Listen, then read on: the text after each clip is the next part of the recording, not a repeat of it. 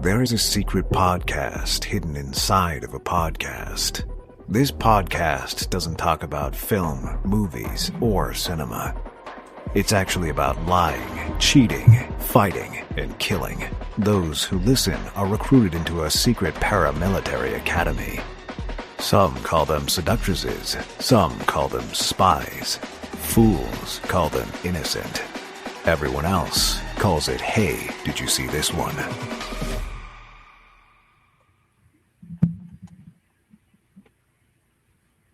This is where I play the video. Yeah, what the fuck are you doing? In a world where society tells you to doubt your strength, question your intelligence, and dim your light, we search for voices to tell our stories. Voices to empower us, uplift us, and keep us heard by the masses. These are the voices of powerful, resilient, and talented women who aren't afraid to speak up and speak loudly. Women who teach us to be brave, to be vulnerable, and to believe in ourselves. So, Hey, Did You See This One? Invites you to Feminist Masterpiece Theater.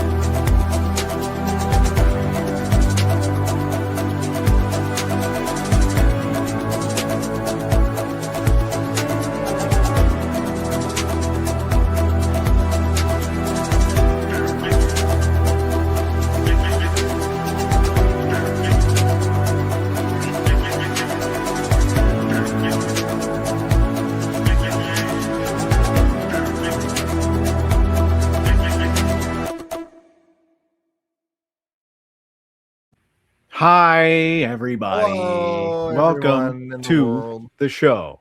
It's me, Steven Bubba Blackfly Waters, your host of Hey, Did You See This One? The podcast where we talk about movies forever and ever and ever. And then hours go by and we're like, how did we talk about this 90-minute movie for 4 hours?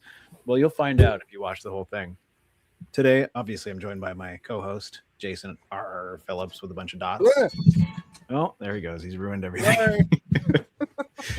I forgot to put Gather Round Freaks in my intro sting. I feel like a fool. So gather round, freaks, because here we're going to talk about a movie about, I guess they're college students doing stuff, spy stuff. But we're also joined by Tatiana. Tatiana, welcome back to the podcast for the... 6. I think Jason and I figured out 6. 6. Okay, good. Welcome back. Welcome back.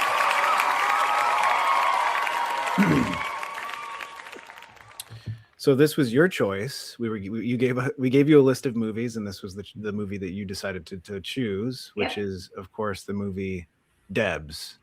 What does D.E.B.S stand for? Does anyone know? I don't think they really say it in the movie. Oh, yes, discipline, energy, beauty, and strength. Oh, okay. I think also maybe like debutante-ish. I don't know, something there. Right. That's what I read. The debutante. I think. I thought it was going to be about a bunch of people named Deb. That's what they were all like. All codenamed Deb. Yeah, like 007. Exactly. Like there were a bunch of spies named. They Deb. said it in the movie at Endgame. Okay, well, I didn't pay. But at that point, you probably had checked out. Yeah, I took notes so that I have like a shot list. Also, we're joined by Noelers. Welcome back, Noelers. The paragon of truth and justice in Feminist Masterpiece Theater Month. You're here to keep us honest. Also, the person that gave us the idea for this month. So we always appreciate that you pushed us to do this because it's been fun every single year that we've done it. So welcome back, Noel. Also, I'm timing every time that you talk, and I'm going to you're gonna write it down, and then you're gonna be like, how much did the person with a wiener talk versus the person with that one? Just you. Not just very me. good. Take the total episode and then subtract the amount that you talked, and then divide the other parts evenly by 3 and see what comes up. Okay. We're gonna get out of here Well, by 9 p.m. tonight, buddy.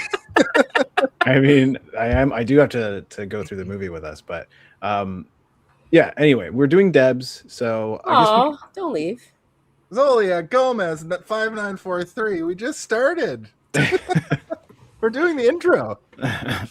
we'll Also, read it's all your episode comments. 237. Episode 237. It's so many episodes. Wow, I can't believe we did it, guys. We're almost at 238. The lucky number. So I guess we'll just jump right into the show. But before we begin, we also have to appease our movie god because he eats movie synopsises for sustenance. It keeps him young and beautiful and made of stone. So let's talk to Zardoz speaks to you. He demands you synopsize this film. Tell him how, why, who, what occurs in this film. So Noel, you volunteered to do the Yeah, synopsis sure. this week? Sure. Okay, cool. Go ahead. So this movie is about a group of girls who get chosen to be part of the D.E.B.S organization, which we just found out what stands for, through a secret test in the SAT, which tests for their ability to lie. So they're secret spies, and the good girl, who's like the top D.E.B., she's the most hottest, smartest, falls in love with Lucy Diamond, an evil villain lady. Shenanigans ensue, and they get together. That's pretty much it. Yeah. I don't really know what else. Like, we'll go through all the little things, but It's funny that's because the story. yeah, you're also basically describing the 7-minute long short film that this movie's based on. It's the same plot, and they got it done in 7 minutes in that. But yeah, they extended it into an hour and 20 minutes. Okay, well, now that we've done that, why don't we talk about our brief histories of the movie D.E.B.S? A brief history.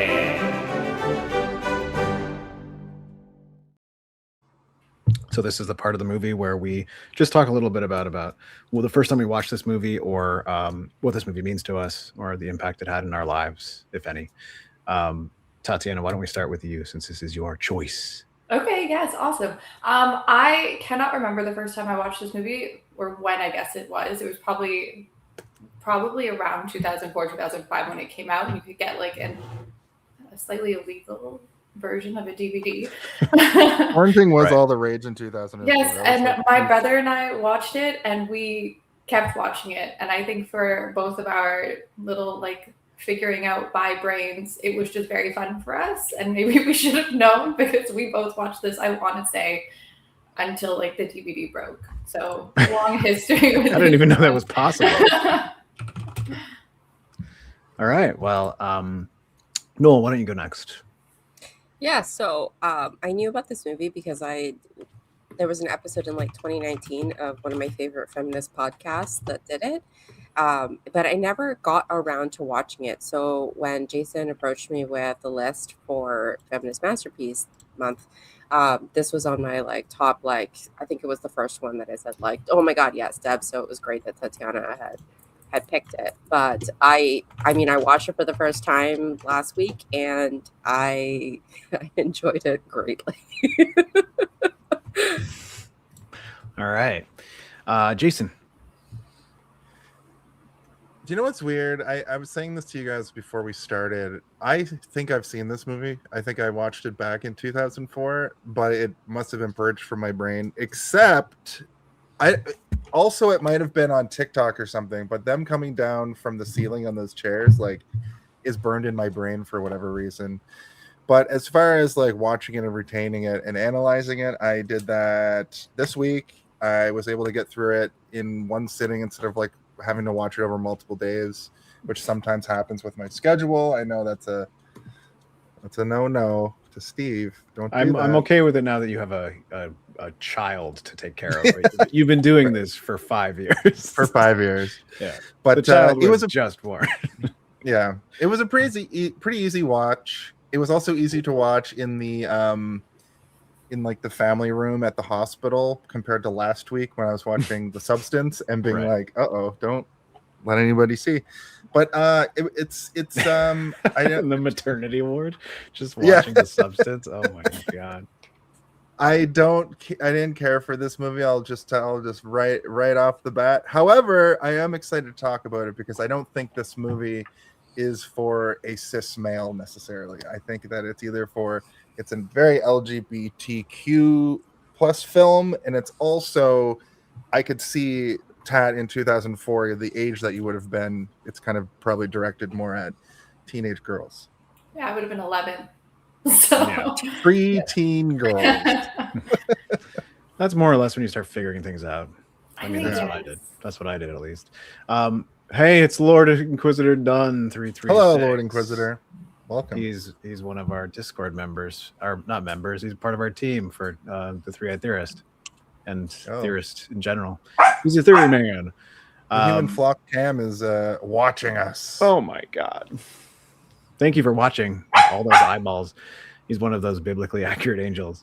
So I had never seen this movie. I had actually never heard of this movie before, surprisingly. And speaking as a person who is deep in the LGBTQ plus community, I also didn't care for this movie. But there are things about this movie that I do genuinely enjoy and like, and wish there was a more polished, higher budget version of what they were going for. I'll talk about this more when we get into the body of the episode, but I was like wanting to like that from the beginning. I was like, oh, I like what's going on here. I like the music that they're playing. I like this sort of the idea of like a secret test that they just snag up hot teens to take to college to be like, now you're going to be a hot spy. Wearing a uniform in college. Yeah. Yeah. It's very fun and quirky, and I was kind of excited for it. And they start to introduce the characters, and I'm like, oh, okay, I see what's going on here. I like this. But very soon after, I started to go, oh no, oh no, oh no, they need a bigger budget. The bar that they're trying to reach is too high. They can't grasp it. And sometimes poor CGI and bad sets and things that can be charming for a movie like this. But it just wasn't working for me, I guess, is the issue. But again, we'll go through that as we talk about the movie, because I can't say that I hated this movie and that I wouldn't recommend it to a specific type of person. But for me personally, it's one of those things that like I kind of wish I was watching it with somebody so that we could poke fun at things during it. I'm sure it was a blast to watch with your brother when you were a kid, Tat, but like watching it alone, just being like, I wish I was watching Sucker Punch right now. There are so many scenes where it's kind of like the beginning of a porno, and you're kind of like, every scene. Every scene. Every single thing scene is a porno without in the porn. family room at the hospital. I was kind of like, it's I guess a little better than this. Yeah. You're expecting a porno to start the entire movie. I was thinking that the whole time. I'm like, the person who lit this movie definitely has lit porn set. That was the budget. Yeah. Well, it also looked a little bit like they were going for like Spy Kids a little bit with all the backgrounds. Don't you dare compare this to Spy Kids. I know, I'm not comparing it. I'm saying that I feel like they were trying. I think Lord Inquisitor said it best here, with the ambition exceeded their reach a little bit. Yes, that's what I was trying to say. Instead of farther reaching for is too high. Sometimes words are hard, guys. Words are hard. Okay. Well, thanks everybody for your brief histories. That was maybe the briefest we've ever been as a collective. I'm impressed with all of us. Let's go into production talk. I don't have a lot to say, but I'm sure other people do. All right. Quiet on set. Are we rolling? Okay, let's shoot this piece of shit. Sound. Speed. Action! As we were saying, this movie was released in 2004, shot in 2003, at a budget of $3.5 million, which is actually more or less exactly what I thought it was. I'm like, it's got to be like less than $5 million, right? Like $3 million, yeah. Because they do have a lot of big names in it. People that I wasn't expecting to. After the first couple of shots, I was like, oh man, this is going to be a lot of up and comers and unknowns, I think, and that's relatively Scoot true. McNairy makes a brief appearance, which I was like, "What? How?" Yeah, but that would be under the up and comer, as I said. Yeah. Like he wasn't a name; he was still like coming off of "Are You Afraid of the Dark" and Goosebumps, you know.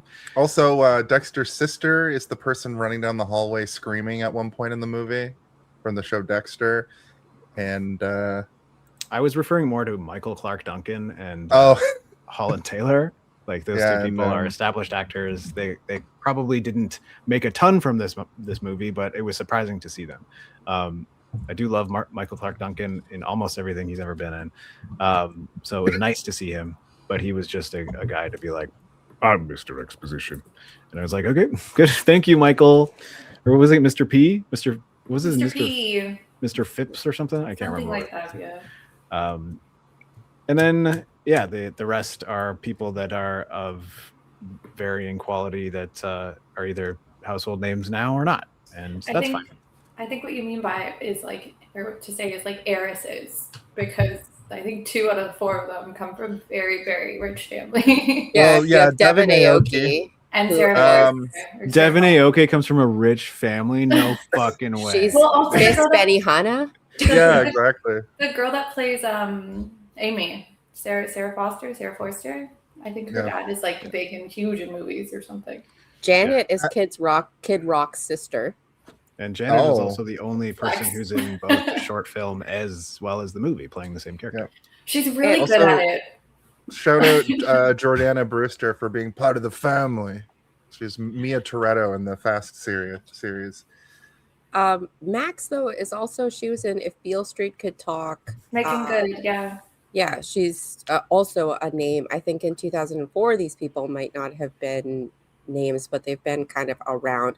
Also, Holland Taylor was on a green screen and shot for maybe 3 hours for this movie. Yes. But she wasn't out at this point in her career, so I wonder if, I think she's a late age lesbian. Right. So I wonder if just reading the script, she would have been like, yeah, I'll do this. Or maybe it was like a thing that was like known amongst people that, and like she just was like, I'm not out, but like I'm still out to my friends and family and we'll do gay projects. But yeah, Angela Robinson is she's a writer director, and she is a Black woman in Hollywood. So I'm not surprised that she had a budget of $2 to do this. Yeah. But I haven't seen her other movie, like her other major movie, but apparently once she does have a budget, it's really good. But she's written on a whole bunch of different shows that are like well regarded. Yeah. One thing that I liked that I read was that when she was in school, the D.E.B.S, the character of the D.E.B.S, the concept of the D.E.B.S was just like a fun comic book thing that she was doing for herself and her friends and stuff, like which I really relate to as a person who was always constantly drawing my friends and things and being like, well, this is you as a superhero. Your name's the cuticle and your fingernails can grow at will.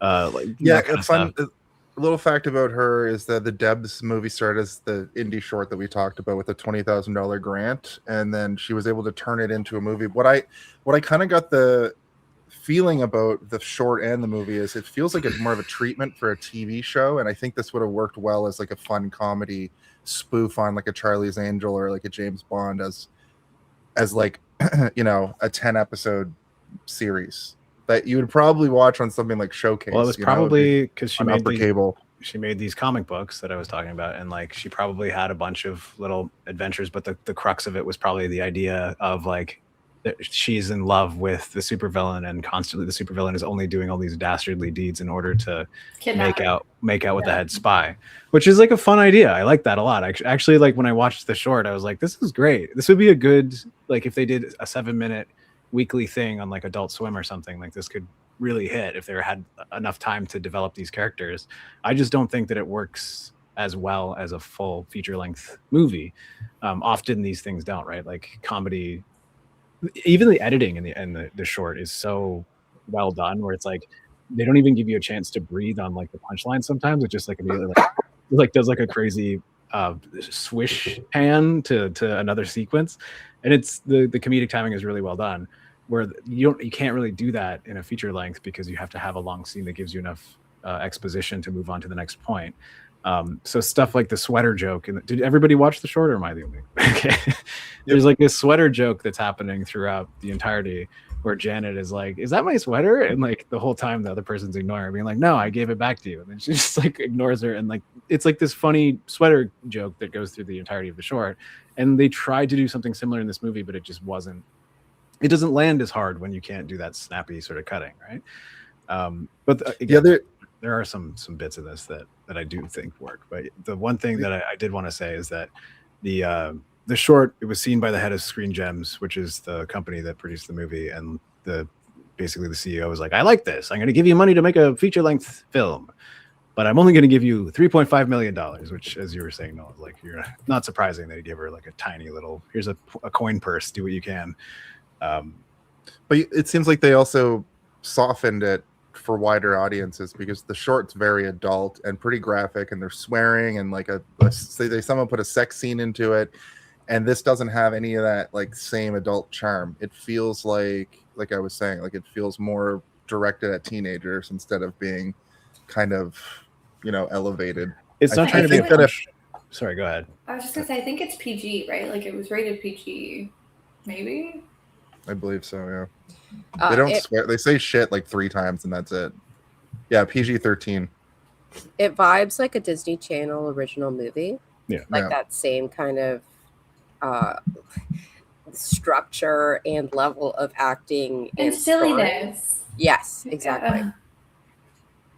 Yeah, I that's how I felt the entire time, but I guess for me it was lacking the charm of that, because like to me I'm like, oh God, it feels like a Disney Channel. Whereas you guys are like, oh, it's like a Disney Channel. Where Do I'm you like DComs? Because no. like I love DComs. I love a Disney movie. Like I was do. What is this? I was like, what is this Halloween Town bullshit? And then like, because like I don't like it. I really don't like the vibe of it. It's always kind of rubbed me the wrong way. Like Jason was saying, I had said last night that it felt like a project that was its sole purpose was to kickstart some sort of television show that was going to happen, that didn't happen. I don't know if that's true or not, but that's what it felt like to me, which is one of the reasons that I didn't like it. It felt like a trick, like they were trying to trick us into watching a TV show. Anyway, no, to answer your question, no, I don't like. Well, there you go. Yeah, it's like when Beyonce did it. It's like when Beyonce did Formation, and everyone was like, "What do you mean you made music for Black women?" That's kind of what this feels like. It's not for you. I know, yeah, and I know I was well aware that it wasn't for me, even though I'm like, I wanted to kiss people that I shouldn't have been kissing according to my friend's logic when I was a kid, but like that kind of stuff works for me. But like, there's so many things. Opportunities in this movie that I wish the movie had taken, but I guess either like budget restraints or just like trying to go in a different direction maybe was like what was going on. But anyway, we'll get into that with it. Is in a pool. Like they couldn't even get this like a place to film that was like, we'll empty the pool. Empty pool. How much does it cost to drain a pool?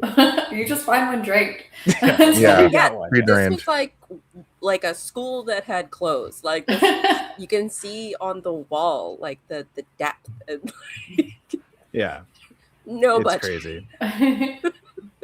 It's almost like you wish that they went harder into being like a spoof or like campy, like if they kind of like rode a line where it was silly and there's so many silly points, but I think the short was so funny because it did just like keep that line all the way through.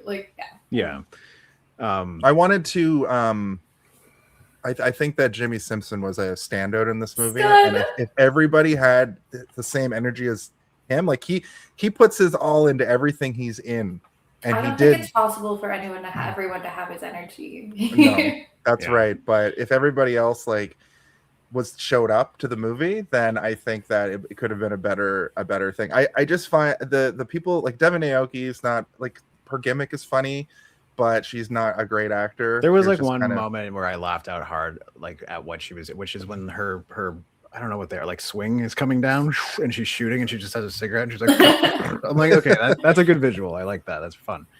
But I agree. But again, I want to talk about it as we go, but there's a lot of jokes that I'm like, in concept on the page, that is extremely funny, but translated to what's happening. It's just, I guess, like comedic timing is off, or editing is not working for its favor. There's a lot of stuff that I wanted to like more than I did, but I did write down a few things that I'm like, this is good. That's some dry British humor right there. I like that. Yeah, I don't have a ton to say about production, unless you guys want to take it from here. But yeah, I don't really have much else to add to this. I just wanted to add that it ended up only making $97,000 worldwide, but as a bit of a cult classic because of its LGBTQ plus like sort of legacy, because it was very ahead of its time. I think somebody mentioned that already. So that's the interesting about it, and the joke of falling in love with the supervillain, I think, is a very good concept. But Steve, you already kind of covered where. Yeah, that's good. I like that. I think that's overall. Great. Yeah. I was listening to a podcast with Angela Robinson on it recently, and she was sad by how D.E.B.S had been like received, but they were talking about how there's been a big movement to sort of not litigate, but like reevaluate the movie in recent years, and that, like you said, it has been brought up to a camp classic, kind of like, if this movie had happened now, it would have a bigger budget. It would have more energy put into it. It probably wouldn't have had the studio notes that it had in 2004, right? Like, so it's very much unfortunate, a product of its time. Because like I said before, and I think we all agree, is like there is a version of this movie that absolutely fucking rules, right? Like everything about it is working in its favor to be something really special. And I know that the two of you guys really enjoy it, but like for me, I'm like, I imagine this, imagine that, imagine they were able to do this. But you know, $3 million is not, you can't do the things you want to do sometimes, right? I definitely watched worse movies, but I think, Jason, what you were saying when you were like, the guy who played Scud was the best. So are you suggesting that if this movie was just men, it would have been better? They really need to do an all men remake of D.E.B.S, I think is what I was saying. And that's not what I said at all, Noel. It's called Dicks. Dangerous, incredible, intelligent. Sorry. The male version of this is The Expendables. Come again with a K. Let's be real. This is where they have to be so old to be interesting. Okay. Yeah. They're old men, but they got machine guns and tanks and berets and contacts. And Megan Fox. Yeah, somehow Megan Fox. Megan Fox plays Scud. Yeah, that's her character's name too. Yeah, I just love Jimmy Simpson. I liked when I saw him in it. I was like, well done. He is one of those actors that you're like, so versatile, but he also kind of maintains the same energy. So it's like, oh, you can actually just place him in things until you watch Westworld, and then you're like, but no. Even character in Westworld. But even in Westworld, he still has the energy that he had. Like, he's not doing like the crazy faces, but he has that silliness there still, and he's able to maintain who he is as an actor and just be placed into different settings and still work. Yeah. But anyway, this is a podcast about women, so let's not talk about him anymore. Sorry, I just meant that he was a standout as far as because it's him, not because he's a man. Let's move on. Okay, let's go to the body of the episode, folks. Everybody back up, because here comes the body of the episode.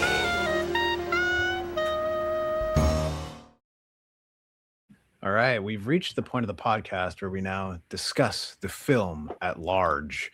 We go through every single sentence. We break it apart. We try to discover what it means, what it's trying to say, and we talk about it for as long as we possibly can. Turn that off. Sorry, I'm starting the movie now. Okay. Can I just start something, because I think it's a miss that you didn't do it. The tagline of the movie, the very beginning, is crime fighting hotties with killer bodies. Oh, I should have said that in the intro. You're right. No, if you missed it, but I did do another weird intro like I did for the substance. Oh, I heard it. Oh, you heard it? I listened to the whole thing, which is why I heard when you threw shade at me. I also said you did a good job. Was that when I told you, when I said your synopsis? You know what? It's like the long? Mean Girls 3-way call. Right. Like, yeah. Well, I didn't say anything that I wouldn't say to your face. So And that's the difference between okay and mean. Yeah. But I apologize if it hurt your feelings. I didn't mean to. What are we doing? Oh yeah, the body of the episode. What movie is this? Yeah, what movie did we do? Sucker Punch? No, so the movie D.E.B.S opens with the same exact way that the short film opens, which is a man describing what the concept of the D.E.B.S are, which is, as Noel explained in the synopsis, a secret SAT score that you get on top of your SATs when you do your SATs. There's a secret score that you're given based on how well you're able to like lie and kill and murder and beat people up and fight. But the main part of it is how good you are at lying. And then there's a little intro that reminds you very much of the intro of a TV show. And I was like, this is trying to make a TV show. This is a weird backdoor pilot, isn't it?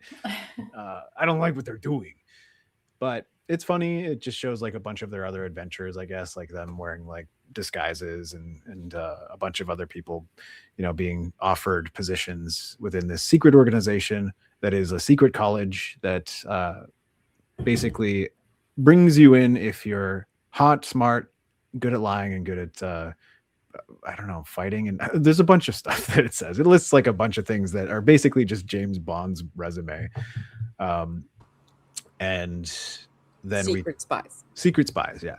You got to be a secret spy to go to the school. I'll admit it, guys. I was a perfect score. Full D.E.B., have the uniform and everything. Well, I believe it.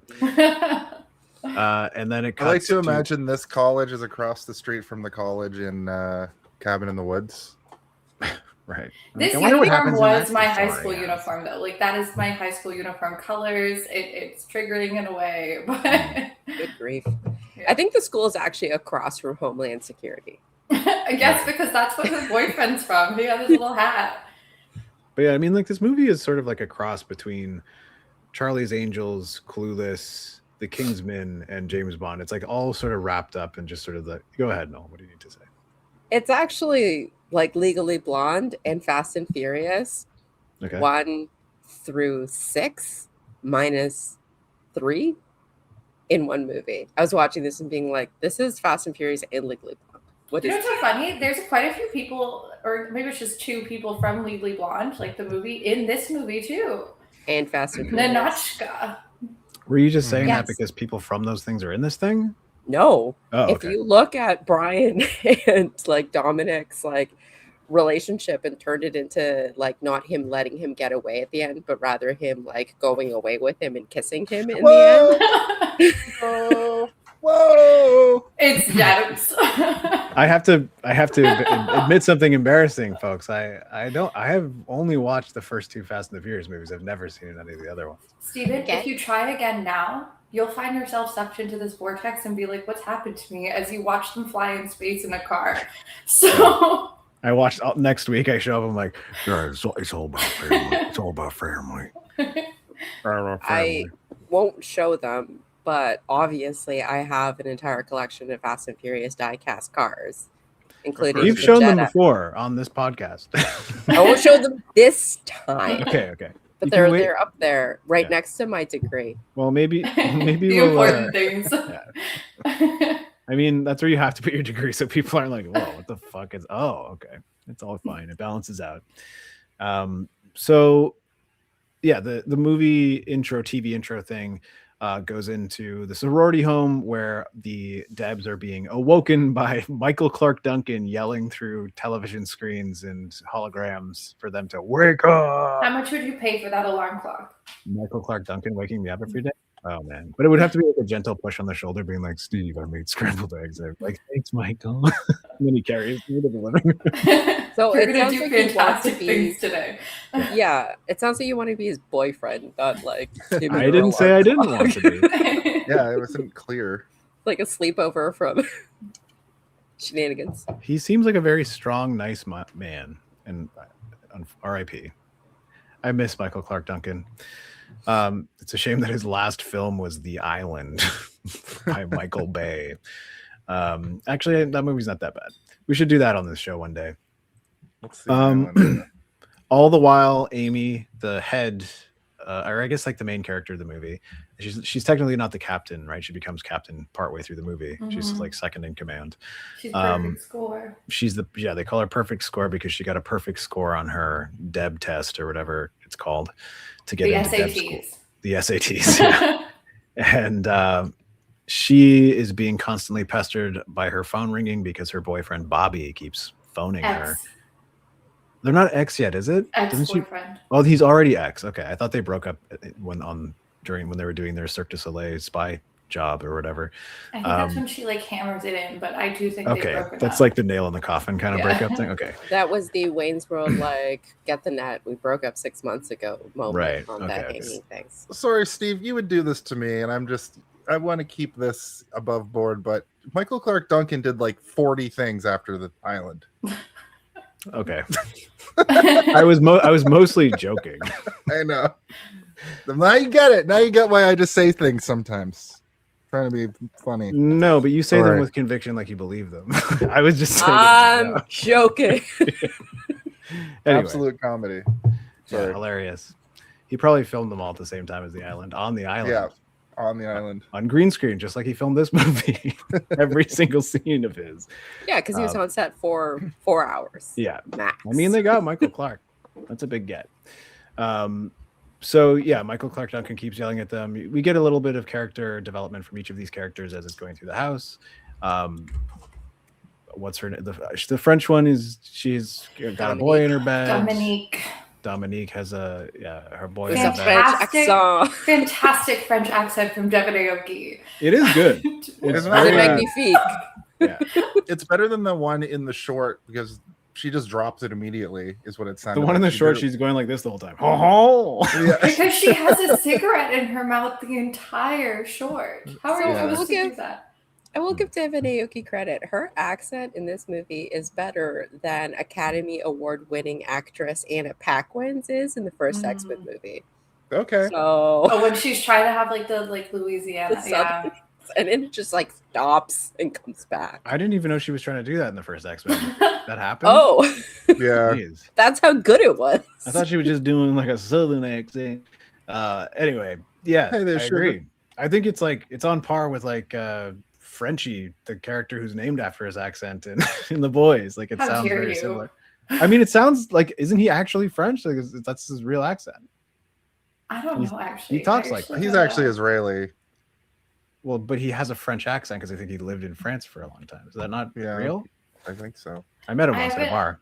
Well, then I trust whatever accent he spoke to you in. And he sounded like that. Yeah, he sounded like maybe he was a method actor and he just was like, I cannot drop until the end of the DVD commentary. I like that Devon, or I guess Dominique, like lifts the blanket and then they go, "No boys upstairs," and then she screams at that guy a bunch to get out. And then that happens more than once in the movie. Yes, of course. It's revealed. She's French. She's so open sexually. Yeah. I will do whatever it takes to get that cigarette. But yeah, it's revealed later that she's like a nymphomaniac, right? Like that's like one of her quirks or whatever. And you're like, oh, okay, fun. And I then think she's just sex positive and French. And it's like the prudish girl who's like just throwing shade at all her friends who's saying like, oh, you're a sex maniac, you're a sex addict. Janet. Sex maniac. I wish that was my nickname in high school. Sex maniac? Yeah, but no. Just maniac. Yeah, just maniac. Yeah. Tomer Capone from The Boys is not actually French. He is from Israel. We knew this. We know he's from Israel, but he has a French accent because he lived in France. Did he not live in France? I'd like to just live in the world where that is his real speaking voice because I really enjoyed it. So anyway, hey guys, I think we should pause the podcast, find out if this man lived in France, and just in the meantime, just discuss people who grew up in other places who have accents. Yeah. Also, we should all do our best offensive accent right now. Go, Jason, you first. Everyone go! Wah wee wah. Hello, I'm Canadian. Oh my God, you're not allowed to do that accent anymore, Jason. It's offensive. Hello, I am from Canada. I'll use my credit card. Okay, so it's a Pepe Le Pew accent. It's a Pepe Le Pew accent, but it's good. She sounds like a cartoonish French, and it's good. That was the main point we were trying to make. So they leave for school. They get to school, and then their school has like a diner as their cafeteria, which is pretty great. It has servers and everything. And they all order a bunch of regular food, and then the French one orders a black coffee, which is like, okay, I like the joke, but like the energy is not kind of popping for me here. And I thought that there would be more to that joke, but that's just the joke, is that she only smokes cigarettes and drinks black coffee, which I think the joke was that we had like one character order like a ton of food. Like she was like, I want a short stack and blah, blah, blah, blah, blah. And then I think Janet ordered some sort of like very like kiddish She got a meal. smoothie. Yeah, she got a smoothie. And then, Amy got like tofu scramble and a peach smoothie and then the black coffee. So I don't know. Maybe the joke was just like, this is the array of the way women eat. I don't know. That's the thing, is that I don't know what the joke was either, right? Where I'm like, she did order like a farmer's, what was it called? A farmer's daughter's breakfast, which is like the whole school is women. So I guess that's just what they call a farmer's breakfast at that school. I don't know. But she is also the one that is like more sort of, physically active. So she needs energy. She has to eat. Yeah. I took it as like, these are the personalities. Like they're introducing us to who these characters are through their for sure. And then the Jane Lynch looking diner, like I thought it was Jane Lynch for like a split second. I was like, Jane Lynch is in this, and I was like, oh no, it's not her. It's just a lady that has short blonde hair. I was hoping for more character-y stuff from the extras and stuff that are populating the movie, but she just takes their order and then brings their food. But she interrupts their little like beep, and then the screen going up all crazy, and you're hearing about like a plot to sink Australia, and Lucy's back. Go for Australia. Yeah, the primary focus of this scene is it's an expo dump for Michael Clark Duncan to deliver basically the plot of the movie, or at least intro us to Lucy Diamond. And the fact that she's meeting with a Russian assassin because nefarious stuff is going on between Lucy Diamond, the unkillable supervillain who every single one of the D.E.B.S that has gone up against her has been killed. They've never survived. And she's meeting with some sort of assassin. Jessica Caulfield, who plays Nanochka, looks kind of like Nicole Sullivan from Mad TV, but it was not her, obviously. But this actor has been in a million things also. She was in Legally Blonde. Yep. Legally Blonde. Very stupid friend. Mm-hmm. Who are you talking about? Nanochka. Oh, Nanochka. Yeah. She's kind of like a bit part in this. She's got one lengthy scene, and then she pops in during a montage, and then she is on a phone later, but she doesn't have a ton to do. But yeah, we'll get to that in a second. The scene is, I don't have like a ton to say about this. There's not a lot of comedy going on here. I was confused when the head of the school, what is she like? I guess she's like the head of the organization, not the school. But she pops in via, I thought they were holograms at first, but I think it's like, I think it's like teleportation technology, like from Invincible or whatever, Star Trek, where they're just like, they pop in. Beam me in. Yeah, beam me in, Scotty. Beam me out, Scotty. So yeah, at first I was like, oh, Michael Clark Duncan was a hologram all along. But he wasn't. He was actually there, I guess. No, he just looked like that because he was green screened into everything. I think, to be fair, I think he was there for that sequence. Yeah, I think he was in the movie. Yeah. It is like, this is one of the things where it's like, if the budget was higher, they could have had him for longer, and they could have got more coverage from different cameras, let it take longer to light things. Would have been so nice. But he's just there to be like, you need to kill Lucy Diamond.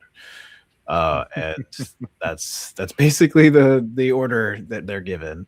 And then we get a hard cut from that. I mean, sorry, do you guys have anything else you want to say about this diner sequence before we move on? There was like a difference. So I don't know if this was the PG thing or what, but like they call her Lucy Diamond. Obviously, we're seeing like the Lucy in the Sky with Diamond's business here. But in the short, they actually do say like codename Lucy in the Sky, and I was like, that's fun. But no, they're like, her name is like Lucy Reynolds. I'm like, come on, guys, the joke is there. Yeah. We're already alluding. Maybe they ran into legal trouble, or they're like, we can't do that. 11-year-old me would not have understood the relationship. Yeah, but they're like, the Beatles are gonna sue us. Yeah. The Beatles would understand it, and they'd be looking for money. You can't use a song title like that. Use something. How much is the budget for your movie? $3 million. Well, it's $4 million now. Damn it! How much does the movie make? Oh Jesus! Never mind. You can keep it. It's actually called D.E.B.S now.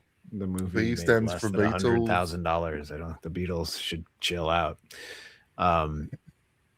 Yeah, I do think that like in the short, there's like, it's very easy to kind of to clock all the names because you only have 7 minutes, right? You have to be able to make the names very easy, which I kind of liked.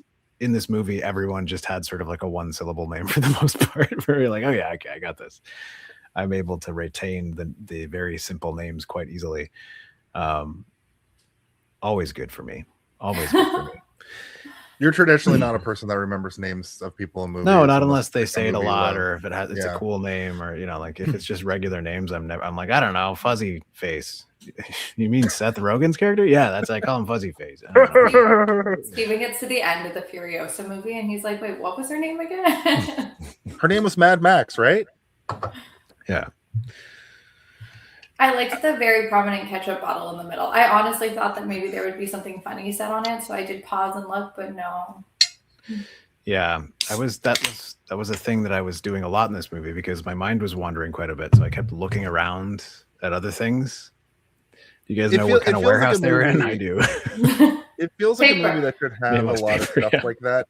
But what I did notice is the warehouse that the most of the short takes place in, I feel like they modeled it directly from the short down to how cheap it looks at the end of the movie. Or they just use the same warehouse. Or use the same set. Yeah. I mean, it wasn't a set. It was a real warehouse. I think they just like rented a paper warehouse and went in with a bunch of paper reams and were like, can we set them up like this? And then they did. And they're like, oh, there we go. Because those look like real paper reels or reams. I guess we could look up the companies. We have a celebrity here. It's Sniper from Team Fortress 2. Mate. Oh my God. I've been wondering if you'd ever watch. He streams sniping. That's not with that. I know. Sorry. I know. Okay. I'm aware. That's what the joke was. Thank you.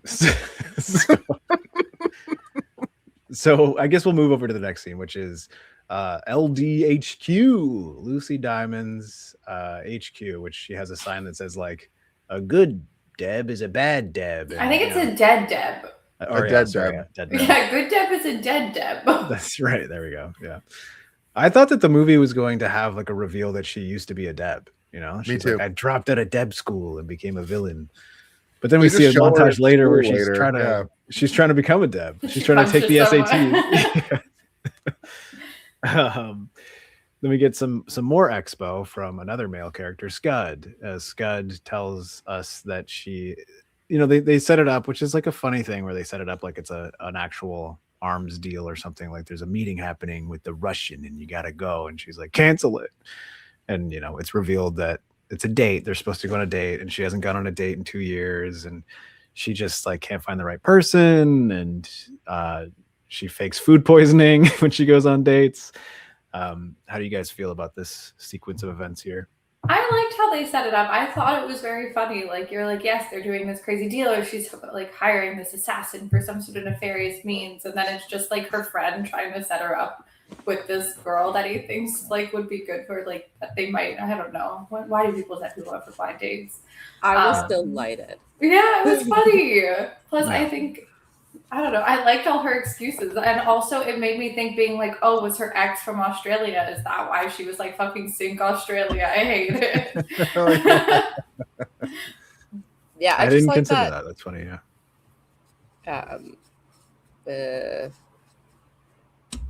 My ADD is really on fire today.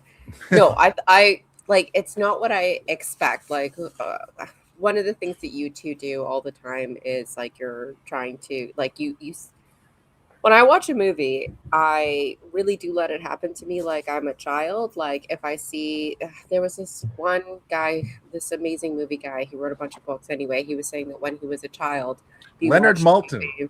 No, it wasn't Leonard Maltin. He watched a movie and there were like boys in one shot and then a fire of like where they were in the other shot. And he couldn't differentiate when he was a child that he didn't watch boys burning to death, that it was actually just two scenes. So hearing that, I was like, oh, that's how I watch movies. Like I literally just like allow the thing to tell me what I want. So I'm never really expecting anything, but I was expecting not this, like her going on a date. I didn't think we would go in there that quickly. So when it was that, like, I was like, I see what we're in here for. Like, this is where I was like, this is campy as fuck. And like the fact that this whole thing, the whole plot is just to find her a date and get her a girlfriend is just like, that's actually the plot of the movie.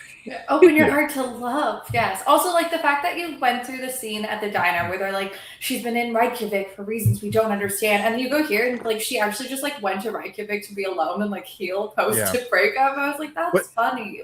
But also Scud isn't like the best friend who has to at some point in the movie be like, I have to tell you something, Lucy Diamond. We don't get that. He's just a supportive friend through the whole thing. He does do that. He does that the whole time. That's like I didn't really read that off. He's constantly telling her hard truths. The whole movie he's doing that. No, I have to tell you something like I'm in love with you. Oh, no. He's 100% her best friend in like a he's the ultimate he's the ultimate best for friend me, it character. kind of gave like brother vibes. Like it gave very much like sibling. That's what I was kind of trying to energy. Yeah. And I framed it that way based off a joke that you and I used to make, Steven. Where it's like you go out with somebody and then they're like, I have to tell you something, and it ruins everything. Oh, and both of you, Noel and Tatiana, have probably experienced that where you have a guy in your life who like, you know, you're friends with, you think they're safe, and then they're like, I have to tell you something. That's happened to me before. Yeah. Only on MSN, so it was a long time ago. Yeah. we're all married or basically married here. I have blocked that. Yeah. My point is, I'm glad they didn't make that character that. I feel like that would be a completely horrible misstep for the movie, because the movie already has like enough going on. A different movie would have done that. Like, yeah, sure. A Disney movie would have done that. Also, at the end of the day, our Homeland Security guy was kind of like, not that guy, but was the guy being like, wait, like I'll still go on to prom with you, even though you clearly aren't interested in me. Yeah, I don't know. Yeah. You're my girlfriend again, right? Well, yeah, I think he was supposed to be just like a dumb man who's like, he doesn't see it as a real relationship. Like he basically says at one point, like, the Leslie stuff's pretty hot. Okay, see you later. I'll see you at prom. Zips back up. You're like, oh god. I like that they're like, we want to give such high school energy, like with the uniforms and all the things they're doing, but like we need to make it also that they're old enough to kill people. Yeah, they're 21. If I had to wear this uniform into my like late teens, 20s, I would have actually died. Like I couldn't. Did you go to a Catholic school? I did go to a Catholic high school. I think we talked about this on the Barbie episode. And the guy, no, sorry, go ahead. Sorry, the Homeland Security guy reminds me of that scene where Ken is like low commitment, like girlfriend, part-time, whatever girlfriend. And that's why I was thinking, like, we were on the Barbie episode. We were on the Barbie episode, yes. Feminist Masterpiece. I can't do that. I don't understand that hard. It hurts my fingers. So I can maybe do this. I can do a spider. Or as I'm currently watching Love Island, it's now Infinity. I guess it's the amazing. Well, there's also this one too. Yeah. That's what we were doing. Wait, do this. I'm just kidding. I was really about. I was like, what are we doing? No, I don't trust this guy as far as I can go. You need two hands to do it. I liked this scene. I think my favorite characters in this whole movie are Lucy Diamond and Scud. Like, I think they're like how they interact and like their whole deal is truly the most fun. Jordana Brewster actually, she didn't do the scenery. She was actually in the movie. I felt like as well. Yeah, similar to Jimmy Simpson. Okay, so part of what made me like this movie is because Jordana Brewster is just so beautiful. Like I was like, I don't give a shit how long this movie is or what's going on around here, so long as I was like just stunned by how gorgeous she is. And like I love Fast and Furious, so I know that she's gorgeous, but like it's just like, I mean, everybody in this movie is very Jordana beautiful. Brewster. So like give us all hot ladies. Yeah. In various states of like outfits, I would say. All the Debs are very beautiful. Michael Clark Duncan is beautiful. I don't really like Bobby. I feel like there's a lot going on there with Bobby. But you can have the other four. I'll take Scud. I'll take Scud. Anyway, so yeah, does anybody have anything else to say more about the Lucy Diamond HQ sequence? I think it's the Jordana Brewster thing. Sorry, one more thing. I finally understand now why Brian is tuna crazy. Was he sandwich crazy? Okay, sorry. God. It's a Fast and Furious line. Oh, okay. I just wanted to quickly remind about Jeff Stoltz, who plays Bobby. This dude, I swear they put him in through the 2000s, put him in 10 sitcoms to try to like make him a sitcom guy.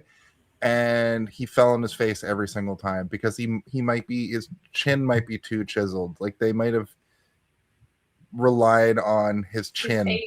He looks like way the too meme much. of a Giga Chad, you know? Like, Yeah, exactly. He looks like someone in the Fairly Odd Parents cartoon who would be Right. like the hot guy, you know? He's got too much. Yeah, there's too much, or like a Paranorman or whatever. Yeah, he's giving handsome Squidward a little bit. Yeah. But no hate to him. It's like you're too handsome for TV, man. You gotta just take that to the real world and use your powers to your own advantage there. Stay out of movies. Like a Johnny Bravo. Like a Johnny Bravo. Yeah. I did watch a bit of his main sitcom that he was in a while back, Enlisted, which was like an army sitcom, which that's not going to work. But it had that's just military propaganda, Jason. exactly. Also, but it had Christopher is that Lowell. all he plays? Like Homeland Pretty Security, Army. It had Christopher Lowell, who's from Promising Young Woman and Back to the Future. Yeah. What? Back to the Future? I don't know. I heard Christopher Lowell, and then I just went to we're gonna kick it to 88. He was also on Glow. He's a great actor. You would recognize him to see him. And he was on How I Met Your Father as well, which I actually liked. But yeah. Agree. Anyway, agree. I'm not a Cancel sitcom before man. it's time. Cancel before it's time. If they Cancel cancel just as it was getting good, and I'm like, every other series, like How I Met Your Mother, wouldn't have lasted all the seasons if you just canceled it after two. Exactly. Sorry. 2 seasons. We can Controversial.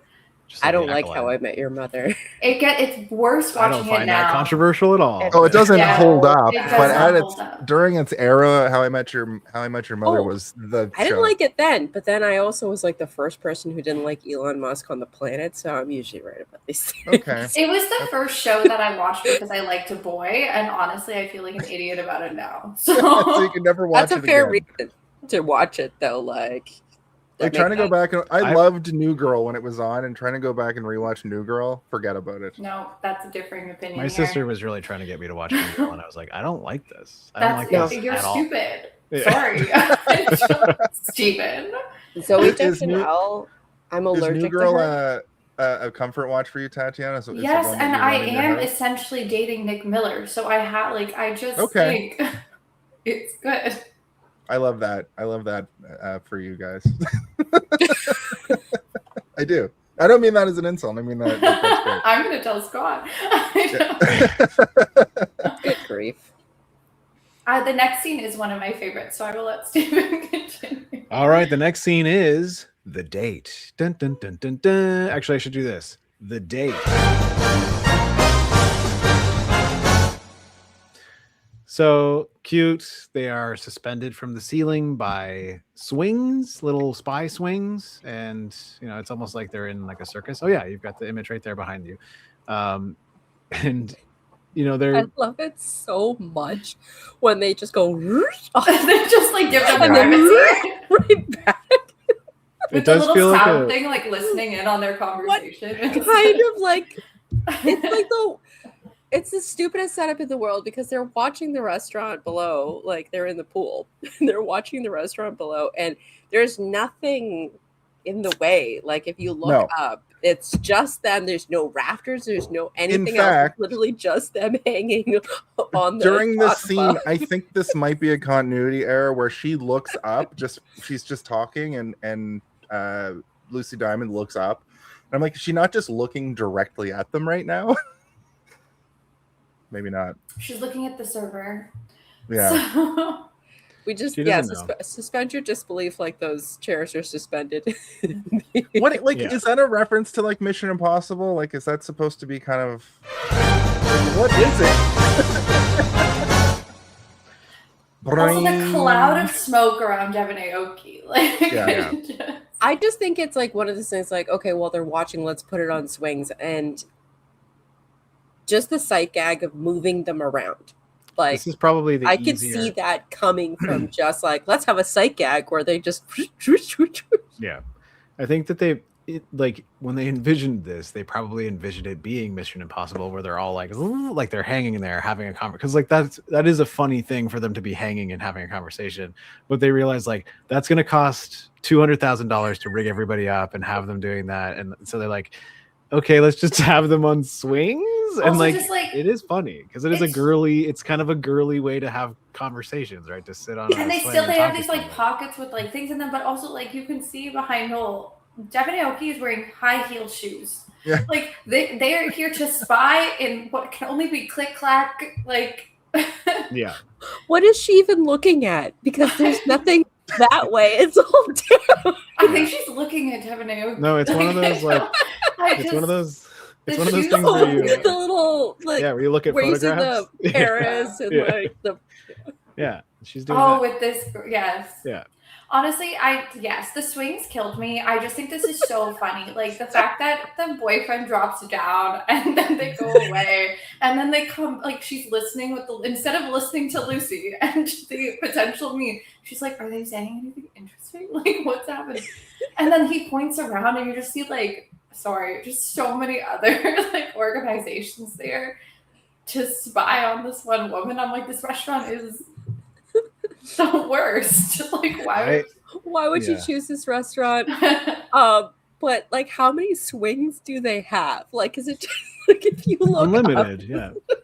They have every spy has their own swing. Yeah, they have to bring it with them. But also, some of them are just like on a second floor, like balcony railing, looking down. Like the FBI is just there with big guns. And I'm So like, this is a my crowded this is the thing. restaurant. Yeah, this is me where I'm like, my comedy brain is like, that gag should have went on way longer than it did. You know, when he's like, when Bobby comes down, she's like, what are you doing here? And he's like, everyone's here. You think you're the only ones watching the Russian? And like, he's like, the CIA's here, the FBI, and he only does 2. It should have been like 5.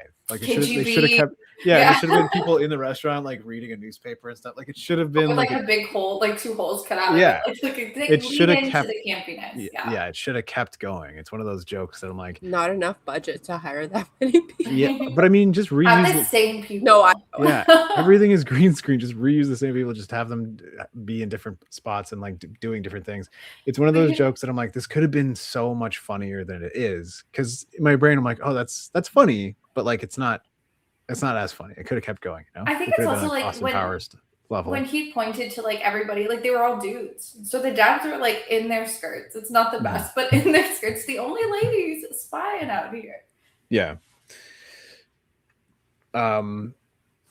But we also get the call back to before when he's like, yeah, we all went together on a date and you left halfway through because you pretended that you had food poisoning. And she was like, yeah, well, did you hear her? She yelled all the time, even if you were right next to her. And then she once again fakes food poisoning to the Russian. Well, because the Russian was talking about dance. Yeah, she just goes, I just want to be a dancer. That's all I want to do. He likes chickens, Very so I Transylvania. take chicken and I yeah. He was sheep shearer, so I killed him with sheep shears. Like everything that she's saying is funny. Like it is funny, but I don't know. Again, it's just like the comedy isn't landing particularly. You didn't like that she ordered the Cobb salad and then when we panned her, it was just this big bowl of soup? I didn't notice that. I was like, yeah. girl, like she ordered a salad. Why the fuck are they bringing her It's soup? literally the worst restaurant. I was gonna say like It's this all movie, FBI agents acting as servants. They don't know. it seems like this movie should have a bunch of stuff like that jammed into it, and I'm wondering if it does. and my disdain kept me from picking it out. But Tatiana, you've seen this movie probably 30 times, 50 So many times. yeah. Can you speak to that at all? Is there a bunch of background gags like that? I don't think so. I don't know if there's Okay. actually like that many to be like a call out. I think there's little things that get said all the way through that when you're watching, if you're not sort of like catching it, then it's kind of missed. But I don't know. I do. Yeah, I think there's like lots of funny dialogue in this movie, but again, it's a thing where I'm like, on the page that's really funny, but in the movie, like it's either delivery or editing that's it's not clicking, where I'm like, oh, that's funny, but I'm not like laughing. I'm just sitting there being like, that is a joke. I did like the joke that's like, what's the first, and then the callback, what's the first thing I said to you? And she's like, get away from my bed. And then later they reprise it and do a callback. And it's because you try and think through that conversation and you're like, that's a really weird and fucked up conversation. Yeah. But they're all hired to be super murder assassins, so they have to be mean to each other when they first meet. Lie, cheat, fight, kill. Yeah. But these murder assassins, like the fight between, it's Homeland Security and the D.E.B.S, and they're trying to get the bracelet off. It's just, that part gives me so much anxiety. Also, like, I'm like, come on, guys. The insert shot is so crazy. Like, it's them like scuffling, and then it does an insert shot of their hands, and it's like clearly like different people's hands. Like, it looks like two men's hands like fumbling with each other. Like, they got this weeks and weeks later. His They dad's needed an insert shot. Yeah.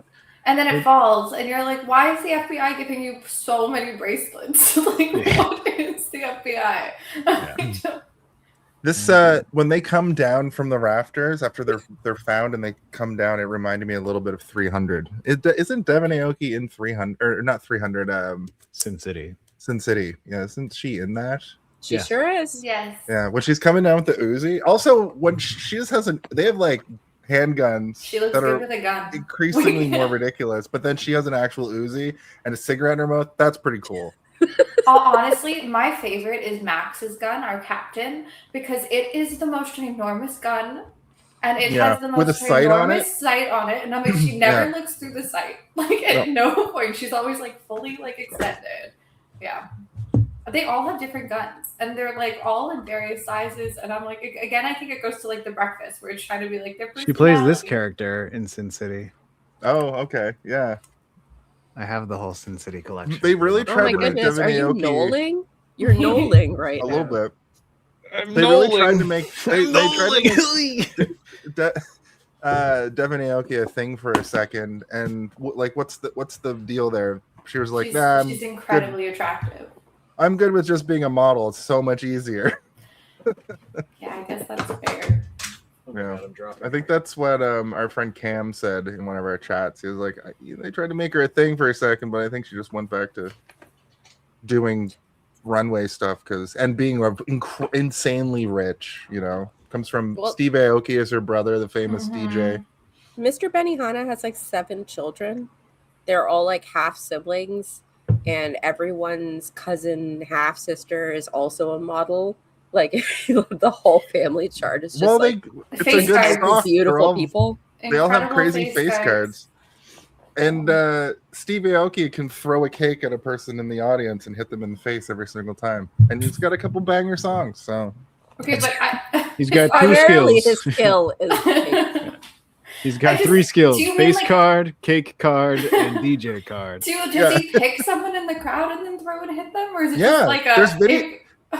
There's videos of him pointing at the person and the person being like, yes, me. And then he just is able to whip a cake perfectly into their face. Do you have to sign a waiver beforehand, or can you then be like, that's waiver? Assault? Doubt. Just in the ticket. Highly doubt it. Like when you go to a hockey game, they're like, it like in the fine print, it's like you could get hit in the face and die from vulcanized rubber flying at you. Sorry about it. Don't sue. Yeah, don't sue us. Don't sue. Or that person that took a baseball to the head and all they got was a card. They got a baseball to that. All they got was this bump on Yeah, but then they were like, "Well, immortalize this moment with a baseball card. Here you go." I was gonna Noel. I have a baseball that I got not hit in the head because I terrorized the ball boy, but it was an actual game ball that Louis Varlin licked himself, and I was just so freaking pleased with myself. And then you also licked it, and that's how. COVID, well, I'm trying to clone him, happens. actually. You have your Danhausen cloning machine. Huh? Never mind. That's a wrestling reference. Did we lose Tat? No, that's just. That was like baseball. I'm out of here. Yeah. I mean, those waivers exist because people have died. So she wants to go to art school in Barcelona. That's her dream. After Barcelona. She's like, do you think they'll give me leave after Endgame? And I'm like, whoa, they're gonna go see Endgame in 2004. In 20 years. Yeah. But she clearly does not want to continue being a spy, or at least take leave from it. And I guess nice character development. It doesn't really, I mean, she talks about it a couple times throughout the movie, but it's just sort of like a thing, right? Like, we need to give her a thing, and that's what it is. Gives her a little bit of depth beyond being a spy, but it is a little bit cliche. It's like establishing that she's not fit for that, even though she's got the perfect score. Like that, she's these two different things. Like, even though she's perfect for this is what she actually wants to do. So she's the most likely to fall in love with the villain and go off to Barcelona with Jordana Brewster. Right. I mean, fair, right? Yeah. And also, like, the only reason she literally like throws diamonds when she like essentially like cloud bombs away or smoke bombs away. Like, she's got money. I think you could just go to Barcelona and have a nice time and draw pictures. Like, yeah, it's true. That's a very reductive way of talking about art school. Listen, I have no respect for art school. Oh my god. Whoa. Aren't you also an artist? No, God, no. I have zero. God, no. Yeah. Gross. Not as a gross. Fully Stephen. Fully Stephen. I have zero talents when it comes to anything artistic. So I have a lot of like just deep-seated jealousy. That's a beautiful picture, Stephen. Can you look up the Eldritch Millennial, please? Because there's a baseball player whose last name is Eldritch, and every single time he's up at bat, I'm like, Eldritch Millennial. Is he a millennial? Of craft. What is a millennial, Stephen? We don't know at this point. He's not a J. But I think it's like after 92, you're not anymore. Is that it? Or is it like 95? Who knows? 80 to 95. Millennial is 82 or 83 to 94. Because I already said it's 80 to 95. Well, I said it's different in numbers. Hey, Chef's fingers. That came out from our very Irish friend Shane, who thought it was Chef's fingers. What's it? You know when they just Chef fingers? Or whatever it's called? Yeah, that's funny because Cass, whenever I ask Cass, she's like, and I'm like, yep. But thank you, Tat. You just enlightened me on where Chef's fingers actually comes from. We made fun Cass of has an told Irish the friend. story on the podcast several times. Yeah, look, I've done this 237 times. Every episode goes about 4 hours. So just gotta say, a boat. He said he was doing the Canadian accents. Don't cancel me. Don't cancel me.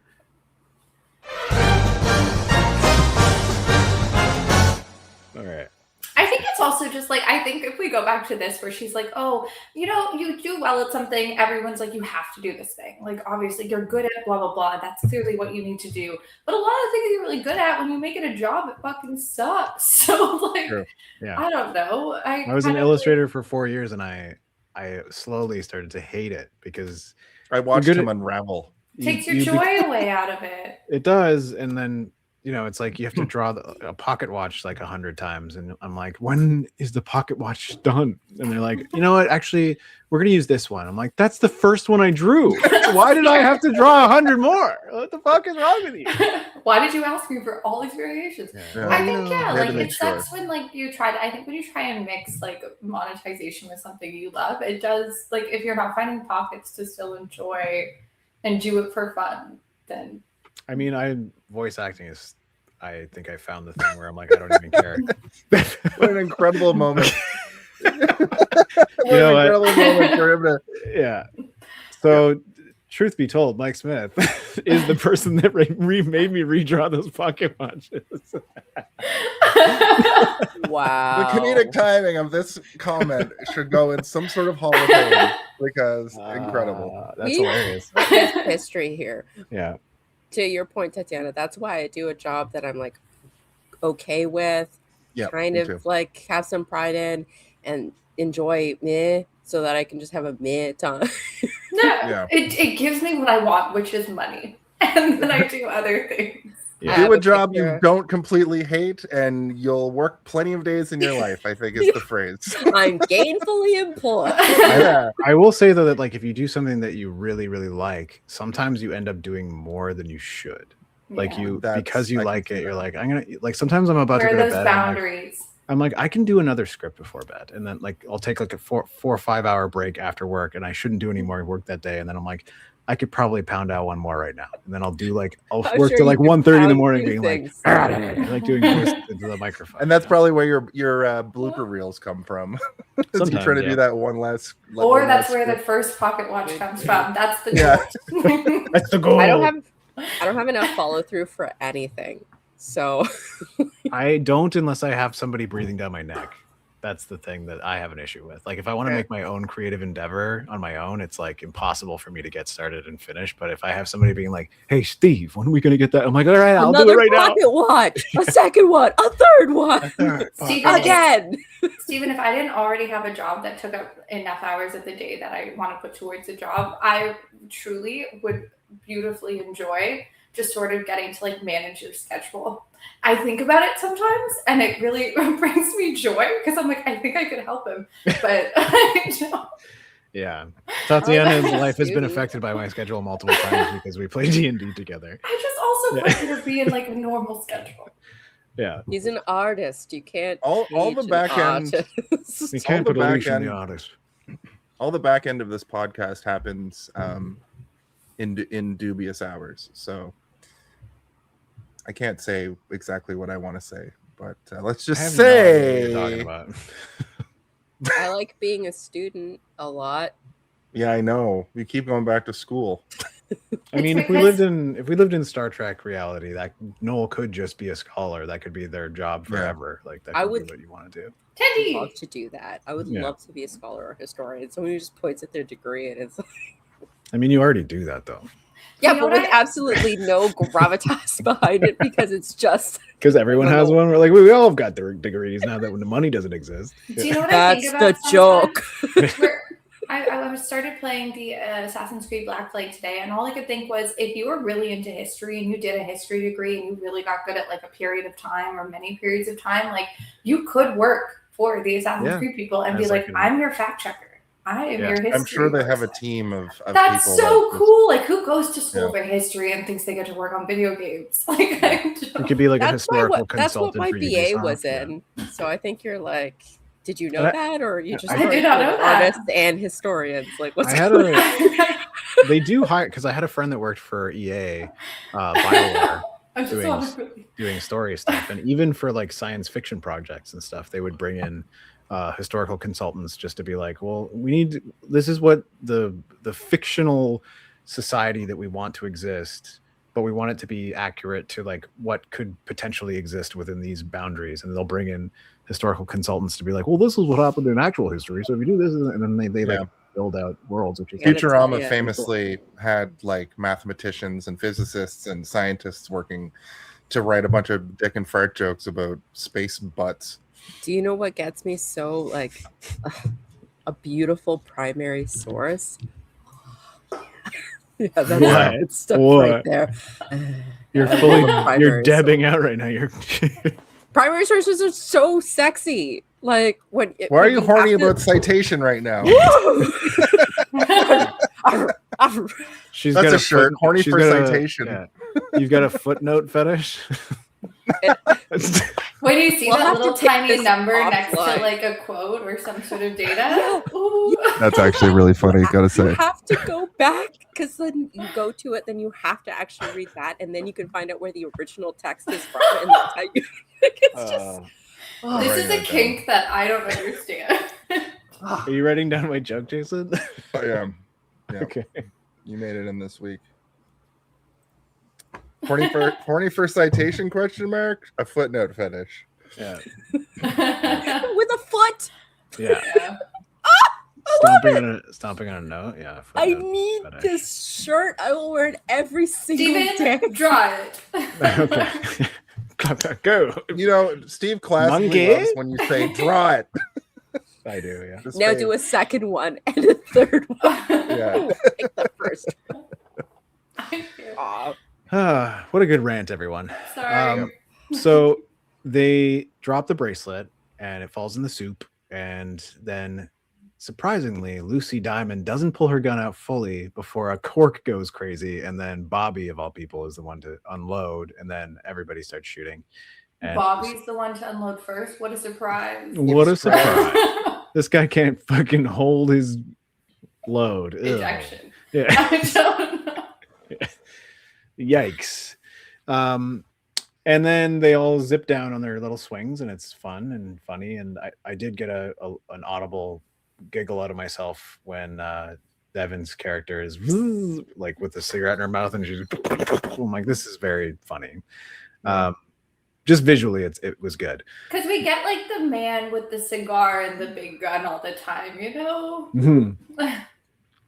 I think it's just like she's squinting and the cigarette is to the side and like the smoke is not going faster. Like it's clearly a green screen. Her hair isn't going. She's just like, whoa, and you see like the background going like, this is so shitty. Yeah, but it was fine.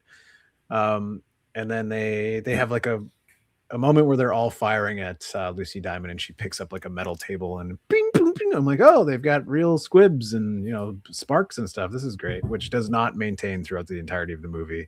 They, I think, blew their squib budget in this scene, but it's fine. And she escapes through a door, goes out into a warehouse, a paper warehouse that connects to the fine dining pool restaurant. I don't know if you guys noticed this in the short when they cut back to the D.E.B.S and all the like guys are dead on the ground.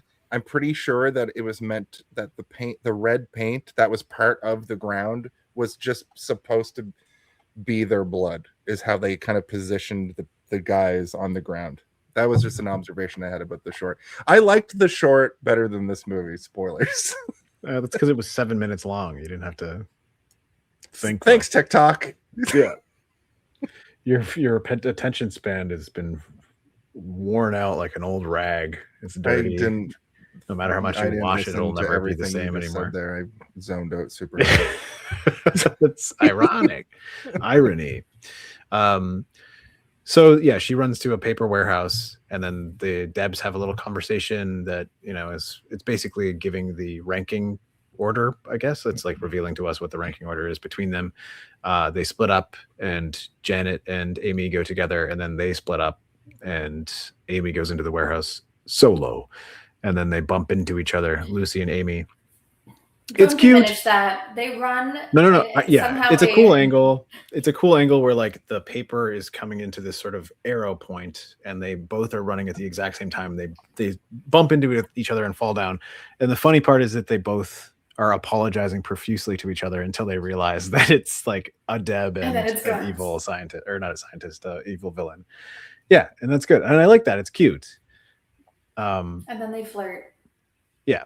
I think for me, like them being like, I'm so sorry, I didn't mean to bump, like they're both polite, like is very, it's funny. Yeah. God, sorry, I should have looked where I was going. Yes, and then it's guns up. And then they have a little standoff.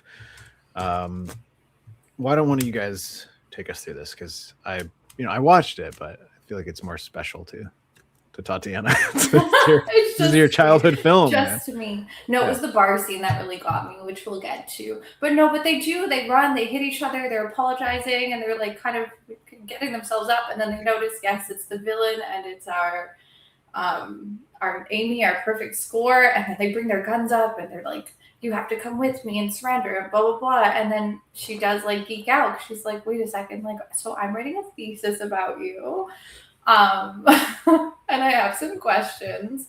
And I just think it's very cute because they start to lower their guns as they're sort of like flirting and they're like kind of like interested in each other, and then guns go back up. I really liked the back and forth. Yeah, I think it's fine. I also, I like that, the reveal that she's gay isn't like super like shocking. It's more just sort of like I didn't realize. And she's you not were on a date. Yeah, and she's not like amazed by it in like a sexual sense, more that she's like, this really fucks around with my thesis that I'm writing. And she reveals that she's writing a thesis on, or not but like a term kind of paper. like female villain in a man's world. Like, yeah. It's a very specifically titled class, which I should have written down, but I can't remember what it is. But it's a very popular class. It's like bending gendered norms within evil villainy. It's like something very strange but specific. Yeah, the whole like point of the thesis of the thesis is that Lucy Diamond has to be more evil because she has to prove herself. Yeah, in a villain man world. And we get more into that in the bar sequence when they're having like an actual real conversation, which I also enjoyed that too. But she's just kind of like, you're writing a paper about me, and you can see that there's like they're charmed with each other because she's like obviously digested so much information about her, but she's mysterious because she only has a certain amount of information that she has access to about Lucy Diamond, all of it negative, and now she's realizing like, oh, there's more to you, like you're a real person and you have like interests, and I didn't realize how specific they were, which is nice. I like that.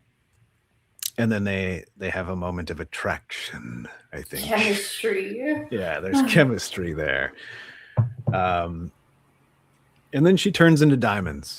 Incredible. I truly was like, that's the best smoke bomb you can possibly do. It's just like disappeared diamonds. What do you do with those diamonds? Are they confiscated by the debts? Like, there's also so many diamonds. Like so many. Full of her weight. It wasn't like she disappears and like one diamond falls. It's like there's diamonds all over the ground. She picks one up and she's like, this is a diamond.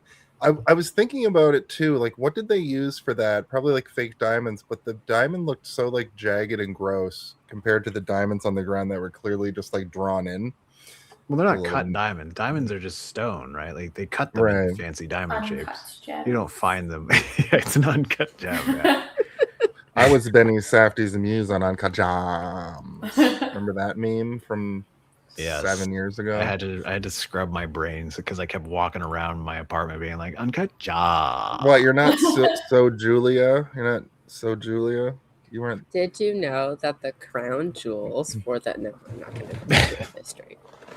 You just talk for 10 minutes, but I actually drop facts the whole time. We do get a scene with both the D.E.B.S and also Scud and Lucy, where they're both describing their interaction. Amy is very reserved and secretive about what happened, whereas Lucy is completely forthcoming immediately about what happened. She's into me. Yeah. Yes. She doesn't know yet, but she wants to fudge. Yeah. And Amy's and everyone's just so crazy because they're like, Amy, you're the first person to like meet with Lucy Diamond and survive. Yeah. Is this where Scud gets out of the car because he's like, it's a D.E.B.S? She kicks him out of the car. Yeah. He wants to drive. She's like, I want to drive there right now. And he's like, no. And she's like, then get out of the car. And then, yes, she takes over. Love that scene. And then he's like, fine. Like, it stops the whole time. He screams something and she stops. He screams, she's straight. She's straight. Yeah. And then she stops. And then he's like, he runs back. And she's probably like, so how do I work around that? And he's like, I don't know. Like, that's my imagined I just thought it was so cute that like their dynamic is adorable. It's so and cute, it's just like, yeah, I would kick, like, we've all been there, right? When we fall in love with a straight person who's a mortal enemy, and then we have to kick out our friend and pretend that we're driving away, but we're not gonna because he's our friend. We're not just gonna leave our friend in the middle of a strange neighborhood, so you stop. I'm gonna say this about pretty much every time we start a new scene, but like the next one is my favorite. That's fair. I need someone to discuss them breaking in. Yeah, to our the breaking in part. Lucy breaks into D.E.B.S house.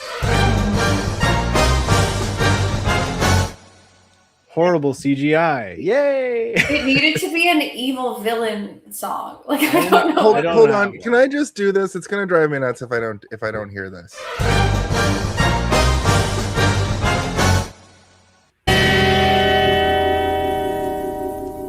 We knew the last one. Okay. Horrible CGI. Is that we get more boner alert. Just please, at some point, I just have to say that. Please. Boner alert. Boner alert. We'll play that at some point.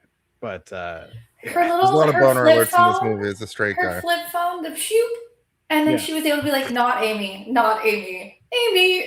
Honestly, killed me. Like I truly delighted. That's like a Simpsons gag. Yeah, it feels like a Simpsons. When was it a Simpson gag? No, I'm saying was it before 2004? No. Steven? I'm saying it feels like a Simpsons gag. Yes, Like yeah. where like the thing is like I'm looking for Amy and it's like not Amy. Instead of just like identifying it as just like a bloop and then being like that one's Amy, it's like specifically telling you like not Amy. What these dogs Not are. Amy. And her little flip phone.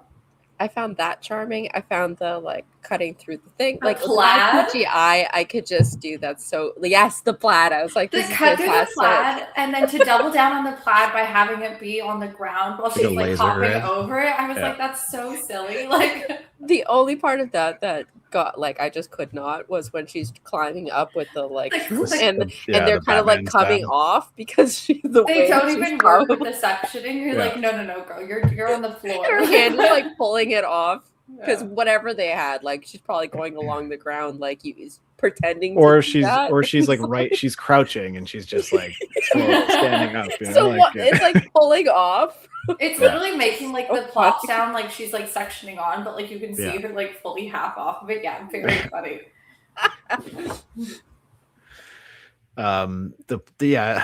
I kept thinking about how like she had to do all that without like any kind of like how like she's cutting it and like she's not making a perfect circle, but like they trace her hand. It's like It I'm like fit her. yeah, I know, but like she probably was just like doing it like okay, I'll just do it, and then they're Very like oh, Disney. she didn't do a perfect circle. We have to trace it so it's all like lopsided hole, and she crawls through and it closes behind her. That was funny. And then her leaping over the grass, like Yeah. the director's probably just like, all right, leap like every 3 feet or so, just like leap, and you But can it's also see like it. they never overlap each other, so I'm like horrible defensive like things here. Like, what are we doing? Yep, it's goofy as fuck. It's so goofy. It's extremely goofy, yeah. And then I wrote down suction cups, funny. And then she gets into the room and they have another standoff. This time they fight a little bit, like they do some kicks, some matrix kicks, and a crossbow swap happens. My notes here and throughout many points as we continue forward are just kiss already. Right. I mean, But yeah. they don't go on and on and on with the almost kiss. They like almost kiss here or somewhere around here. No, and then no, they no, just not here. start It's kissing. the bar. It's at the bar. She- when almost yeah. kiss. Yeah. The conceit of this whole sequence is that she is there because she thinks that she likes her and she likes her. Lucy likes her and she thinks that Amy likes her back, Mhm. but doesn't know it yet. And she's like, I want to convince her. So how can I do that? I'll break into her house and I'll say, you're writing a paper on me.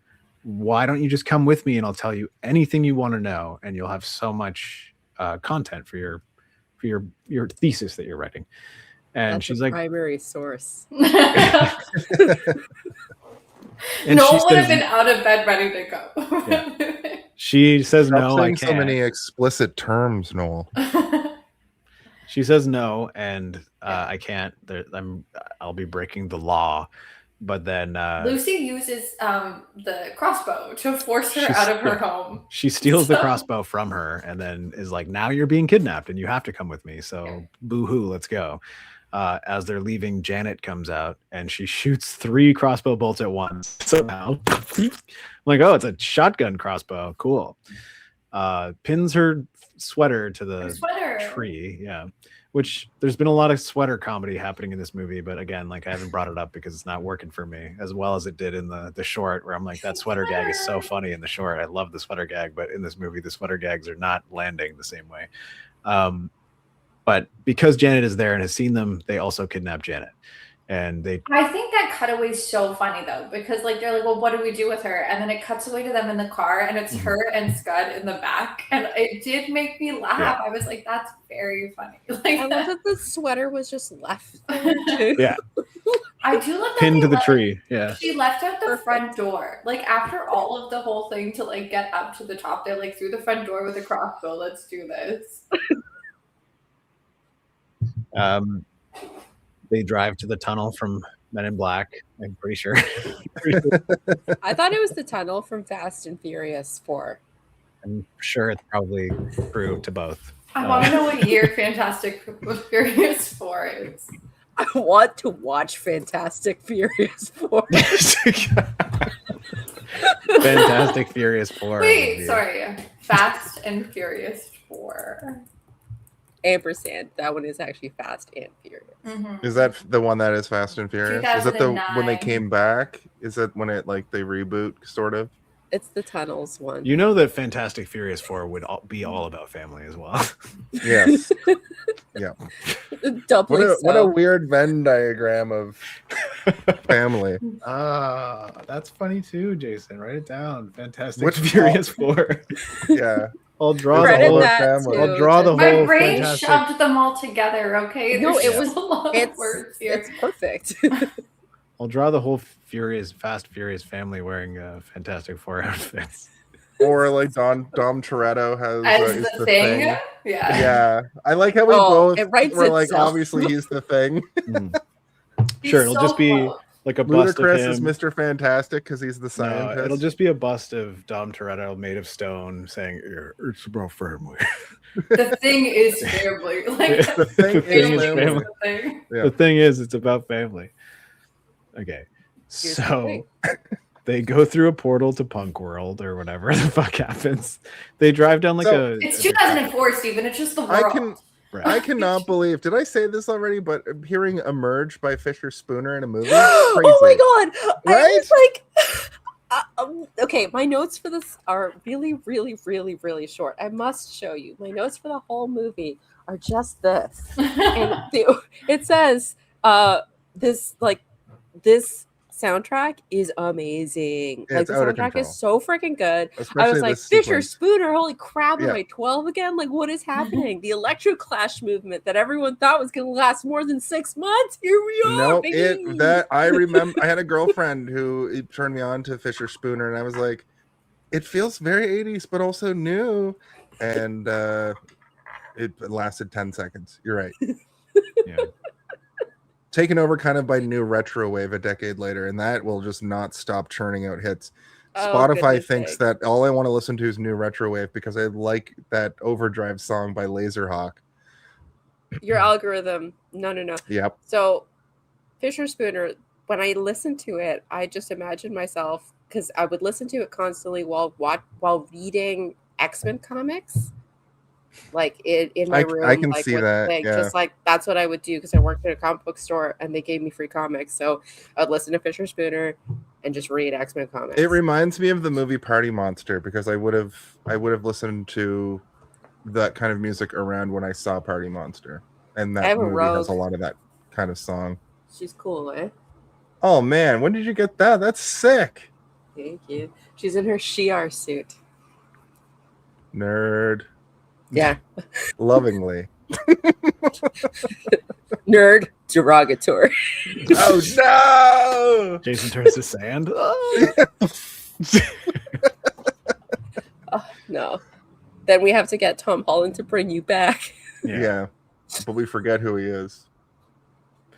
Okay, so they go through a portal to Punk World.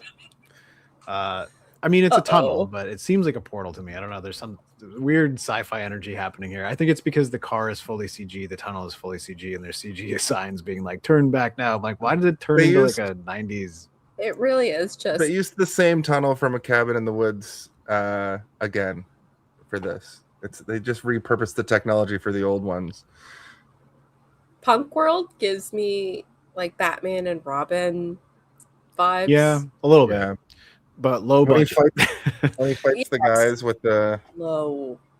Yeah, I think it's actually Batman Forever. everybody but when wasn't covered in fluorescent paint. and Yeah, the glowing. fluorescent paint. Is that Batman and Robin? It's both Batman Forever and Batman and Robin. Batman Joel and Robin. Schumacher had a vision. Batman and Robin, it's crazier because it's like Robin and Batgirl go to like a biker bar and they're Right. glowy Yeah. and- They go to Race Wars. They go to race wars. And Robin's like, I'm here for the race wars, and everyone's like, what did you say? And he's like, oh shit. No, I'm on love your side. Robin. Yeah. Race Okay. Wars is from Fast and Furious. I think. I know, but it's also it sounds Just starts horribly doing his racist. laundry with kung fu right there in the bar. Alfred's like, That wasn't forever. That wasn't forever. Yeah. With Dr. Chase. That's when we learned that Robin doesn't do laundry like a normal motherfucker. No. He kicks the shit out of his wet socks. So they go through the portal to Punk World, everyone. And they're both like, we can't go in there. That's a den of evil and villainy. It's the wretched hive of scum and villainy we've all heard about from Obi-Wan Kenobi.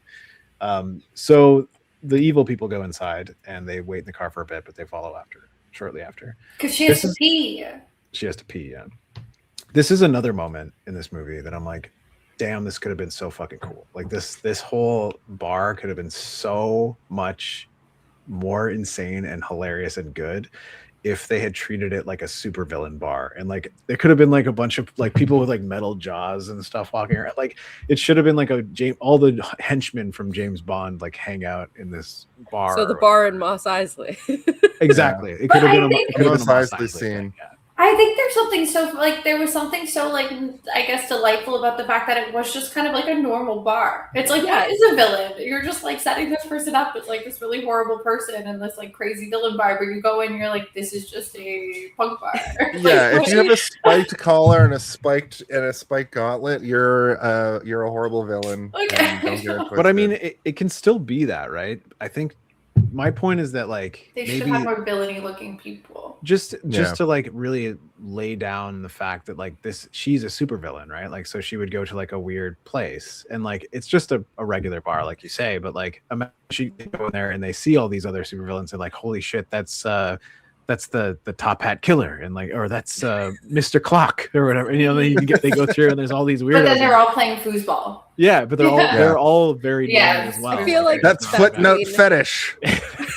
I've seen this scene before in other movies, but I just like how mundane it was too. I'm with Tat on this one. Because then we find out that she's actually like never killed anybody and that she's not actually a supervillain and she's in this like incredibly normal place and she's actually like an incredibly normal girl who just happens to be rich. That's her job. Her dad was a supervillain. She just took over the family business. Yeah. But which is great. I wanted to go back to that. I have to pee. That was like another moment where I was just like, every moment in the car, I'm like, I've been there where like they're both begrudgingly sitting there and it's just like, well, I have to pee, so I'm gonna go. It's just like the perfect way to get her to go. The villain bar by yourself. You're like, okay, fuck, I have to go with you so you can pee. I would do that where I'd be there and like, I can't go in, but I really have to pee. That's me like every hour. Speaking of which, I will be right back. Good, I could talk about the foosball. Yeah, they were both terrible at foosball. I was but I was also picturing now all these villains playing foosball and like the footnote fetishist is like just with his feet. He's wearing like a gimp suit and like he's in the corner and he like opens his mouth hole and like smells like a term paper. I'm the footnote fetishist. So okay, fine, you're in the gimp suit then. Yes, that's what I'm. Yes. That's very disembodied fun. Voice of Noel while they pee. Great. That was Got it. It was a very fun time where we came up with a lot of random superhero named Steven. Oh my god! A fun like cottagey type weekend. That was. We came up with like fetish would have been a fantastic one. Like I'm surprised that never came out. Like I think it must have been. Yeah, it must have been like 50 that we came up with. Once you guys got started, it was really hard to pull you away. I know. Me and Scott and Kayla and I think Chad. Kayla, yeah. We were all just like, we came up with a guy who was like a radioactive moose who like lived inside of a radioactive tornado. I don't even remember what his whole deal was, but like it was a radioactive tornado for sure. That's I what I want love to do about some sort of combo with moose and uranium, but I can't. Right. They were all puns. They were all mostly puns, right? Like, yeah. There was Wi-Fi was great, which is like we like realized pretty quickly that like Kalen, if a movie starring a character named Wi-Fi came out, you would have to play him. And he the whole night he kept coming up with one-liners for Wi-Fi. It's like, you must have been buffering. Like punched a guy in the like pow. I was like, okay, this is amazing. K9 Kelvin was one, which I ended up using in D&D, which was like we realized that like there was a thing called a canine cold, and I was like, canine cold? That sounds like a dog who's like a Mr. Freeze character, like a Mr. Freeze dog. Canine cold. I actually do have to step out for a minute, so don't wait for me. Okay, we were just gonna go through some of these. I can still hear, so don't worry. So keep going. Give the people what they want, which is you three. Well, we should just mention what the 9-to-5er was, Tatiana, which is like a super villain who he only works between the hours of 9 to 5. So like when he goes to work, business hours, baby. He clocks in, but he understands the importance of time off. So like if superheroes try and fuck with him during his off hours, he's like, no. Yeah, I am not working right now. You cannot interrupt me and my family while we're at Dave and Buster's or whatever. You know, I'm trying to assemble my barbecue, or what is it? Like, I don't know, just random stuff. I'm trying to assemble my barbecue. I was like, that's not a real thing. I've never barbecued. I don't know. I mean, you would have to assemble your barbecue. Yeah, like he's on Saturday. He's like a bunch of heroes show up. They're like, all right, 9-to-5er. You need to tell us. And he's like, talk to me on Monday. Reach me on business hours. Talk to me on Monday morning. Yeah, it was very silly. You guys came up with some very funny ones. Oh. I think footnote fetish deserves something. I had a list of it too. 44 citations is a very good tagline. Almost as good as crime fighting hotties with killer bodies, which truly, incredible. So I call this part the junk pit.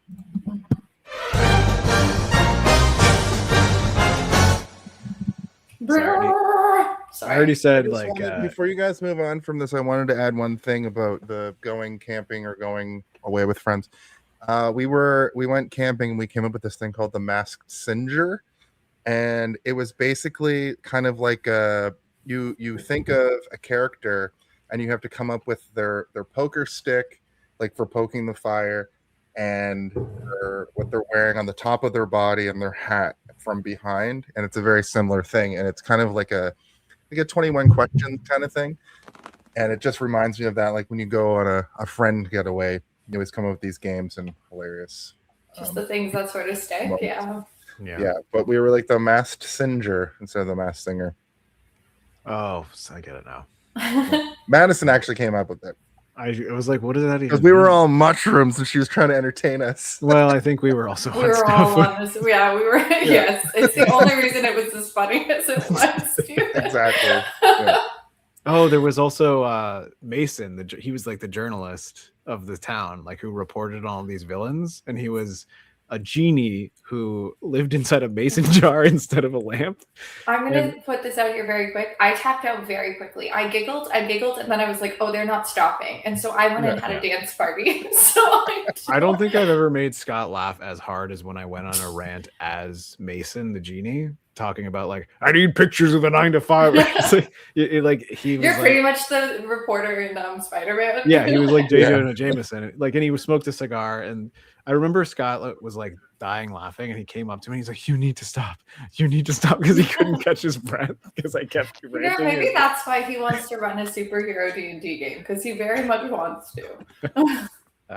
I'll be down to play J. Jonah Jameson as Mason Jar. I honestly thought he meant like your character would be down to play, and I was like, that's a fun superhero name. Down to play. You have just like a magical playlist, like no matter what, you have a playlist for everything. But he also has like horrible depression, so he also is a liar, so he downplays everything that he does.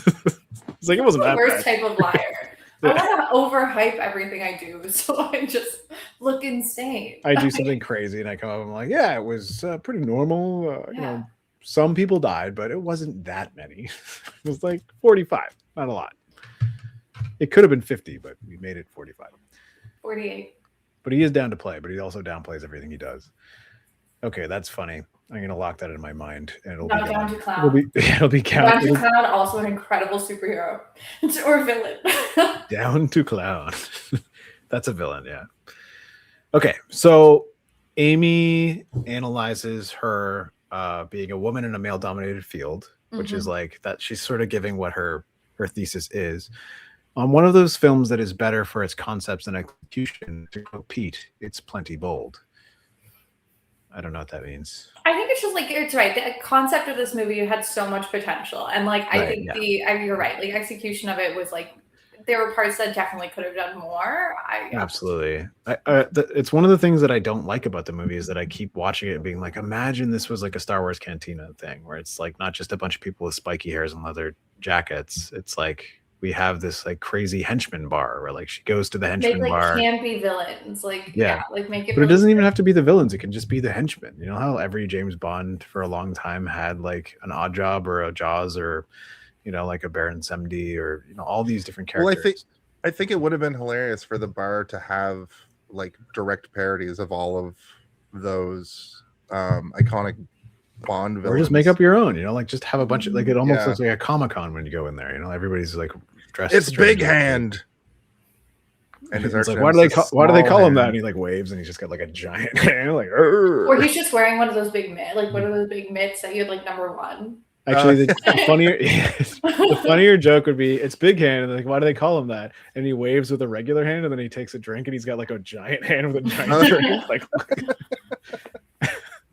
goes to throw a dart, and it's like just his hand is like a huge it impales a guy on the wall. This is why we need to be in these rooms, deciding these jokes. Yeah.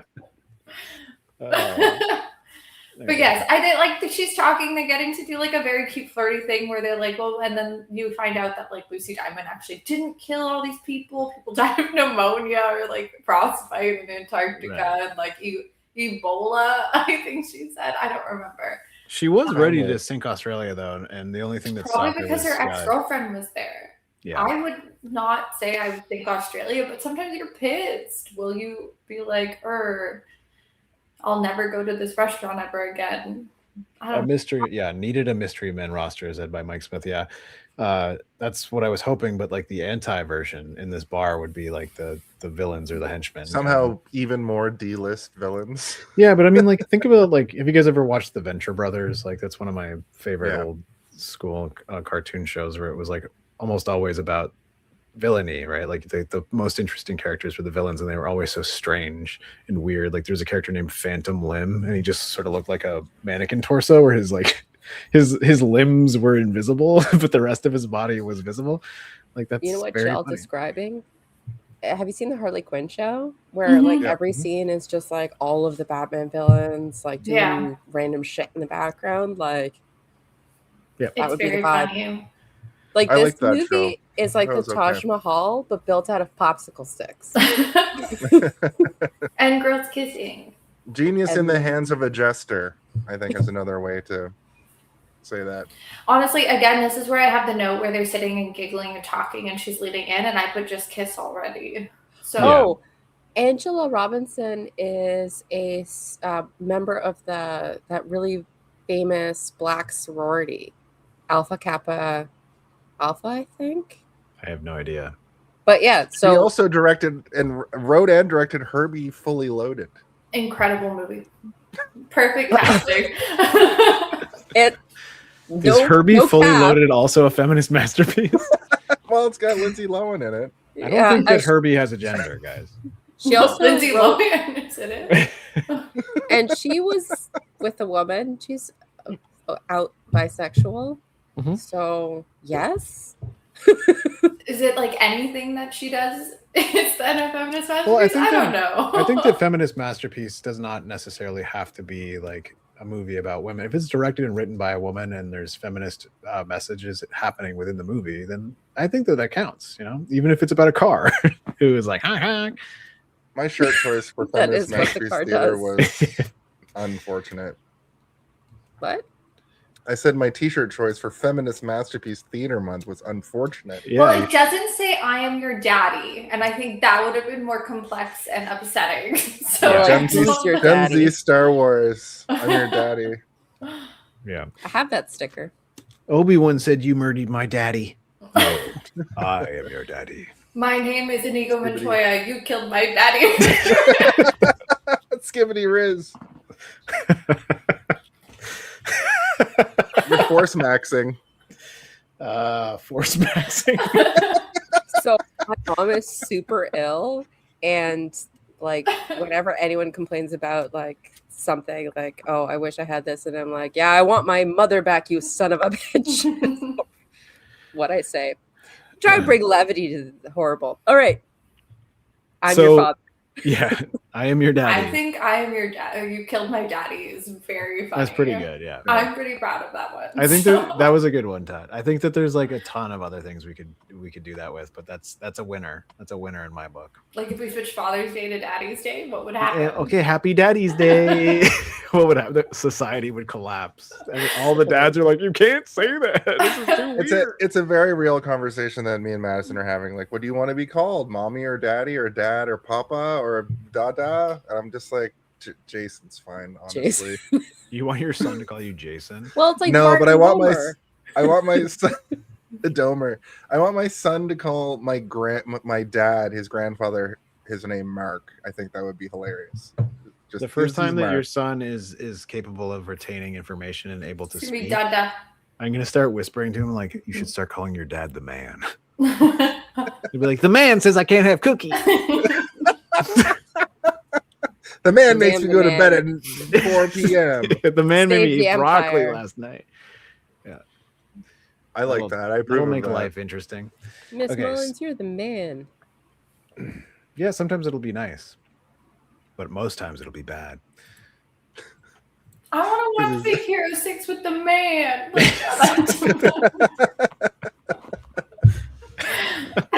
Well, I do call him the boy right now, so it makes sense. Okay, you know what? Then you got to go the Kratos route. Yeah, boy. Boy. Well, no cap for Come real. to me, boy. My father-in-law, because he has a girl and a boy, says the girl and the boy, like that as how he's referred to his kids since they were wee babs and now that they are adults with their own children. Well, yeah. I don't have children. So. And now it's like the girl had a girl. The girl had a girl and a boy. So girl. now there's the girl and the boy. And the boy's boy. Part 2, Electric Boogaloo. Yeah. That's when it gets real confusing. A great grandparent going that far is like, I don't know if I can be like the boy. I don't know anymore. I think I need to be taken from this mortal plane. It's too confusing. Okay, so they have the conversation where she's digging a little bit deeper. They get a little bit closer to the point that it almost ends in a kiss. Oh, they're gay now. They're both gay now. And then Janet cockblocked so hard. Honestly, it made it hard to like Janet. Janet is homophobic for most of this movie, and I don't like it. And then Kid Rock sisters. It's true. Yeah. She's a rock. And they have to have a heteronormative like side story in it with. She's dumb as a rock, as they say on the streets. Yeah. Just the way that she does it is so comically stupid. Oh my god! She tried to kiss you, and you almost let her. Yeah. She does have a good like shocked face though, and she does it the whole movie where she's like her mouth is almost always agape, where she's like, oh, I can't believe that you would say that about me. Is she must be friends with the director, right? Because she's the only person that carried over from the short. Like, yeah, and she's not. She looks familiar, but she's not really from anything else. She's in a lot of random stuff, but never is like I would say a very like a character actor kind of situation. She's Joe been on Ritchie. the Law and Order and on that, that sort of. Yeah. So you're saying she's Kid Kid Rock's she probably sister? is actually friends with them. She looks like Kid Rock now that you say that. I didn't really put that in my brain. I was like, she looks like somebody, but then I was like, oh, she does look like she was Kid birthed Rock. from the same loins. Yeah, the younger sister of musician Kid Rock. Musician is a stretch. I really like that they put that in. I mean, he's performed for the President of the United States of America. Yeah. But she wasn't Not Herbie Fully. She was in Herbie Fully Loaded, so I do think she might be friends with them. I think that's probably what it is, right? Maybe they went to film school or even younger, perhaps. Who knows? Maybe I they like did. her character, and I like. I do too, and we don't know what her political affiliation is. No. Of course not. I assume she didn't blast a bunch of Bud Light with an assault rifle when Dylan Mullaney was put on the can. She keeps losing her gun in this movie. Where is it? It's in my sweater from 3 days ago. Oh, she's been in a bunch. She's in Ready to Rumble. Holy shit! That's what Dad said. Not the Ready to Rumble part, but the She's bit in a lot of things. She's in a lot of stuff, just like random side characters for sure. Yeah, episodes of things. She was in an episode of Arrested Development. She was in Southland Tales, which is a movie we have to do in the show eventually. Yes, you do. Okay, let's move on because we're getting a little we're stuck in the junk pit. It's bogged down in the junk pit. Yeah. So they leave the junk pit after this almost kiss, and she's like, "You need to take me home right fucking now." And like Lucy's like, "Just relax, like we could have just got a little bit lip action, and then it's fun." And he's like, "No, take me home now." And it's like, okay. And then it hard cuts to them in the car. And Janet like waves to Scud on the way out, which I was like, okay, because there's they exchanged emails. Yeah. We find what's her name? I forget her name. Like Max. Yeah, the commander of the team. Max, she's waiting on the porch. Hasn't pulled out the sweater. I guess didn't look on the other side of the tree. Maybe. Fantastic. Like. Yeah, it's still there. She pulls her sweater down though. I have to say this so that I really hate that I really dislike this character. Like, I don't like the character. I don't like the acting. The actor, I mean, she's dubious, but that's neither here nor there. But like, I don't like this character. It's the only thing in the movie that like really took me out of it. I was just like, I can't with her. She just is like a big like she's meant to be, I think, for Amy, maybe like the Tyler to Deb. But they're supposed to be best friends. But I don't think so. I think she's just like, hey, I think her character is a character that's like a little like should be the top Deb, but is somehow displaced by someone who doesn't even want to be there because that's like they've got this like mystery perfect. Oh yeah. I feel for her that she's the actual like. She's being displaced by someone who's the Mary Sue, like she wanted it her whole life. And then this person comes in and does it. Like, I understand all of that. It's just like her chemistry with the person who's supposed to be her best friend. Like it's not there. Yeah. It's just not there. Like she's not in the same movie as everyone else. I think that's what it is. Like everyone else is in this movie. Scud's in the actual movie, and then she's in a different movie. She was way more serious than I think she needed to be in this. Yeah, her acting was a little bit too much down. She was a little too down to earth in terms of like, this scene means this. Okay, I'll do it, and then she does it, and it's like too earnest. Too earnest. You need to maybe put in a couple of these or something like. Yeah, this is an animated movie with live action people. It is, yeah. Even Miss Petrie treats her like shit the whole time too, right? Like. Well, that's the point, I think, is that like Tatiana was saying, is that she is the captain and she should be praised, but when the leader of the team comes down, doesn't even know her name and forgets her name like 10 times and clearly doesn't remember her name almost until the end, until she like basically comes up with a perfect way to stop the information from coming out. Yeah.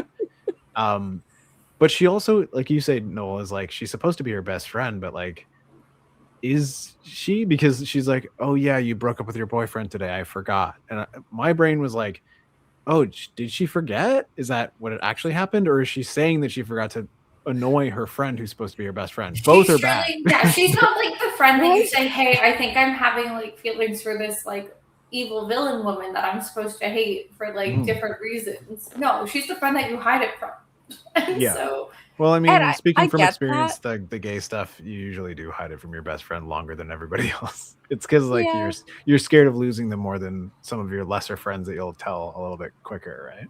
And when you have a friend group like that and you start dating someone outside that friend group, like even if it's not an LGBTQ thing, like you don't want to tell your best friend that now you have someone who's outside of that world, right? Like I do understand that dynamic, but when they were nearing the end of the movie where they were like, but you're my best friend, I thought they hated each other from the beginning.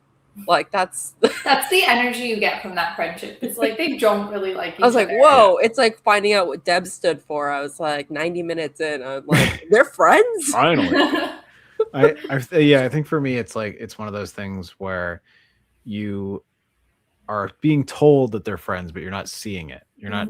There's never a moment where she feels like a best friend. They don't have. They spend a lot of time establishing the relationship between Lucy Diamond and Amy, and almost zero time establishing the relationship between Max and Amy. And Max is just expected to be the best friend because we're told that. But we don't see any evidence of it, right? Yeah, we see Amy and Janet a lot more than we see Amy. And to be honest, I feel like Janet is a better friend. Like she holds her secret for a long time. But she only holds her secret because she said, "Hey, I know you got Scud's email," and so I think Janet's holding her secret because she doesn't want to get in trouble. I mean, again, that's what the movie's telling us. But from what I'm seeing from Janet, she actually is devastated by the fact that the secret was released and feels bad. And like she's being super homophobic and bad, but at the same time, at the end, she's the one that figures out like, wait, what if she's actually in love with her and she only wants to be like, and she has the revelation and realizes like, I'm being such a piece of shit, whereas the best friend is like, I'm going to stand next to the leader of the school and, you know, make sure that everything goes according to plan. Whoa. Is Janet the only one who has a full character arc? I think so, yeah. You don't think Lucy Diamond has a full character arc? She gives everything back. She was just so beautiful. I had no idea. It felt manipulative to me. She was giving back all that shit because she wanted Amy's attention, not because so in love with you. Incredible. She wasn't changing. The erasure scene was great. I didn't believe that she didn't immediately grab some Fabergé eggs on the way out of some of those saves. Yeah, she's like, no, don't miss these. Like, she just like. I feel like my problem with it is that love bombing. she has generational wealth, and she gives back like 1/16 of it. All those paintings. Like, I'm just saying, like she can drop diamonds in her like poof, like disappearing act. Jason, poof is an offensive term. I really was like, she could just drop that. Look, it's not Pride Month anymore. I can start using it again, okay?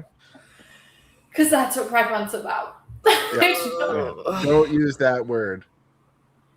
Poofy Diamond would be a good name for like a James Bond woman, though.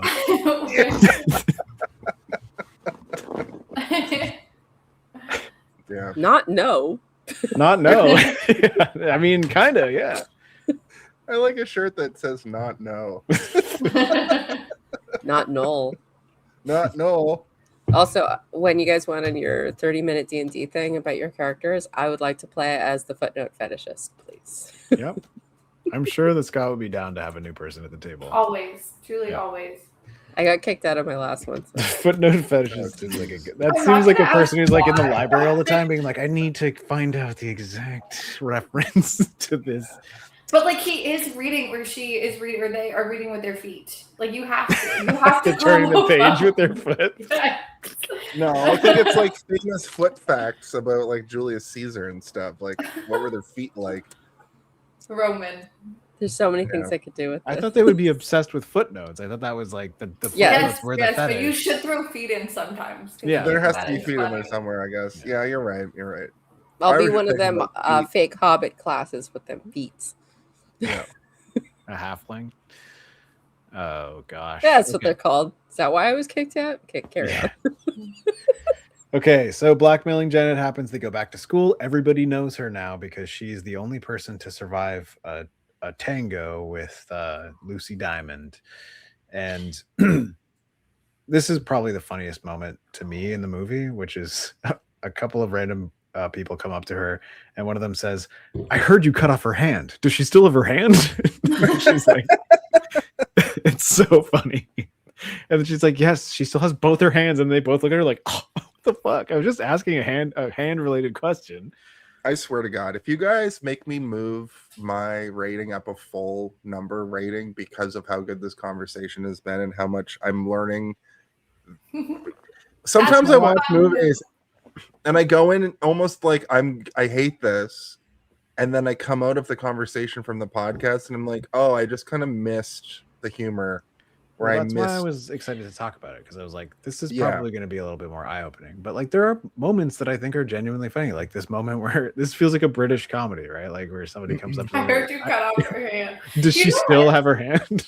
So my friends and I used to do a bad movie night, and we'd all write down a random bad movie and we'd put it in a hat, and then we'd draw it and we'd watch whatever bad movie came out. There is something so fun about watching a movie that is like terrible. not that great, and watch it with a bunch of people and get to sort of like laugh at it and make fun of certain parts, but like still enjoy it, I think is like the core of that. Is like you're not like hating on it so hard that you're like, this is terrible. You're hating on it and like, I don't know. There's just I was this would be fun to watch with people. Yeah, there's like I was just gonna say I was fully aware while watching this movie that watching this with like if the four of us watched it together, I would have had like 80% a better time watching this movie. I knew it the whole time. Did you end up watching with Danny even? Or no, I watched it alone. No, go ahead. Sorry. A bad movie like this is really enjoyable because it has good bones and it's never like punching up or down in any way, right? Because you can go into a bad movie and be like, this is just a bad movie and not have fun if it's just punching down the whole time and being shitty. That's the thing with this movie is that like it doesn't have that. Like it's actually kind of a sweet movie. Sure, there's a bit of homophobia, sure there's a bit of sexism, sure they say the R word, but like it was also 2004 and all of that is really pretty light for 2004. Yeah. It was funny to watch. Like I watched it with my partner, but like it was funny to watch together and he'd never seen it before. And obviously it's a movie I have seen quite a bit. So it was fun to watch with him. And I feel like he definitely didn't get the same stuff out of it that I did. But like to even just like kind of like chat about stuff or like laugh at things or make funny comments. I have one for the very end that I'm very proud of and I'll get there. When you suggested this movie, Tat, I thought for some reason in my head I thought this was an 80s movie.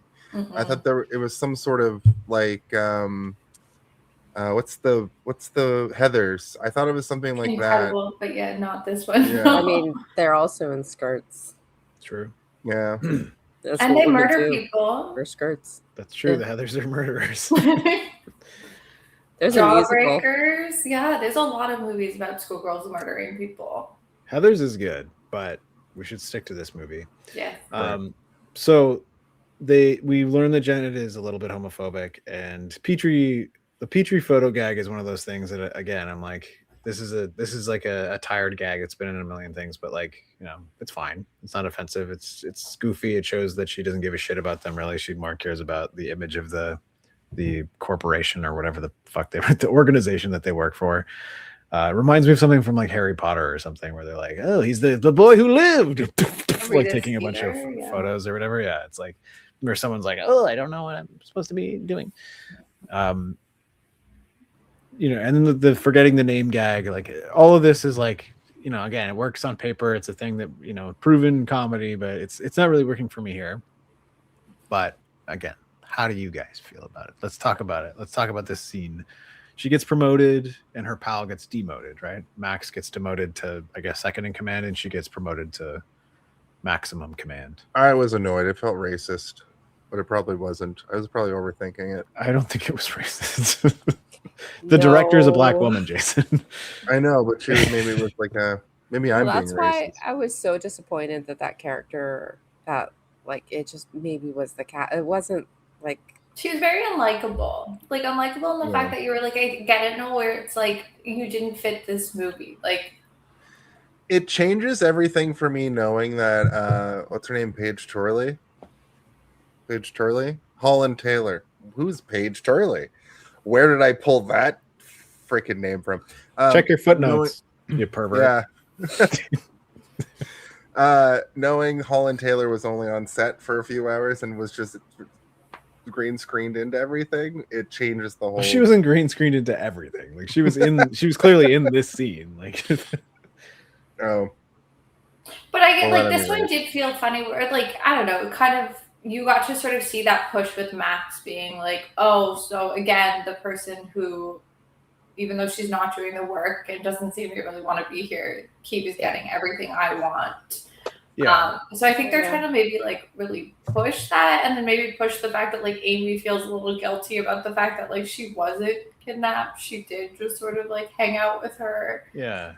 Like I feel like this would have hit better though if there was any real lead up to it. Like if we knew that they were friends and that was a thing that was actually established, and then we established a little better that Amy didn't want to do this and that Max did. Like, we just needed to spend more time with those characters. Yeah. Like, I love a good 90-minute movie, but it may have been just a little bit more there for this to be impactful, because I think, Stephen, you said it, like, we're put into these spots, we have to assume the rest of it. And that's the part that I think didn't work with this character. Like, she was just, it was a disservice of the tone and like the writing. And I think that the movie tries, like, it tries to establish that, but it already feels like they're rubbing up against each other in the wrong way right off the bat, right? Yeah. There's no moment of, like, we don't get like a mission at the beginning of the movie where it shows how much they care about each other. Like, that would have fixed it, like, instantly. A bigger budget would have them doing some sort of crazy mission at the start where it shows how much they care about each other, right? Like, one of them has to do something very important to save the other, or whatever, right? But like the movie, like a Mission Impossible cold open 20 minutes of a separate mission, like a separate story. Yeah. But the movie tries, like, it has the swing moment at the start where the two of them are sharing with each other, and like I think the unfortunate reality is, like, they thought that was enough to prove to us as an audience that these two are best friends, but like, it really isn't, right? Like, I wouldn't be surprised if it's like a bunch of like studio notes that, and I know it wasn't studio noted, but it's just like, you already have these two women like doing the whole thing. We can't have two sets of two women constantly in this movie. We need more Scud. There's already too much women. We need more Scud. And how much does Michael Clark Duncan cost? A movie with three. It has 3 named male characters. That's it. Yeah, it's true. And one of them probably costs so much money. Probably like Scoot McNairy. He probably did it as a Make-A-Wish thing. There's a Make-A-Wish thing. Let's just say one of the actors is dying. Will Michael Clark Duncan show up? I mean, he might actually know. Angela Robinson is like a pretty well-connected person in Hollywood. That's true. Yeah, she could have reached out to him and been like, "Hey, like, I have a really shit budget for this, but like, I love you, and if you want to be in it, like." I mean, if I was an actor who was of his sort of like caliber, I would do it too. Yeah, right. For sure. Yeah. Probably for like scale or whatever, being like, well, what are the other actors being paid? As long as I get paid this much more percentage wise, then it'll work out in terms of like legality. So I'll do it. Yeah, for that. Because some actors do that because they're nice and cool. Other actors are like, I show up for $1 million a day, and I might not show up. I'm The Rock. I might show up late. Well, we don't need to name drop the assholes. What if our podcast gets really famous one day, Jason? And then he comes and chokeslams you to your table in front of your boy. Your boy. I know, and the boy. I have connections to the professional wrestling world. Yeah. So you know what? I take it back. The Rock, you did it. You did it right every time. You know what? We've got him off stage. The Rock, come on. Hey, Jason, it's me, The Rock. Hi, I'm level. Anyway. I'm not going to try to do a Rock impression. If you smell. Remember when he said, let's go Leafs? And the entire stadium or the entire arena was like, let's go Leafs. Like, just try, because that's not the call. It's called Leafs go, but he went on you know what? Sports. Wrong crowd. I don't know if I've ever seen that, but that sounds incredible. Sports? Okay. Sports ball. Everybody got a sports ball. Everybody lived it.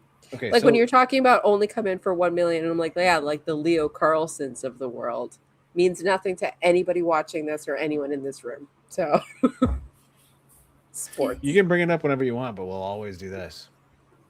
You know what? I love it. Oh yes, please all tilt your heads like golden retrievers. Yes. Yeah. What? Words? Cool. So then we move on to Amy being promoted, and she is now in charge. And we have a bank heist, and we have to go because a red alert happens. The lady's like, red alert! That's Jennifer Carpenter from The Carpenters. From Dexter. Oh. From John Carpenter's daughter, probably not. Dexter's from the movie John Carpenter's daughter. If you say that this woman is John Carpenter's daughter just because of a last name, we really got to bring in Sabrina Carpenter and be like, what is this relationship? Yeah. The Carpenter family. They're married. Literally the Carpenters. And they play the music by the Carpenters. Fun fact They're about a Jennifer band? Carpenter: she played Dexter's sister, but then married Michael Clark. Not Michael Clark. Michael Clark Duncan. What's Dexter's name? It's something like that. Wait, she married her brother? It's Michael Duncan Clark. Jennifer Carpenter and Dexter were on screen brother and sister, and then in real life they were married. Okay, but in the God. Dexter TV show, Is it like in the guy that Parenthood? played Dexter and the guy that played his sister on the show also got married and then divorced while they were filming Dexter. They also did a weird kiss thing between brother and sister on the show. So So are we on talking these, about the same Dexter, like not the cartoon, like the murder Not Dexter's show? Laboratory, Oh my the God. serial killer Oh my Dexter. I truly thought we were talking about the cartoon, and then I was like, Good no. Christ. good grief. Dee, why are you kissing me? Why are you kissing me? Ah. Come into So- my secret laboratory. I did know that they were married in real life, yes, and then they So- actually broke up while filming. But they did a Jason. weird, like, incest storyline. Sorry, go ahead. Did you watch Butthole. Parenthood? Because the brother and sister there, played by Lauren Graham, and the other guy, who I think was also in 6 Feet Under, Victor Regalia or whatever Were his name is married. from Heroes. Oh, no, not him. Madison Anyway. watched my wife. Yeah, she Hey, watched Madison. Parenthood. Okay, this scene where in the thing has some of my favorite gags, like when they open the door and all of the hostages are there, and then they just like, we'll be back. We'll be right back. I loved it because you also heard that. Yeah, that's also So that very like Simpsons. hilarious Oh, yeah. style. when they're about to get crushed, when it like just every single thing, like it's a trap, like, oh look, it's a trap. And then my favorite part is when they're in the safe, and I know I'm jumping ahead a little bit, but they're in the safe and Dominique starts smoking, and Janet is like, oh my god, stop smoking because the oxygen will run out, and then we'll like tell her, and then Max All of is that is so just, dumb. you think Max is gonna go over to Dominique and be like, stop it, Stop, but instead she yes. takes the cigarette, and then they're both Smokes as well. smoking, looking at her. It's I like think trap. that, like, my favorite part about that is Janet's delivery, which is please stop smoking. God. Please stop smoking. Please Yeah. stop smoking. Like she's trying to be polite about it. Please I stop. think Janet is my favorite character. Also, Janet would be me if I was in an enclosed space. I'd be like, could we please just maybe just not smoke right now? Like, Yes. yeah, I felt very seen. That's not how air works, though. Like, it's not an Do airtight. you want to be trapped in chamber. a tiny safe? How do you know it's not an airtight chamber? Have you ever been in a safe? It's a bank vault. It's a big Also, vault. it probably just doesn't have very good like circulation. Okay, but the Yeah. air Smell wasn't like even the smoke. problem. There was a spike trap coming down. Yeah. That was the Also biggest funny. concerning face That's more during So, concerning. that. but Lucy Diamond is just like, oh, jokes. Someone's gonna kill your friends. No, I Yeah. wasn't gonna. It's They're not gonna die, Come away with but me. they might have died. Like it looked like they were gonna die. They were Like, literally on the ground, just like. Yeah. I did When think she had that is iron great. bar, I was like, I wish that it had crumpled underneath. But then I was like, they're It does they're bend. existing in like two the separate. building in New York where the thing. Right. Yeah, I've heard about this. Yeah. there's like some steel beam jet fuel controversy or something, right? No, it's just old beams. They're like, we didn't know that this could happen, but this is what happens when buildings get really old. They start to buckle under. And It's it's like, the Right. it's we the finally support reached beams. that point. Yeah. The support beams that they put in could not bear the load of the 16 floors that they wanted to build. They needed to have like one, you can't build that high. But anyway, Trevor explained this to me because he works in that I thought it was an old building. industry. Is it a new building? It's an old building, but they're adding 16 stories to it. Oh, okay. Oh, can't- I thought we were talking about 9/11. I'm sorry. Jason always thinks we're talking about 9/11 though, so it's fine. It's true. It's just kind of my One time I said happy birthday and he said it's not 9/11 yet. I was like, that's not your birthday though. I'm He's like, born in "Oh, shit." April. And then he started yelling steel beams, and running around in a circle. And I Oh was my like, Jason, goodness. stop. What are you doing? The third building. We're the supposed to third be talking building. about lesbian spies right now. I don't really Right, understand. Let's get back to lesbian spies. Look, they're wasn't out. Nope. I think that No. like the intro to the vault is whatever. Like it's fine. It's just another fight between the two of the characters. When they have We've already talked about it. Same fight, yes, where they're like, well, as your That's not- commander, I demand that you go in there. Honestly, I was like, that's a trap, bitch. What are you doing? It's a trap. Yes, but she also doesn't care because she knows if it is a trap, it's not for me because the trap is that I'm here and that because I now know that my secret girlfriend wants to see me. So And you think they're girlfriend and girlfriend just because they had like one random bar date, Steven? No, but she knows because she's whispering, being like, "Come over here, come on That's over true. here." I did like that, and she was like, "No, Shut up!" Yeah, I can't do that right now. I'm on a mission I mean, to find there you. is U-hauling. Yes, I know. Okay. Honestly, yes, because What about they do. She gets kidnapped for, and I know I'm rushing ahead, for 7 days and says, "I love you." So, like, Well, is U-hauling the concept of when certain Yes, types of U-Haul lesbians is a get- thing, Jason. Where get together way too lesbians fast. fall in love very quickly and move Very in. quickly. What Yeah, do and they then- bring on a first date? A Yeah, U-Haul. U-Haul. Yeah. That's and a Subaru. I think is that racist? I mean, Oh my god. I thought that this was. I thought that is that racist towards lesbians. I thought that this movie was an advertisement for U-Haul. I thought it was an advertisement for Subaru. diamonds. For Subaru. Yeah. She does drive a Fast and Furious type car with car missiles while they have a cute date, and we'll get there. But I I mean, thought that I was don't like, understand why the director didn't, or like the production company didn't reach out to U-Haul and Subaru to try and get some more money on the budget. You know? Just make all the cars Subarus. sponsored. It wouldn't Yeah. change much. It's No. not like they're in like Aston Martins and shit in this movie. Like, just put a Subaru in there. They're also No, in they're like, like a an old VW Cadillac. Bug. They're like, what do 20-year-old hot spies drive? A Bug. A Bug. Yeah. Honestly, that- yeah, that's my dream car. So like, Or like an maybe- old blue. Or maybe that was the beaten up director really Cadillac. Herbie fully loaded. Yeah, that was gonna, Yeah. I was gonna say maybe that's the director really like lubing up the machine to get that Herbie role. I'll be like, I need to direct Herbie. This is just a stepping I stone had to an my idea. dream Herbie project. I like. I was telling my wife earlier today that like the Herbie movies were prevalent in my life, and she goes, "The Herbie movies were prevalent in your life," and I'm like, "Yeah, they were on Disney Saturday Night or whatever it was called on CBC every week." Did she Magic say of name Disney? one Herbie movie? And you were like, Magic of Disney goes to Monte Carlo. Disney Herbie takes Manhattan. Herbie takes Manhattan. Herbie 6. Yeah, Herbie Herbie gets versus away. Freddy or whatever. Oh, so Brian does 11. drive a Subaru in Fast and Furious. So there's So he's a lesbian. Brian famously I think is what we can Jordana Brewster's actually husband. get to is like perhaps there is just like a crossover or some sort of like either multiverse theory between D.E.B.S and Fast and Furious, or she had a secret life before. The secret life of Herbie. That's brilliant. Crossover. I don't That's know. another one you can And put on that's your list. and Dominic has that secret about And what he her life keeps was. it because family. Yeah. What if that's the secret though? He's like, I once had a car that could talk to me and had telekinetic powers. His name was Herbie.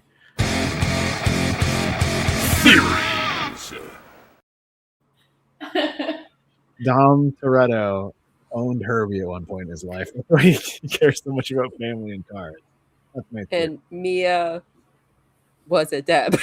She was a Yeah. Deb, and Mia was undercover for the FBI as Lucy Diamond. so that she could connect. It's coming with, together Yeah, but to she try also, and get her husband, Paul. I can't remember what his character's name was in this. Brian. Walker. Brian onto like or off of the FBI shit list because of everything he did in the movies. I think this Brian works. O'Connor. I think this has They legs. met in the FBI because he came from the FBI in the Yes, first movie. in the first one. And then That's he what I'm left, saying. and then in the fourth one was in the FBI again, as well as the second one. Come to think of it, actually. I really enjoy this. I enjoy thinking that these happen in tandem. this is a No, good I like theory, that. guys. I like that. It has legs. Is this my That's favorite Debs. movie? Where does the foot fetishist fall into all this? I need to know. They're watching. Did I take this from a 2 to a 5 They're because of sniffing this things out. connection? Oh, Good gravy. I think that we need to move a little bit Yes, Okay, faster. so the yeah, main problem. she kidnaps Amy. Amy gets kidnapped, but really they leave of their own accord. And then we get a fake kidnapping / montage of girlfriends / montage of all of the entirety of the D.E.B.S and Homeland Security looking for her, but it's more so Max and Bobby, who Bobby's looking for his girlfriend and Max is looking for her best friend. It's okay. It's a fine montage. It's just them doing cute things. She has like a car that shoots missiles out of it, like a James Bond car and stuff. And Diamond handcuffs. diamond handcuffs is a I gift love you. that Amy gives to her for some reason. It's like, well, I know you love diamonds and I know you love weird handcuff sex stuff. So You like diamonds and you're the villain, and I'm supposed to have arrested you, but I'm giving you little fancy. it is funny because like when they're doing it, like they're clearly saying dialogue. It's cuffing season, yo. Where I'm like, I wonder what the dialogue is. Like, what are they actually? Because they clearly cut that out, like whatever the scene was. But like, I wonder what they're saying. I assume it's Scud and Janet spicy. Scud and Janet just have a kind of Email. meet cute over the internet, a heteronormative meet cute over the internet. Yeah, They're texting each other over AIM Instant Messenger, I would assume at the time, or ICQ. I think maybe might have still been in play. Uh-oh. There's probably a made up one for spies versus villains that chat in like on the dark web or whatever. I have this thing where I want to always, like, I had my ICQ number in my head for so long, but now when I go to almost say it, it's my SIN number. Because it's my SIN number. Yeah, like I want to be like 309-506-528 or whatever, but I'm like, I start saying my SIN number, so it replaced that. Don't say that on the internet. The thing that I just said was just a 9-digit number. Also, if you know anything about SIN numbers, you probably gave out somebody else's SIN number. Yeah. Let's look it up. Yeah. Oh my God, it's Gerard Butler's SIN number. Yeah, it's Dominic Toretto's SIN number. He's actually a Canadian. It's all about He has family. a karaoke machine in every room in his house.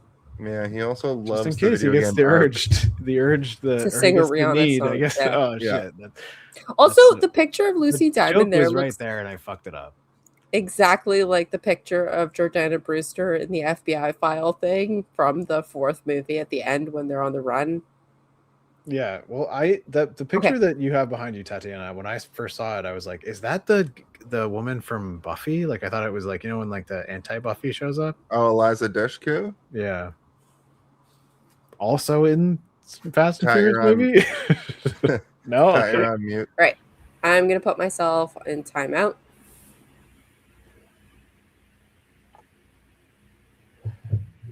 All right.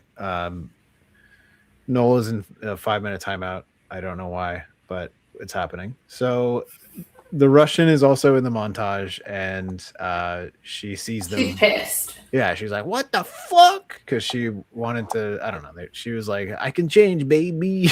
Remember, like during the first interaction, and then she's the one that gives them up to the D.E.B.S. She's like, She becomes a jealous. random foil for some reason, just like out of nowhere. Like now She's basically an internet troll almost. Like she only met this woman one time for like maybe 5 to 10 minutes of a date that went bad, and then she's like, "You're going to die alone," and like ran away, and then saw her again and was like, "Oh, now you're dating someone else other than me, the beautiful." The whole Denzel conversation they Washington?" had at the beginning was about bad relationships, and I don't know why she got this weird, like almost parasocial relationship to this person immediately.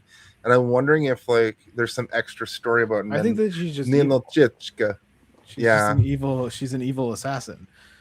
She killed just so want many to people. bounce. The date, she was like, mostly I maim mostly, but you know, I do usually fuck people. Have neither of you felt that petty? You've never wanted to be that petty.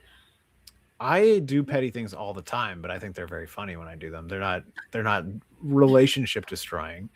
When I get mad at somebody, sometimes I will drop spoilers on purpose around people that I know haven't seen things, just to like irk them, be like, "Oh, I didn't know that," and I'll be like, "Yeah, well, you shouldn't have said that thing to me earlier. That pissed me off. You fucking idiot." Let me spoil something. Pure evil. In the Odyssey, Christ.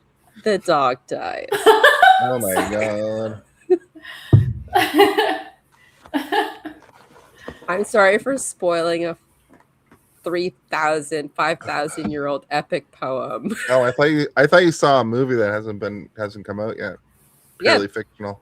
Everybody's mad that they changed the race of a fictional character as usual. Well, the dog dies, just so you know. What the dog doing? A lot Can of I pet that dog? Can I pet that dog? I want to pet that dog. Yeah, I mean, Petty. He needs some milk. Petty is not this all like. the time. No, she just. I think they different. needed them to find it, and she was all like, she's meant to be this like pissy, like I don't know. She's just like I'm pissed off. She's plot bitch. Yeah. It's a convenient plot device. Yeah. Yes, exactly. and she tells them, and then they get to go, and they're all in like Janet's there, panic, calling Amy, being like, "Please, just answer your fucking phone." She's Deus Ex. She's Deus Ex vodka. Like that's so funny.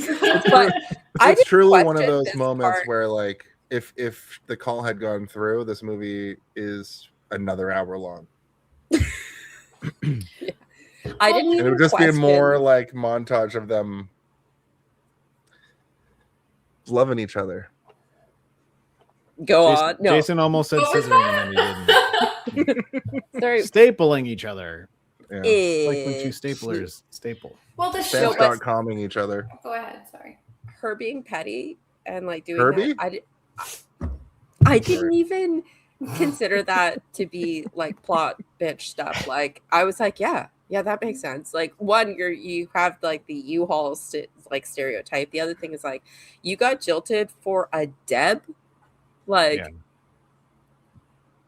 If I was an evil villain, I would also be like, listen, if I was she's a an sexy assassin. Russian She could kill assassin, her. I would have called and been like, I have some information for you. I have plenty of It seems like you likes these things, so you know you might. Need no, I'm with you. I watched that and I was like, makes complete sense. Yeah. So, like, I would It's do funny that. that she's just walking by and does one of these like a double take, like what? Like she sees them like on a date, like what? She's great. She's there being like, I've left you 13 messages and like 2 video calls. Like, what is happening? It's funny because like I remember watching that and being like, oh, it's the Russian lady, and she's mad, and like I didn't like my brain was like that's kind of funny, but now that I'm talking about it, I'm like it is quite funny. Like it is funny that she's just walking by for some reason. Why is she still here? You know, like she's just walking around the city looking for dates, smoking a lot. Maybe she's looking for love. Yeah, she just wants another chance. I can change, baby. That's what she said. Are we still talking about dance so much? I want to be dancer. The reason she became an assassin is because a very famous prolific dance instructor wanted his wife murdered, and he promised if she murdered the man who his wife was sleeping with, he would give her free lessons, and he didn't do it. Wild. That's such a convoluted but funny thing. That's an insane backstory. Did she kill that man after, or did she? She killed him. She killed him with sheep shears, I think. That's and the date, like that's what she said. Damn. The wife of a prolific dance instructor was fucking a sheep, like a shepherd. You know? And she killed him. She killed him with sheep shears. That's and funny. the Russian girl told Lucy Diamond these passions, and then they were just thrown back in her face, you know, like, yeah, makes perfect sense. I'm on board. Okay, so tattle. Yeah, the tattling happens. This is the raid on the hideout. Everybody goes. They get the call from the Russian. They call Bobby. Bobby comes too. There are all the henchmen are playing bingo, and it does it's a fun shot where it like is like slowly panning up with evil music, and they're all like around something. You're like, oh, and then they're like, and then Scott is like, bingo, baby, I'm the god of bingo. And then like immediately like an alarm goes off, and he's like, oh, we gotta go. And I loved that. That is well, you're expecting them to be playing poker or something along those lines. Something way more manly. Yeah. Bingo. And then you pan to like the girls in bed with like gifts and being like, I love you. This is one of those moments where I'm like, what the fuck? Like, why doesn't she have an alarm in her room? I also said the same thing. I'm like, why is the beeping not happening in here? Like, why is it protected? You think that she would want that, but maybe not. Just in case she's. Well, this isn't her bedroom. This was her sex room. This is her sex room. No alarms in the sex room. No alarms in the sex room. This is not for sleeping. This is for fingering and scissoring. Is that like no sex in the champagne room? It's actually like that. It's only for champagne. So they also fight in the warehouse, and it's fine. It's like a fine little, and then we have a nice little moment between Janet and Scud, which is like, he's like, you look good, and she's like, oh yeah, you look good what too. Do you mean? And then like the other person's like, what are you doing? And then she's like, nothing, and like uppercuts him. Yeah. And then they all break into the room, and the two of them are mid fellatio or whatever. I don't know what they're doing. Yeah, they're scissoring. Okay, they're scissoring. Jason says they're scissoring, so I believe him. I closed my eyes like a little teenager. I was like, oh my god, are they fucking? I will say, when they don't get caught in the short, but in the short, it's sexual. Well, the short is also meant to be. It seemed like it was meant to do another 7-minute sequence next week, kind of thing, right? Like, I think that was their goal. Not PG-13, right? Like they were doing hit the microphone, sex noises, fingering. Yeah, 14A or R. But the thing that I noticed, the humor was much more adult in the short, to the point where she's like clearly fingering her, but then when she like falls back after, like her fingers are still like this, and I was like, this is like adult humor. I know, whatever. Okay, whatever. I'm just but telling they you. They made it like it was very like jokey in the fact that they were like, no, we know what they're doing, and then they kind of like we have exactly 4 minutes and 13 seconds to get this done. And this one was like they just had the blankets being like, oh my goodness, ooh, my nipples! No. Don't look at my nipples. Yeah, it's not good. Like Devon Aoki in bed with the guys. Like it was the same kind of just like they're under the sheet. Yeah. But it's at least it's not just the girl stuff that they cut out, because in a different kind of movie you would see more explicit, like tits and heterosexual stuff. Yeah. In this case, it just didn't see nothing across the board. Anybody. I think that's a rating thing, right? I think that like this movie, I think would have benefited from a higher rating and like had a little bit more like gross humor and like have some boobs and some wieners and stuff like that. Because like it's not going to be a Disney movie because it has girls kissing. Never. And in 2004, Disney wasn't going to do that. Like, what is their goal here to make it PG-13? I don't. Who is this for? Well, that's how I feel. 11-year-old me. The PG-13 rating, like from us watching it 22 years in the future, we sort of see it as this from now. Damn. Yes. We're like, at the time, they got the PG-13 rating purely because of it being gay. Like, but there's like, they don't even drop it. I don't think PG-13 gets one. But PG-13 gets one F-bomb, and they said shit a couple times. They curse in it a couple times, yeah. So like that. They curse. They said shit, Steven. They said shit a couple times. That's a curse word amongst demons. There's a demon named shit being like he gets more powerful every time someone says it. He's like, PG-13 famously gets one fuck, right? I don't remember what makes it. I'm a superhero. My name is PG-13, and I get one fuck. MPA, man. Yeah. It's kind of like a cleric getting like it's one divine intervention. Fuck. Yeah. But I mean, like the lesbian stuff, sure, yeah, like that would probably up its rating because in 2004, God forbid, everyone was a prude with the stick up their butt. But like, there is cursing and there's violence and there's smoking. Like the French character is not smoking the entire. Like she's smoking 100% of the time. Like there's but that came from the short too, right? Like in the short she was like laughing because that's like that's funny, right? She's French, so I guess she'll just be smoking the whole time. Like that's the joke. But that also will that makes your rating go up. Yeah, but it doesn't make it go up to an R. What does the scroll say? Like implied lesbianism, smoking, implied lesbianism. Nudity, but yeah.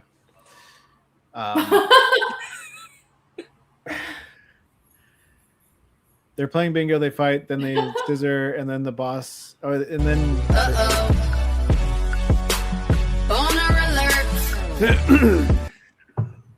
I actually have to use the little boys, the little spies room.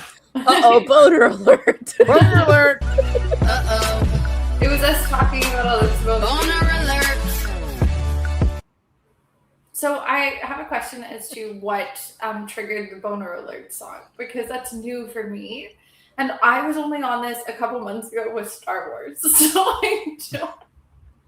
Oh, Boner Alert's been here for a very long time. Interesting. I've done a lot of, I guess, non-boner inducing Chucky, Barbie.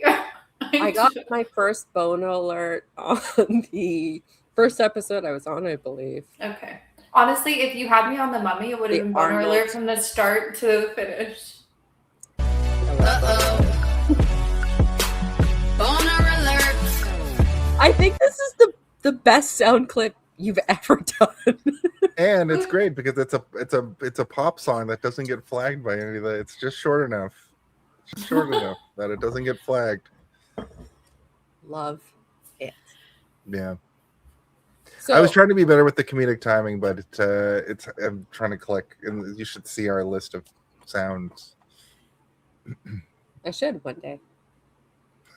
So I don't know where we were on the movie. I don't know, but let's Feminist Masterpiece this so for it a goes moment. back to Okay. they go back to the academy. Of course, he and, doesn't listen when I say Oh, sorry. I'm sorry. Go ahead. I was going to say, let's Feminist Masterpiece this for a moment. Because, like, one of the things that I regret on the last episode that we did for The Substance, there was no moment at which we, like, actually kind of dissected it as a, like, an actual, like, what does this look like as a feminist text?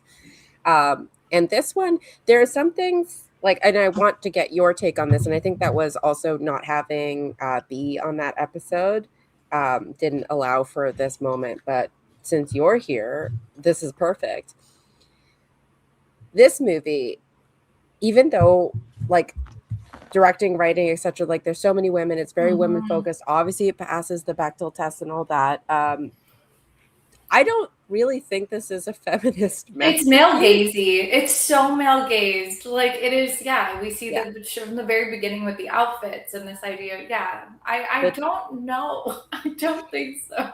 It's like, it's not filmed in an egregious way where you're uncomfortable with, like, the way they're in skimpy outfits and whatnot, but they are ultimately in extremely, like, Halloween, like, spirit Halloween costumes. Like, this is like that. It's not like an actual, like, schoolgirl outfit. It's like the fetish version of it. Is the fetish version, and then it's also like the relationships. I think with the friends makes me a little sad because, like, yes, it's like you're like, oh, Max is supposed to be your best friend, but you don't really get that reflection of what, like, a best friend is in those moments and, like, throughout the movie, and it does sort of make you sit there and be like, oh, like, that's such, like, a bummer, because it would have been so much better if you did just do, especially with, like, so many women involved in this movie, like, do the best friend of, like, the friendship group that, like, is real, not like what people seem to think a friendship group looks like, which is a lot of competition and, like, judging. Yeah, it's like bitchy girl instead of, like, the sort of what was the word? Like, camaraderie, like the genuine feminine friendship. You don't get to see that. I mean, Sex and the City does it even, like, better than this movie does, which they is don't tragic. really do it here, yes, and I think that's kind of a miss because you're giving me a group Kinship. Of people. That's what I was going to say. Female, like, kinship circles, and if you take Jordana Brewster's character and put a boy in, not a lot changes. And it does not pass the Bechdel test if you do that. Correct. So, so, like, she negs Amy, like, the whole time. Like, there's so many tropes that she does of, like, a guy trying to get together with a girl. Like, it's that same, like, chasing after her even after she said no, kidnapping her. Like, this is we've seen this story before, and it's just because it's a girl, like the woman in this scenario, like the dynamic is different, but it's the story beats are the same. So it's just interesting to me that for a movie that on its face kind of looks like it could be a feminist masterpiece, but then also like it's a very confusing movie. It's so close. I think it's like, even with like what Steven said, like it's so close to being like that can't be good, like bad movie. But like there's just, and it's so close to being like a movie where you're like, oh, like with these tweaks, it would be what I would consider like a very fun, like feminist kind of piece. But yes, I think it's the relationships between the women outside of like a sexual relationship that like is a little disappointing. And where it sort of lacks. I think for me, it's the lack of actual character, right? Like the characters aren't characters. They're sort of like stickers that you place into a scenario and be like, okay, so now the sticker's here, now the sticker's here, now the sticker's here, but there's nothing really to make me feel like anybody is growing or changing. Like it's almost always the same. And even at the end where there's supposed to be this revelation, I'm like, it just still feels like the stickers are interacting with each other. There's not really anything. But would you rather have this movie and this version of like feminism than 100 other Judd Apatow movies? Yes. Like 100%. Like when I say that it's not a feminist masterpiece, it's just like, I'm not saying that it's still in the right world direction. Without this movie. It's like this movie makes the world better. I also still think that it is like a queer, like I love the idea of this movie being like kind of like a what do we say, like a cult, like a cult movie, because like there is so much fun with it, and they did have fun with like what they did. And I also think like, I don't know, I think I think the joy of it not being like a male character as our Lucy Diamond is like when she's in the bar and you can see her looking like very comically, cartoonishly confused as she's like, I want to kiss you, like biting the lip and everything. I was like, that's so fun because it's like an exaggeration of that like what is the joke, like that gay panic, like the panicky feeling of being like, wait, what's happening right now, right? Like, but it's like it's not an exaggeration of it. Like, it's not a hetero gay panic. It's like a very gay panic. Yes. Well, I want to block you right now. Her whole body and you're like, oh goodness, just kiss her, do it. Like, they're just biting their own lips the whole time, like. When you isolate the feminism part of it and then layer in the LGBTQ part of it, that's where I think like the intersectionality really makes this movie a movie that I like. There's no other movie like it because like you don't have the kill your gays trope. You just have like queer joy through it. Like nobody dies, nobody sacrificed, nobody has like disease or like, you know how. And there's no embarrassment attached to it either, right? Like exactly. There's no straighting the person at the end. There's even when they find them in bed together, it's very like, okay, well that makes sense. It's not like ooh. Exactly, and that's super rare. Like I really don't think there's another movie like this, that's what makes me want it to be better. Like even though I enjoyed it so much, like it just sucks that when you have the one thing, it's like if it's not the perfect version, you have so little of everything else that you're like, oh, I wish this was better, right? And then that kind of pulls it down in your esteem a bit, and that's really frustrating.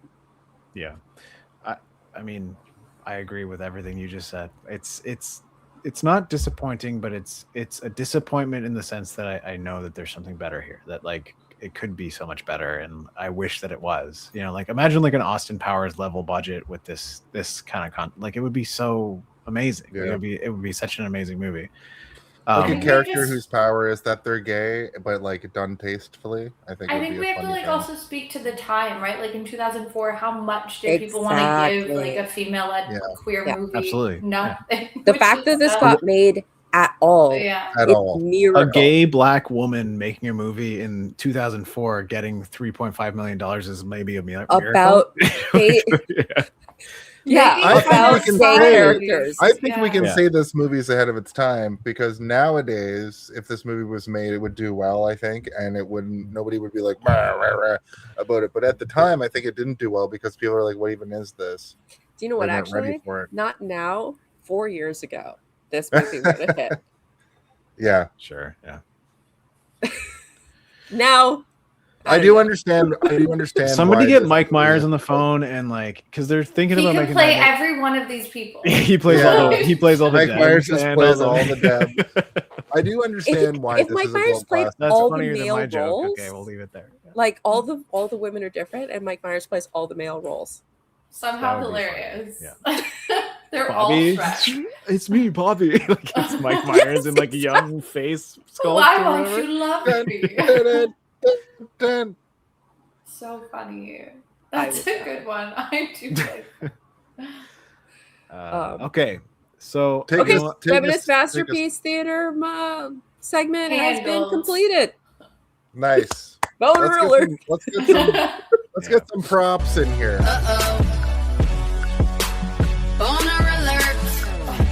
so silly. So we have the moment where she gets brought back and she's chewed out by the boss, and they make the plan to go to Endgame, and Deb of the year. Yeah, Max gives her says like, well, we don't need to send her to where, I don't know. They said The gulag. Yeah, they're like, no, they want to send her to like Siberia. Scandinavia or something. Yeah. Yeah. Scandinavia would be nice. It is Siberia. It's definitely Siberia. Well, I mean, whatever. You get to go to Arizona.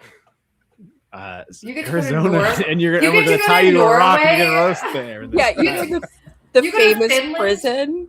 You go to Finland where there's a lovely female prime minister, president lady who's just like giving people like packages when they have a baby. Like, not that bad. Yeah, the Okay, so they famous send her cold to prison is in Siberia.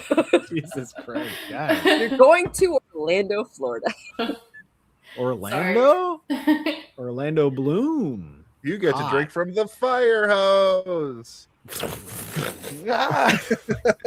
Okay, so they make up they make up a plan to save face for the company. It's not really much of a scene. I would argue that the Michael Clark Duncan scene after this is better. This is more just like exposition to get us to the end game, the literal end Right, game but of the movie. it's cool that Max is like, you know what? If we just tell them that she's working undercover even further. So this is where I would argue that Noel and Tatiana and myself, as we've been arguing the entirety of not the movie, Jason. not because you haven't said anything about it, but it makes her seem evil. Like I'm like, this is an evil plan. Like the way she's acting, everything about what's going on here makes it seem like she has some sort of double plan happening. And I'm like, what? Are they friends or not? And because it seems like she's like, and then you do this, and then you do that, and like it seems like she's rubbing her nose in her own waist, Or like she's forcing her to like pretend to be straight. Like, yeah, there's like a No, I agree with that. if they established any level of like friendship and care beforehand, I'd be like, oh, she doesn't want her sent to Siberia. She's trying to do anything she can to like get her to stay. It doesn't here. feel that way though at all. But Right? yes, because they Yeah. did nothing before that. Like nothing to make it seem like that. It would- feels And it's like like she's it's a bad plan. there was a moment in my brain where I'm like, is she gonna turn into the next villain of D.E.B.S 2? Like I thought that she was gonna be like the That would ex-Deb be or whatever, good. you know? Like Yeah. it was The like Electric Boogaloo. like conversion camp ish of being like, you're gonna read this letter about how all the awful things she did to you, and like you have to say it in front of all these people to be able to like go into your next stage and like be Yeah. a good spy with us. And I'm like, that makes me feel bad. Like that just It's awful. And like the only part where I was like, ugh, in the whole movie was when she was reading it out Yeah. and saying about all the terrible things that Lucy Diamond is. And I'm like, why is this in my fun movie? Yeah, get this out of here. I was like, she's gonna stop, right? She's gonna stop and be like, actually no. And it took so much longer than I think it should have for her to be like, actually. It was no. too long of a speech. Yeah. Yes. Yeah. And then I- that's what Max thinks. And it's just, also, it's a bad plan. Like, that's not how to keep her out of Yeah, Siberia. didn't Max wrote the like, just speech, right? disappear her or something. Like, Yeah.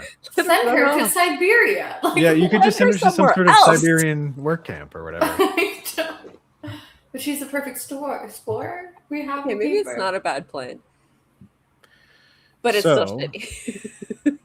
This is also they make up the plan, and then we get another montage. I wrote, only it's sad this time. It's like a little like sad music is playing, like ding ding ding ding ding ding ding, and she gets an A+ on her thesis about Lucy Diamond, That's nice, but she's sad about it because she loves Lucy Diamond. How do you always do that? I literally looked over at my screen with the movie playing, and the paper fell to her table with the A+ on it. Well, my name's Mason John. I'm a genie from another dimension. My one power is to really nail your movie times. Yeah. And this movie is not bad. Nope. Yeah, that's right. Yeah. Blue balled alert. Yeah. We've all been blue balled over here. Cut that image of wait, me. Steven, is this where we get to the montage where she's singing karaoke? Yes. Yeah, that's like the I'm next. so in love Well, with right you. before that though is like the Bobby Wait. coming down and be like, "So we're going to prom together, right?" Endgame. Wait. So Prom. yeah, What this is part the is prom. there? This is the He- sad. So at the end of the sad montage, it shows them and they're on some sort of infiltration mission, and now all the swings are like way far on one side, and she's like Yeah. super far. Yourself. Which is fun. That's funny. Where it's like you go over there. Like you We have don't to even want to be be near you. Yeah, you're not allowed to sit next to us on your swing. Is it during the sad montage that we get the Lucy Diamond in the sky? The bat signal in the sky that says Lucy Diamond and it says That's- like I miss Yeah, you. that's when. I think that's later when we get the Lucy No. montage. Yeah, So, that's Oh, we're not even there yet. No, Oh, this is a different. This is just like the There's only pre- 20 minutes of the movie This left. is still this is like So- what we call wrapping up a little bow. Like we're like we need to make sure everything is wrapped up before we get to the end. we're going to the third act. Yeah. I like that the third act is called Endgame. Like it's like, are you going to Endgame? Like everybody's like, we're going I to the couldn't. Endgame. This is They don't modern call it the Marvel end movies have ball or ruined our lives Yeah. because just like you, I was like Endgame. Da, but like- da, Listen, I da, understand that da. Endgame was a term before Endgame. What I No, think no, is but fun- what I think it's is like- funny is that they call it Endgame. Like they yeah, call it's their, like why they is call it their text called ceremony Endgame? Endgame. Why do they But keep also calling the it test Avengers is called Endgame? So I thought that it was like, Endgame being the person that you stay with. I thought they were like all the Marvel jokes aside, like I No. thought that person is Endgame, and I thought it was like a pun on the fact that the two girls were like they are Endgame, Endgame. like they're gonna be together Right. forever, like, and it's like a debutante ball, so you're kind of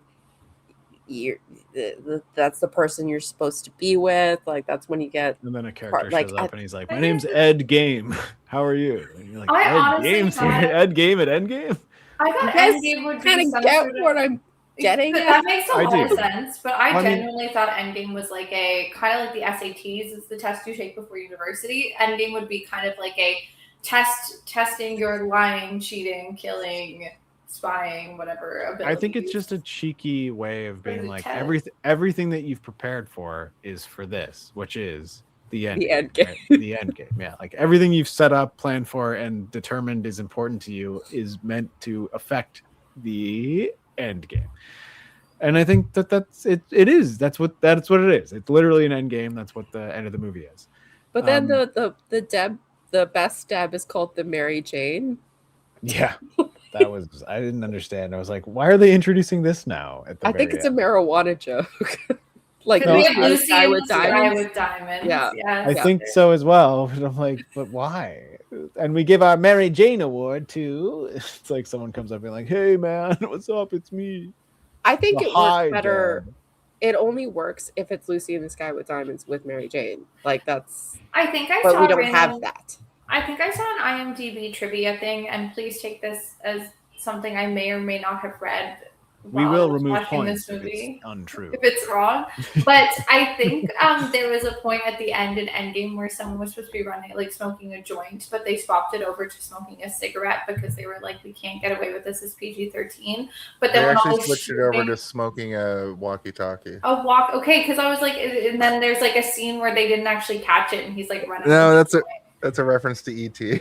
Oh, I Yeah. see. I don't know. Jason was I- making a joke. Jason, you don't know this about me, but I can't watch ET ever since I watched it as a child and had a full like, panic. Steve, I've- it's a yeah. horror movie. It's a for horror me. movie. It actually I makes can't me No, watch so it again. as It's a so dad, scary. as a Oh, dad now, God. I've heard that No, you're thank you. supposed No one to else tell says your this. child that ET comes back to life. Like I don't if care you're if not he comes that, back to life Jason. or It's not. the- It's the entire concept It's of the scary evil. part. Yeah. Yeah. entire I was concept like- of this creepy fucking alien. I don't care for it. I've talked to Tatiana about this many times because I want to do ET on the show, and I've been like, but would you be willing to face your fears and watch? And I'm like, I'll watch it with you. You can come No. out. We'll all Yeah. watch it together. Pat, It's much less I impactful now that you also- can see how rubber he looks. I'm terrified of ET. It- Truly I terrified. owned it on VHS as a Why kid, and don't I couldn't we face my fears. Face our fears together and do this episode as two people who are I'm wee in. hut juniors about ET. Because I also don't want to watch it again. But this is I love ET more than I think most movies. That Steven, exist. if you give me like fun facts throughout the whole thing while Noel and I watch, I might be able to do it because I'd be able to sort of keep myself out of the. We can also do it at your house if you want, if you're more comfortable. And I can hold my dog. Yeah, your dog can Fun be there. fact. I am so in. Okay, And we'll bring talk Reese's about this Pieces. later. We'll talk about this Peanuts. offline. Yeah. Okay, guys, we have to focus. We gotta We're so wrap close. up this Yeah. movie. We're gonna We're so wrap close this to the movie end. up. I've got one note The movie left. was 87 minutes, and we're like, so what about the? Okay, so sad infiltration. It happens. Bobby's gross. He says Leslie stuff. It's nasty. And then Lucy shows up and in her house, and instead of being like, no, you have to go, she does like, no, you have to go, and then hits the like ring, ring, ring, and all the Debs show up and chase her off, and she runs out. I mean, it's important to the plot, but I don't think there's not like this is just there to let us understand what's going on between the characters, I think, right? Like there's not much there other than that. Mm-hmm. And then we get another fucking montage. We get a moment where we go back to Lucy's base, and she has her giant laser that she's like, blink, blink, blink, blink, blink, and she's like fucking Australia, and she's like wants to take out Australia, and Scud's like, what are you doing? And she's like, I'm gonna take out Australia, and he's like, why? And she's like, I don't like the cut of their gym, or I can't remember. She said something really like, I don't like their attitude.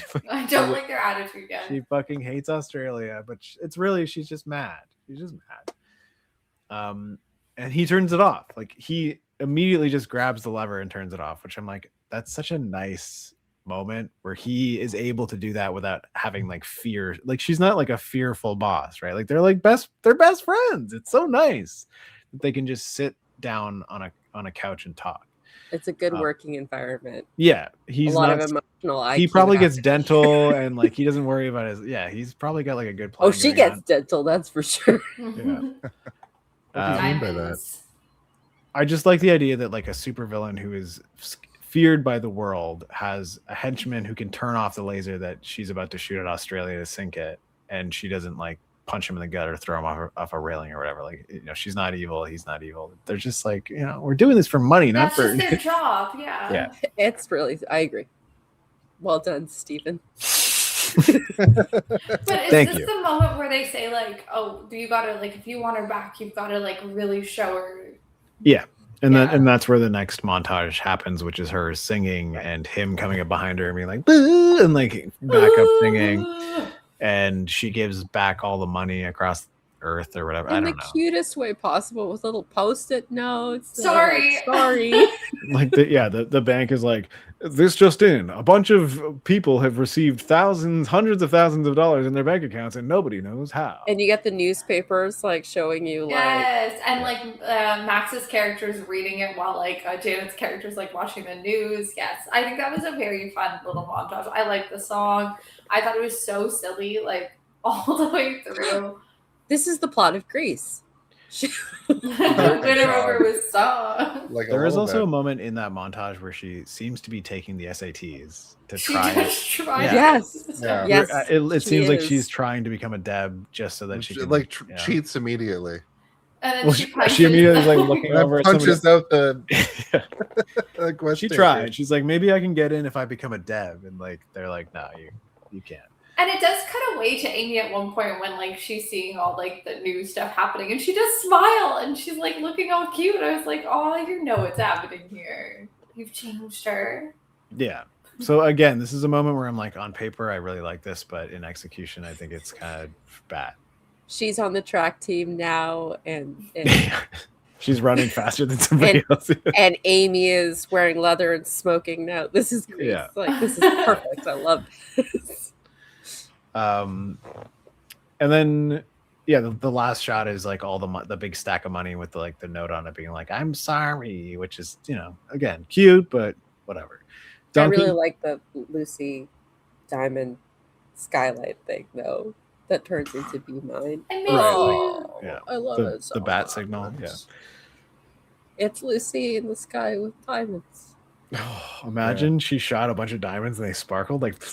And then everyone's on LSD. And that would be the whole. But then all these poor people would be like, "Oh, 100%. diamonds!" like in the streets. Oh, my eyes! Like diamonds. Yeah, they're in my eyes. They're in my eyes, Lucy. Why?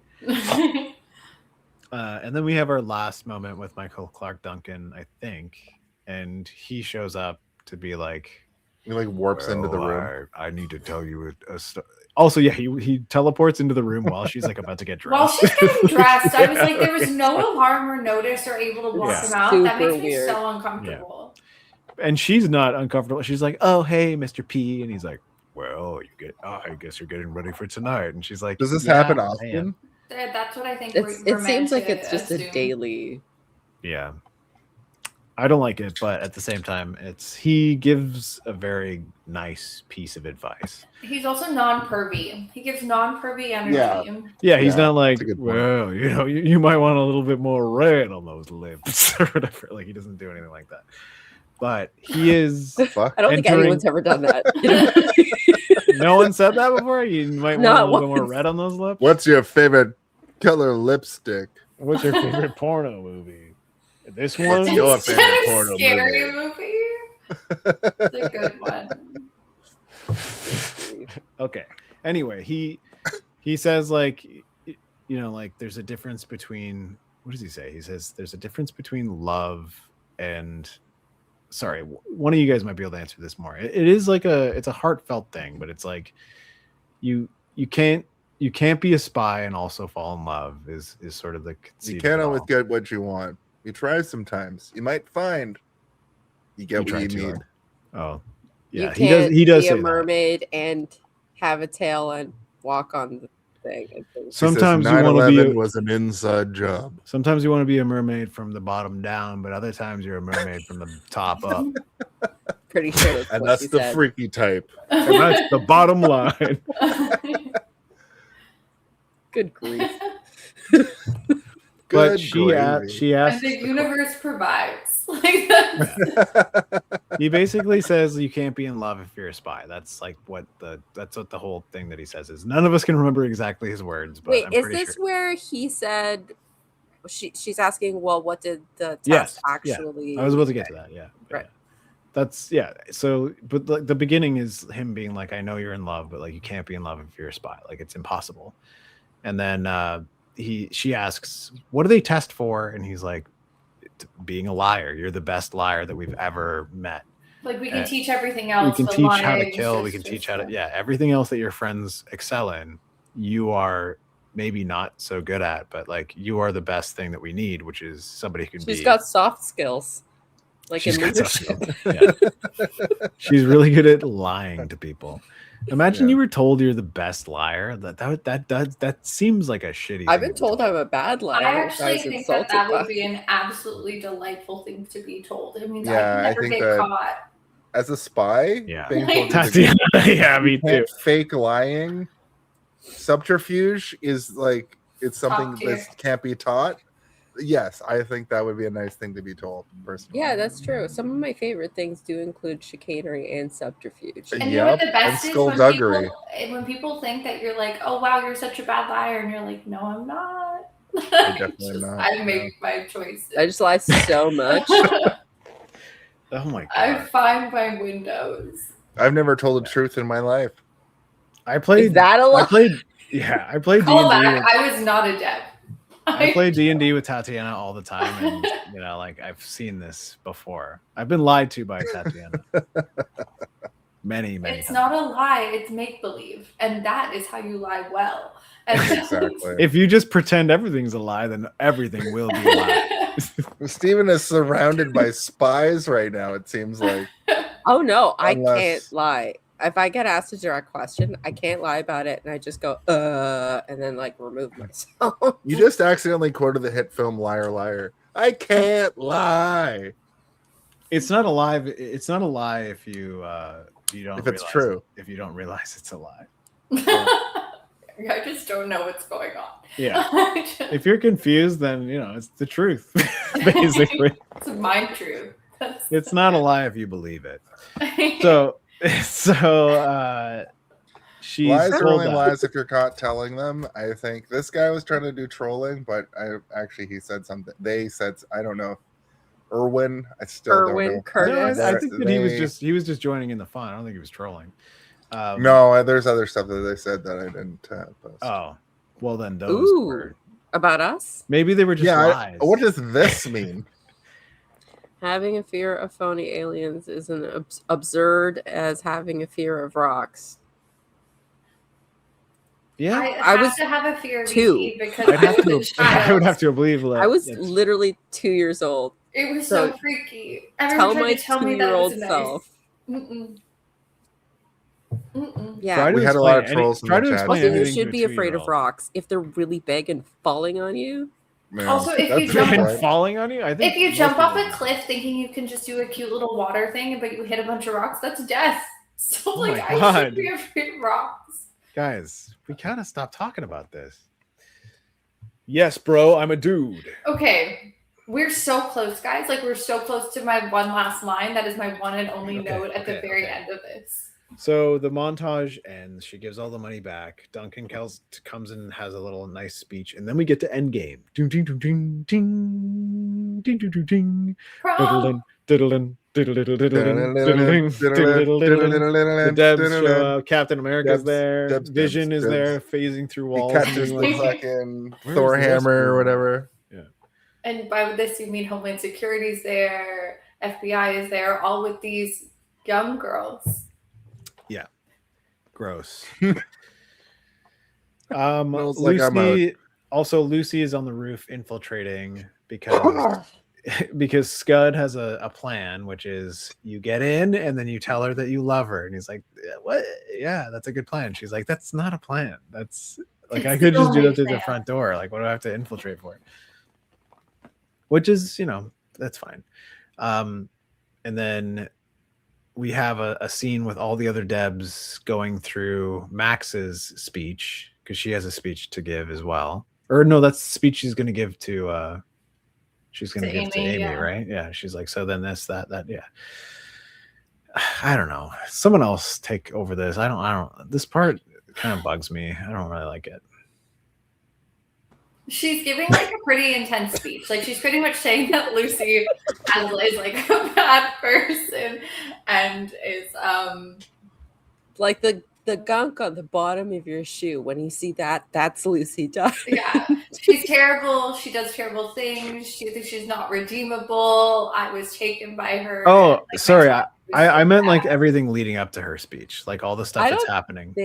I don't know if that there's not really much. It's mostly Lucy is infiltrating. Bobby is aware of it because he coughs what she's here, and then he runs around. He tries to shoot the vent, and she's throwing diamonds in both directions. You remember earlier when I was like, oh, they spent all their squib budget on this scene because she's going through the vents and it's like bing, bing, bing, bing, but it's terrible CGI squibs where I'm like, oh no, this is so bad. And then she falls out of the vent.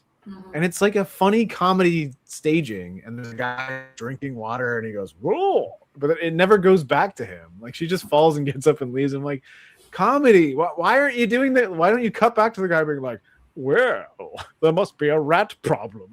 Doing anything. He could say anything, but he just doesn't. He doesn't even.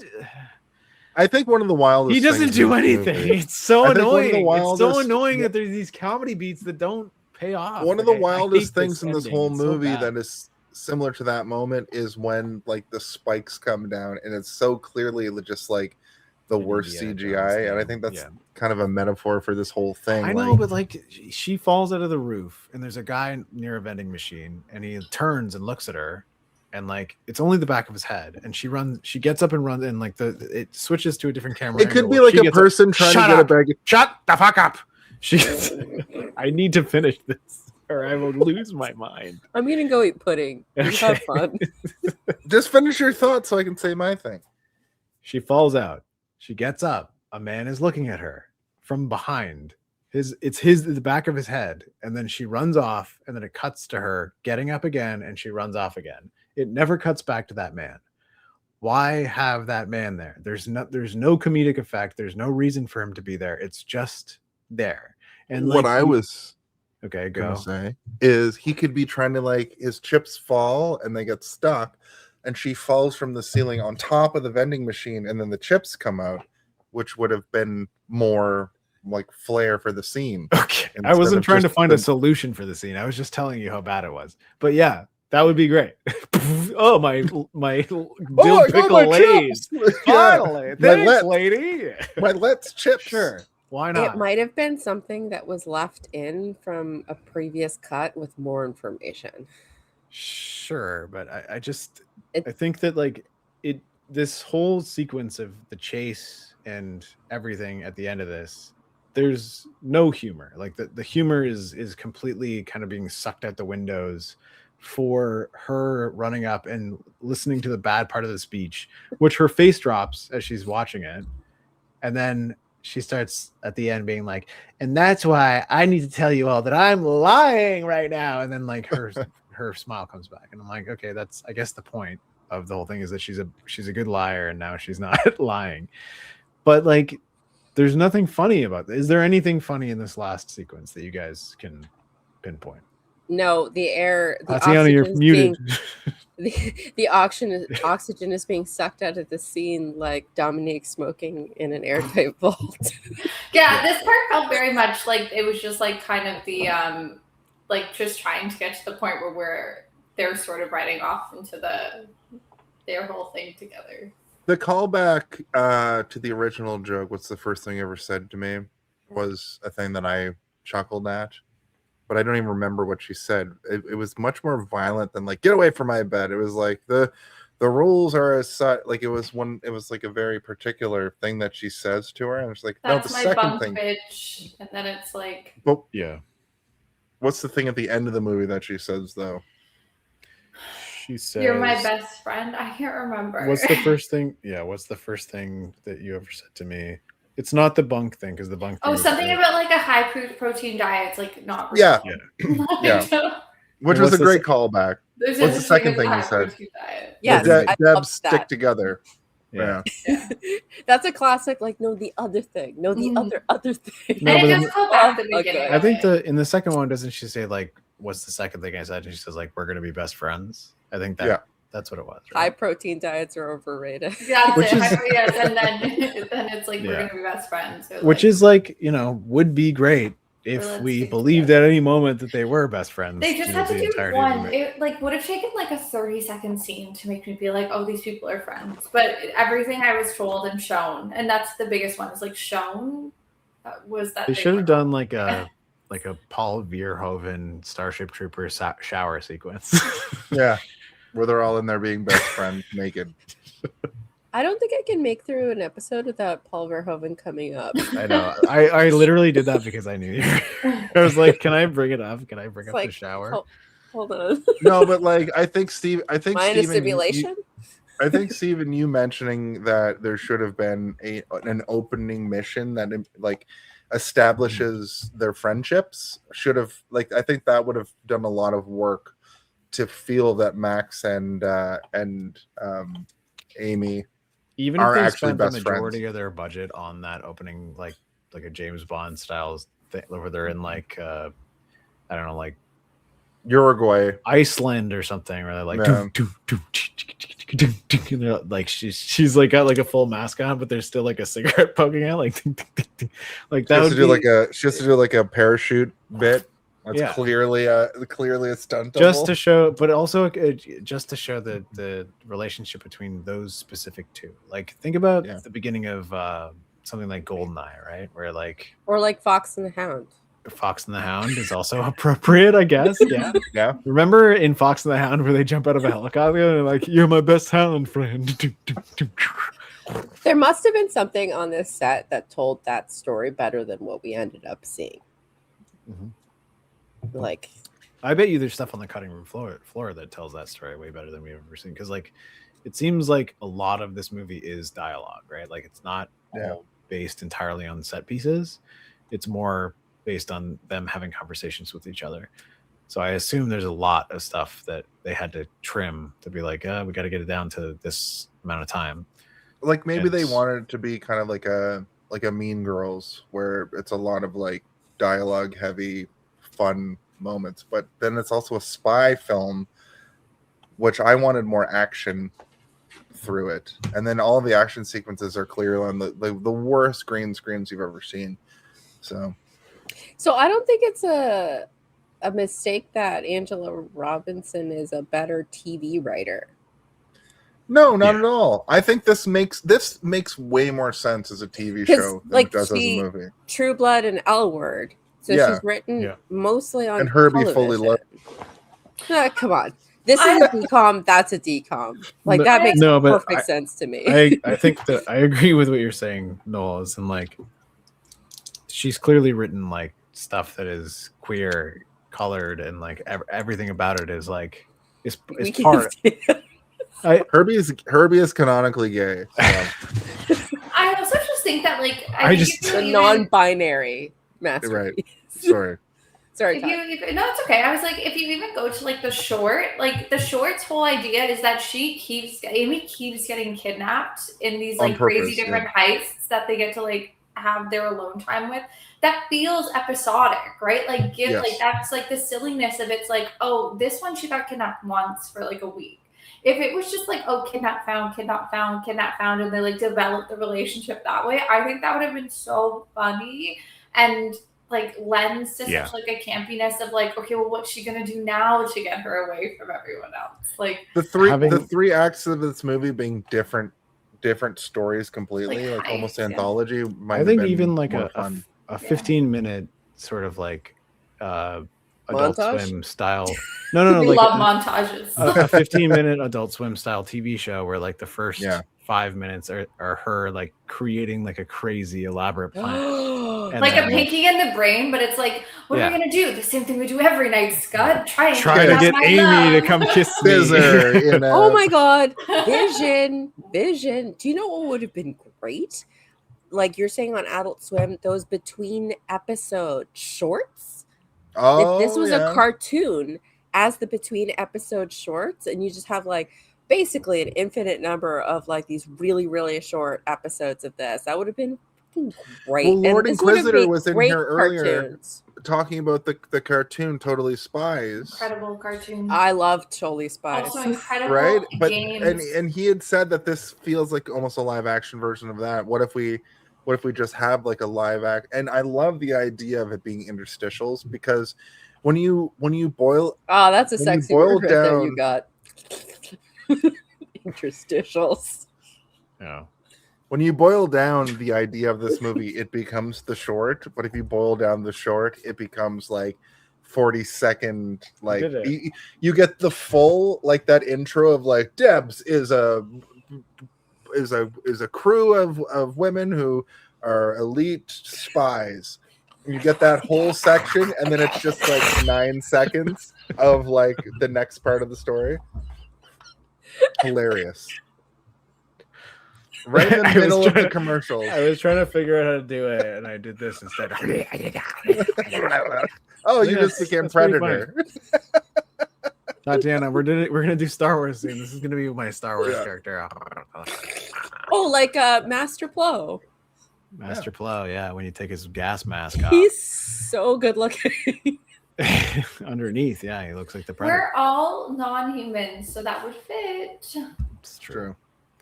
I actually want to be, like Dexter Jetster from Attack of the Clones. The guy was like, Obi-Wan! And he's got all the arms. I think what you're going to really learn very quickly is that none of us. Oh, I specifically don't know who that is. And I've seen that movie like 4 times. Oh, you guys. Oh, sorry. He's the guy. How does Max Rebo factor into it? I know better. I know more things now. All right. Well, I'll teach you who Dexter Jetster is next time I see you. Dexter Jetster. What did you do? That's different. He doesn't look like that.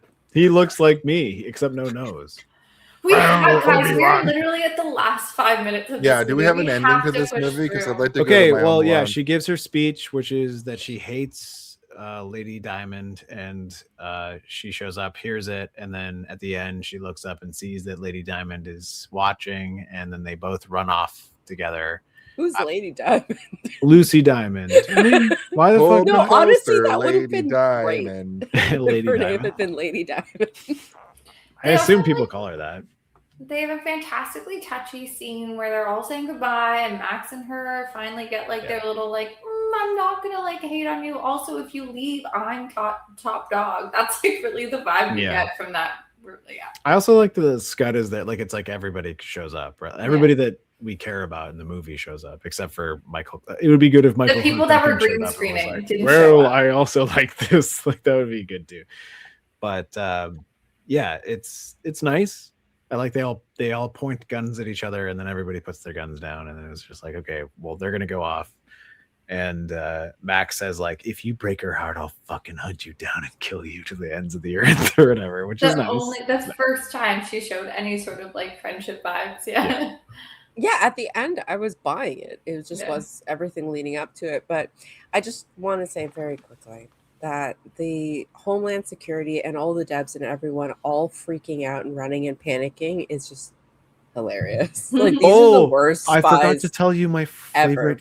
So my favorite character in the whole movie is it the person who falls over the couch? It's it's the purple shirt guy who sees her, like she comes out with her gun and she's like trying to like use like the payphone or something, and he's like, he turns to the screen, he's like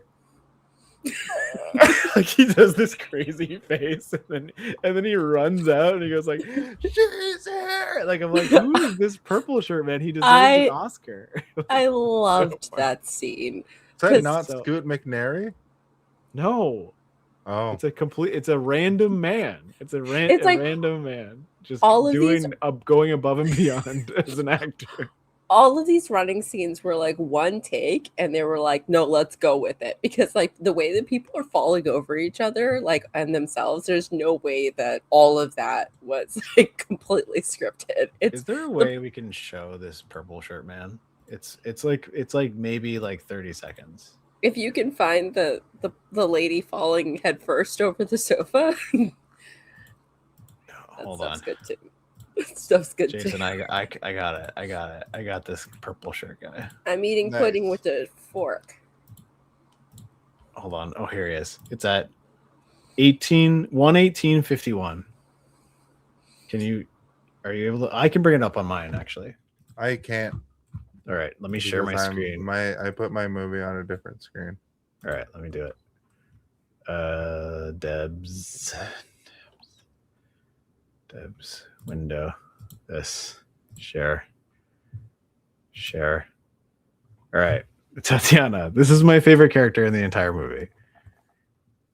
It's the funniest thing. I was like, who is this guy? And also I'm like, do I look like this guy? Is this me? You gotta shift your hair. That's Scoot McNairy. It's not him. This is not him. It is. That is Scoot McNairy right there. Oh, is that Scoot McNairy? Okay. Yeah.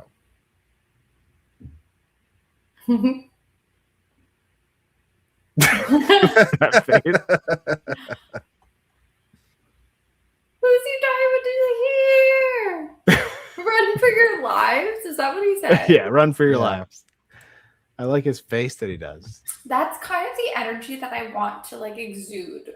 It's like I walk in a room and people are like, oh shit, this person's here. Everybody run for your lives. I mean, that kind of happens as a person with me, that's played D&D with Tatiana for over 6-7 years now. 6-7 years. Like, yeah, I know. That's the energy I want. Leave me the fuck alone. It's the vibe. It's crazy to think that we've played D&D together for 6-7 years. I don't even like to think that I know people for that many years. I don't. It's true though. I'm still a baby. I'm 11 years old. I am watching D.E.B.S for the first time. I'm 2 and scared of rocks. So. That's it. Yes, if I'm scared of aliens, I have to be scared of rocks too. That's just the truth. You never know what those guys are up to. Like the Gnome King in Return to Oz. That's a scary rock right there. That is a scary rock, yeah. Maybe the scariest rock, I think. I don't think there's a scarier rock. Dwayne The Rock Johnson. Okay. That's a rock that could punch you in the face. Pick your crush theme. I mean, I like the end, but I don't really have anything to say about it. Okay, can I say mine and then we can just okay. So obviously they ride off, not into the sunset, and this came to me while I was watching it. So like please laugh at your own will. But I was like, no, they're riding off into the moonlight because that's for the lesbians and the witches. So I like that. That was pretty much how I read it because I'm like, why are they not riding off into the sun? I thought it was the sunrise. No, it was the moon. It was it a a full moon? It was the full moon. It was the full moon. You know what? I don't hate that because that's what the witches and like Diana, Hecate. These are all like lunar, vulvular characters. Yeah. I lived with a witch for a while, and like one time I was like, "What's this jar of water?" And she said, "That's my moon water." Yes, you charge things. Yeah, you charge crystals with the moon. I have a whole bunch of them. Oh, maybe I'm not afraid of rocks. So different moon cycles and stuff. What do I do with this? And she said, "Nothing. Just leave it. It's not fully charged yet." I was like, "Okay, well." There you go. So that's pretty much my ending of the movie. I was like, yes, ride into the moonlight, my daughters, lovers, sisters, and friends. I don't know. I love it. It's almost like when Dominic and Brian drive the cars and they like jump over and then the train's going in the sun is like bright, only the moon. Like it's really the lady version of that. Exactly. Exactly. And they land low-key respect. They land next to a picnic table full of and then they jars make of out, water. and we're like, that is Debs in Fast and Furious. This is the Debs is the Fast and the Furious for women. Yeah. At the end of Fast and Furious, did they drink a bunch of water for like women? sun water? So They do drink sun water, yeah. They drink sun water. Okay, that's piss. Wow. You know how Fast and Furious is a slightly less gay version of Point Break? Yeah. No. I love I do Point know Break. I do. Well, Point Break was also this- directed by a woman. So This is more like Debs is more of a lady Point Break with characters from Fast and Furious, Point Break and Fast And Furious. Legally Blonde. If only they could legally Fast and Furious. If only they could get Legally Furious. Legally furious. According to the law, she's within her rights, sir. Yeah. Fast and Blonde was my nickname in college. Fast and Blonde, and she's legally furious. Jesus Christ. Fast and Blonde is a movie I've seen before on the internet. And that's just Amy, the perfect score. Like, we did it. Yeah. Amy, the perfect score, Fast and Blonde. Amazing. Fast and Blonde, legally furious. Amy, the perfect score. That's what Lucy Diamond said. Here's the ultimate question for the Hey Did You See This One podcast. What's going on here? A staff meeting or a family reunion? In fact, I want a shirt that says a staff meeting or a family reunion. Do we look like we could be related? I guess maybe. Yeah. That's Distantly. We're quintuplets. Yeah. We were all family. born. It's just dominant. It's Toretto. Our mother poured moon water into her womb, and we all came out together. Moon water in a cabbage patch. Oh. And we all came out of flowers in the Science. moonlight. We're Cabbage Patch Kids, all of And us. that's our Disney movie. Thank you. What gives? I don't know, Kenneth. What gives? Russell. We did love Look it. with We your loved two the first con. names / 2 last names as first names. Where's the Mission Impossible soundtrack? Oh, yeah. Okay, so Yeah. I guess we're at the Flip end, it. aren't we? Yeah.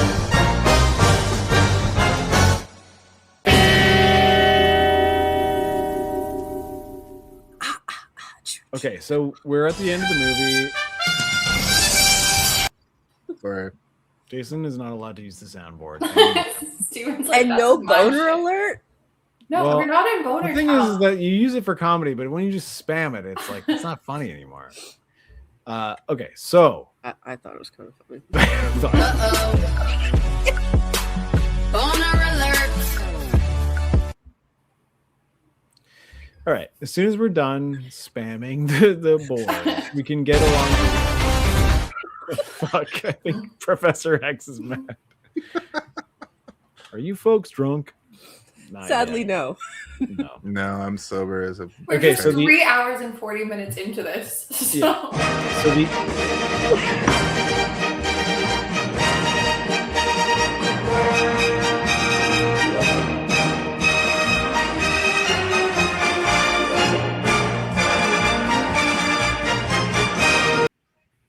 all right, Jason, don't touch it. I did that one for you specifically because I love you. Okay, well. Okay. Okay, let's wrap it up. Wrap it up. We're at the end of the episode, which is where we have to now do our Home Alone of it all, which is where we all decide exactly the moment in the movie that we decided to watch this movie. Something that we saw in a trailer, something that somebody told us, something that makes you want to watch this movie. Even if you were told by your friend to watch this movie and you get halfway through it, you're like, I guess this is the thing that would make me, oh my God. This is the thing that would make me want to watch this movie. Jesus Christ. Do we all understand what the Home Alone of it all is? I think If three you of had us. to pick one, What do you think the Home when Alone of it is all? the Home Alone of it all? Can someone please tell me when the Home Alone of I it all really gotta happens? know. When is the Home Alone of it all? What is the Home Alone of it all? Now that's the Home Alone of it all.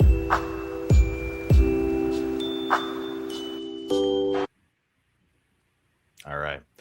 These people are nuts. You're right. Tatiana, you go first. Tell us what your Home Alone of it all is, but also give us your final thoughts on the movie and a rating if you have one. Okay. I think the Home Alone of it all for me. Oh God, that's a hard one. Okay, I actually think that it might be right at the beginning where the narrator is saying there's a secret test in the SATs. Because the moment they said that, I was like, what is the secret test? Why don't I know more about it? How did I not get picked out of the crowd to be part of this service? So that is my Home Alone of it all, because right at the beginning it sort of got me, and then there were just people sort of kissing in a way that I really enjoyed. So all in all, I do think that was it. Final thoughts. I've watched this movie since I was a kid. I really loved it. I really enjoyed just like the silliness of it, and the fact, like, I also huge fan of the Charlie's Angels stuff. Like the television show, the movies, like I am truly just such a Lucy Liu obsessed human being. So like I love that like lady spy kind of space. And this one was just like all of that with like all of like the lack of like the seriousness, like that silly kind of like fun aspect. And I think in terms of a rating, I would probably just go perfect score. Ooh. So I stick with that. Oh,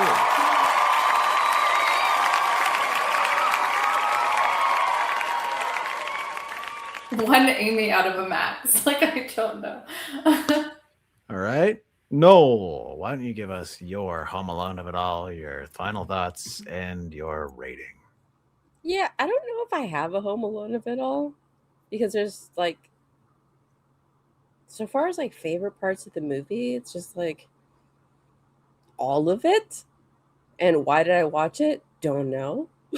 Like no one knows why we're here, but it's provocative. It gets the, if I had to Just the people going. Yeah. So yeah, I really like, this is the first time that I actually don't have one, and I'm not being facetious or weird. Like I have a degree and I don't have one. Oh, do you have a degree, Noel? Do you have a degree? Maybe. So yeah, Nice. no Home Alone of it all. My favorite part though was probably the second montage where she's giving back all of the stuff. I thought it was adorable. So now my rating is 1 father's bracelet in soup at a bad date. Soup at a bad day. Excellent. Pretty good. Excellent. Pretty good. I woke my laughing woke up the little baboo, so that's why she's here. That's a dog, not a baboon. Baboo. Baboon. No. I guess I'll go next because Jason likes to do the end part. The end game. The end game. It's not for some reason Kenneth Russell 1158. He did it because he likes us. He likes us. you like us. He likes us. He likes it. That's also from Subscribe harder, Daddy. Okay. Nope. My favorite, my Home Alone of it all for this movie is probably, I think it's also the opening. It's the opening where it's telling us what this is, and I got very excited. I also like the moment when all the Debs like sit down. Oh my god, he doesn't like when I talk. When all the Debs come down and then Max comes around the corner and it's like and she's like walking in slow motion and she's like loading her gun. I'm like, okay, this is kind of cool. But like, it doesn't pay off. Nothing ever in this movie ever pays off. When a cool thing happens or something that you like is like intriguing you, nothing ever pays off. That's my main issue with this movie, is that stuff that I'm into and I like always falls flat for me. But I will say that like there are things that I do like, but the things that I like are never paid off in the way that I want them to be. I think that's my main problem with this movie. You guys remind me of my grandkids, by the way. How are y'all? Okay, thank you. I have to not read the comments. Okay, so my review is that this movie has a lot of interesting stuff going on, a lot of things that I like, a lot of things that I would recommend to queer youths to watch. Maybe like a lot of like funny queer movies are kind of shit. I think in the last maybe like 8 to 5 years have been quite good. There's a lot of very funny queer cinema that exists now that I can, open palm, be like, take a look at it. And it's made by gay people too. Because like a lot of the stuff that was queer cinema when we were younger through the 90s or early 2000s, straight people made it, starring straight people, all pretending to be gay. But like now there's actual gay people making actual gay things, and they are good. And I would probably recommend that over this, but I don't think that it's bad. And I would recommend it to a certain demographic of person. And I do like that, Noel, you liked it, and Tot, this is like a thing that you've loved since you were a kid. That's great. And I'm glad that we had this discussion, because it actually made me enjoy the movie way more in the way that I thought that I would had I watched it with all of you guys together instead of watching it by myself and being like, this is the worst thing I've ever seen in my entire fucking life. Which, it is not the worst thing I've ever seen in my entire life. It's fun. It's a fun movie. If I had to give it a rating, I would give it a movie that continuously told me it was my best friend, but gave me no evidence of it being my best friend. Toxic. That's what this movie is. Ow.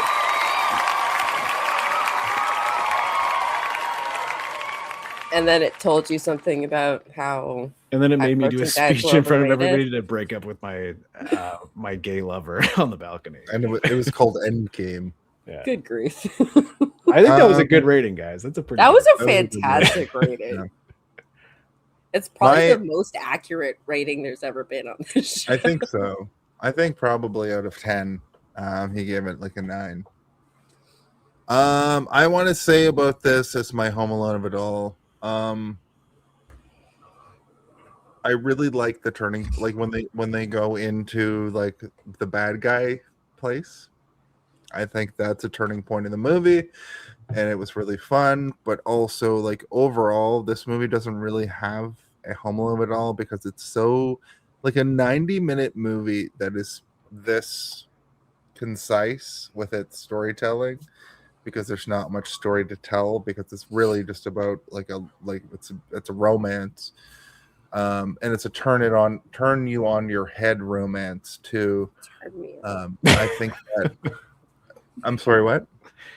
Noel just said, "Turn me on." And I laughed. It was funny. There's no clear point. The final sequence was great. Like the third, it has a good third act. But I do like the montages They do a lot to speed the story along. So I guess I don't have a very clear point. Kevin McAllister slaps down the blueprint, and we just watch the whole movie. I think in this case, my final thoughts on this are: I did not like it. I did not like watching this movie. However, talking about this movie with you guys for nearly 3 times as long as the duration of the movie was very enjoyable. Good company will always make anything better. I really think that they could have made this movie longer and made it better, put a bit more budget behind it and made it better. If this would have been a backdoor pilot for like a TV show, I think we would remember this TV show as something special, but we don't have that. That's what the original script was called, Backdoor Pilot. And it was, Backdoor Pilot. Completely different. Backdoor Pilot was actually my nickname in college. Hey-o, right next to footnote finish. Excuse me. Good gravy. But if I was going to give it a rating,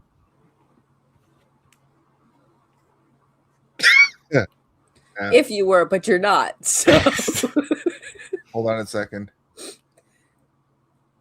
Okay, I'll just gush again how much I like this movie. This movie. No, I'm almost fabulous. done. Love it. I need 2 more cough breaks. If I was to give this a rating, I would give it like the 4 chairs over here and the 1 chair over here separated. I do give this is a rare situation. This is a rare situation where I was going to give it a 2 out of 5, but I give it a 2.2 out of 5 because of this conversation. 0.2? What the fuck is that 2? 0.1 for Noel, 0.1 for me. That's what I did. I don't get any points. What the fuck? You're a boy. You don't get points. I'm a gay boy, though. What about that? You got to be in Homeland Security, though. We're like homo land security. I think it's better. Never start vaping, but also if you are vaping, never quit vaping. That's my actual rating because I'm going through it.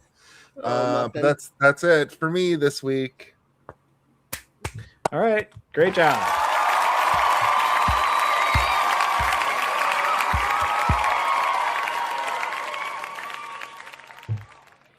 I'm sitting here like a caveman. What's going on? We're ending our discussion about the movie D.E.B.S. And as we get to the end of the discussion, we've completed it. We've given our ratings. Jason says don't vapey. Noel gave it I don't remember. And I don't, Tatiana said it was good. And soup. Oh, soup. Yeah, the soup. Soup bracelet. And Tatiana, what was yours again? Perfect score. Perfect score. And mine was my girlfriend, who I thought was my best friend, told me that they were my best friend, but really they were my enemy the whole time. And that's the end. But we do have to do some pluggies before we go, if that's okay with everybody. So let's all right, let me just plug this in right here and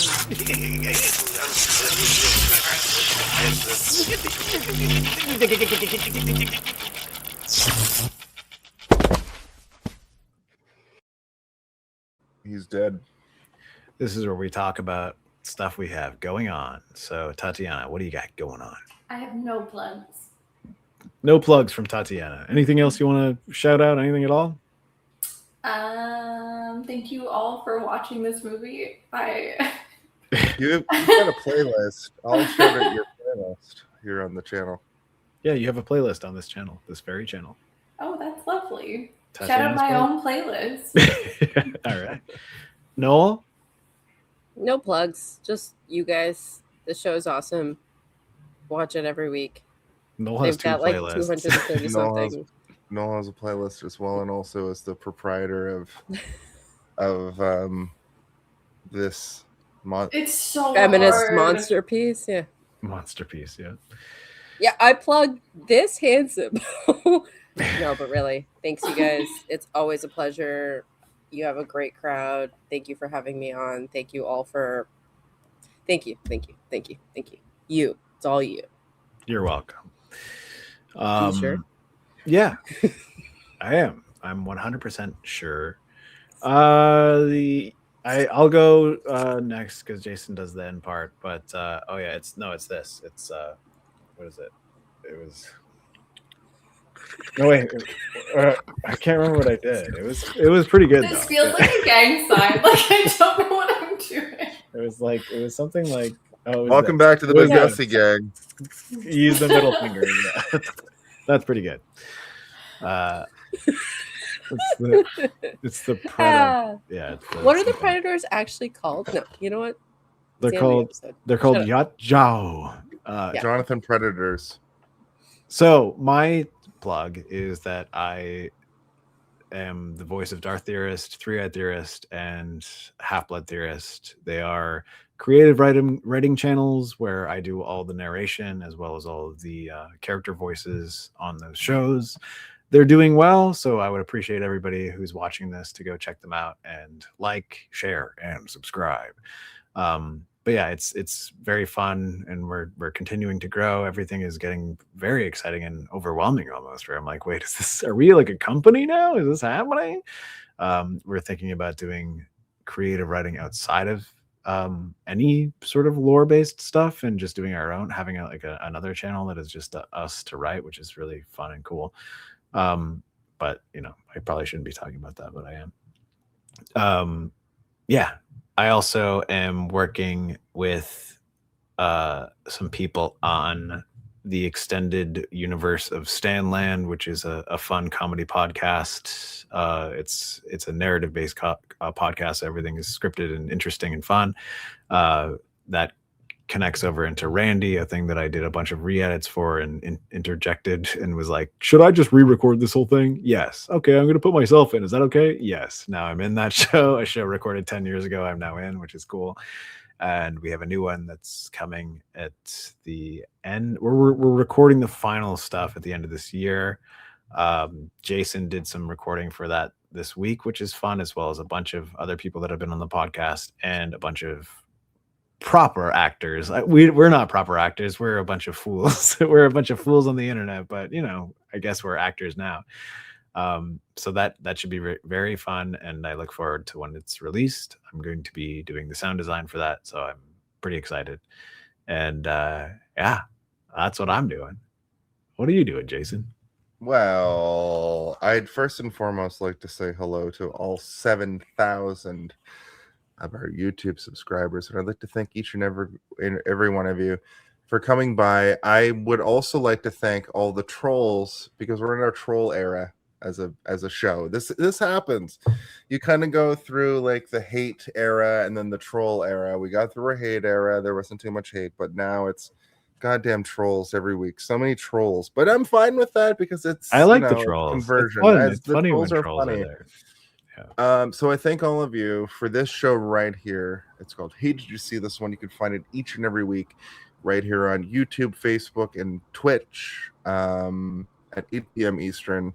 It's a thing that we do. It's a labor of love. We have the best guests. We have the best co-hosts, and we love to do it for you. My name is Jason R. Phillips. I'm the voice of Superkicked Wrestling here in Toronto, but there's a new company that's spawned called Wrestle 6 that I am also the voice for. We just had our first show on Saturday, the Johnny I Pro Wrestle Fest, which I announced before. It was incredible. It was a great show. So look up Wrestle 6, look up Superkicked. Superkicked has a show coming up on July 31st this month. More information as the month goes on for the card and stuff. But in addition to that, our very own Stephen Boba Blackfly Waters is an illustrator. I think we mentioned it tonight a little bit, but we do have merchandise you can purchase on TeePublic and Redbubble. Mm-hmm. You can get t-shirts such as Carpal Tunnel Syndrome. You can get the Howie Mandel Effect. You could get the Grimoire Familiar Killers. You could have the Eldritch Millennial. There's also Kill-Aid, the fan favorite himself, Twinkerbell, and Chef's Fingers. All of that on TeePublic and Redbubble if you want to buy our shirts. But, you know, we come to coming soon, foot fetish. Footnote noted. Oh God. Footnote and fetish. Also, Waluigi's footnote fetishist. Yeah. Waluigi's indoor pasta parade could be something that was last week. Waluigi's indoor pasta parade. That also sounds like a fetish. I don't know, guys. Everything is a fetish if you jack off. Waluigi's indoor pasta parade. If that came from the substance, that makes me upset. It did. I don't remember how. I don't really. I have it in the notes somewhere, but it reminds me of that absolutely cursed thing that used to be in Scarborough. I think it was like the Mad Hatter's Tea Party, right? And it was. Do you guys remember that shit? I remember. Yes. Yeah, I do. Yeah. That's what it sounds like. It does. I couldn't fathom how I would draw it. I'm like Waluigi's indoor pasta parade. It's indoors. Make it murderous. Make it like it's not pasta, it's the intestines of all the dead bodies around him, but he's turning it into pasta. What do you think Waluigi's up to? There we go. All right. Put Waluigi just laying in it, in the pasta. The intestine pasta. I mean, in my brain, I pictured him at the head of a parade, and then we just have like warehouse lighting hanging. Oh, no. It's him at the head of the parade, and it's different types of pastas. Like you have the macaron, and then you have an illustrator always has to create this linguine, because I don't think legally you're allowed to put this into AI. So an illustrator is always necessary to draw this fucking nightmare. Yeah, we asked AI, but with that, like, are you sure you meant Waluigi and pasta and parade and indoors? Yeah, what does that even mean? You can't have an indoor parade, can you? No, but we've reached the end of the show, and there's just one question that needs to be asked each and every week, and our guests specifically have to ask it. And since there's two guests, the two of you have to ask it at the same time. So I'm going to count backwards from 3, and we're going to go 3, 2, 1. Hey, did you see this one?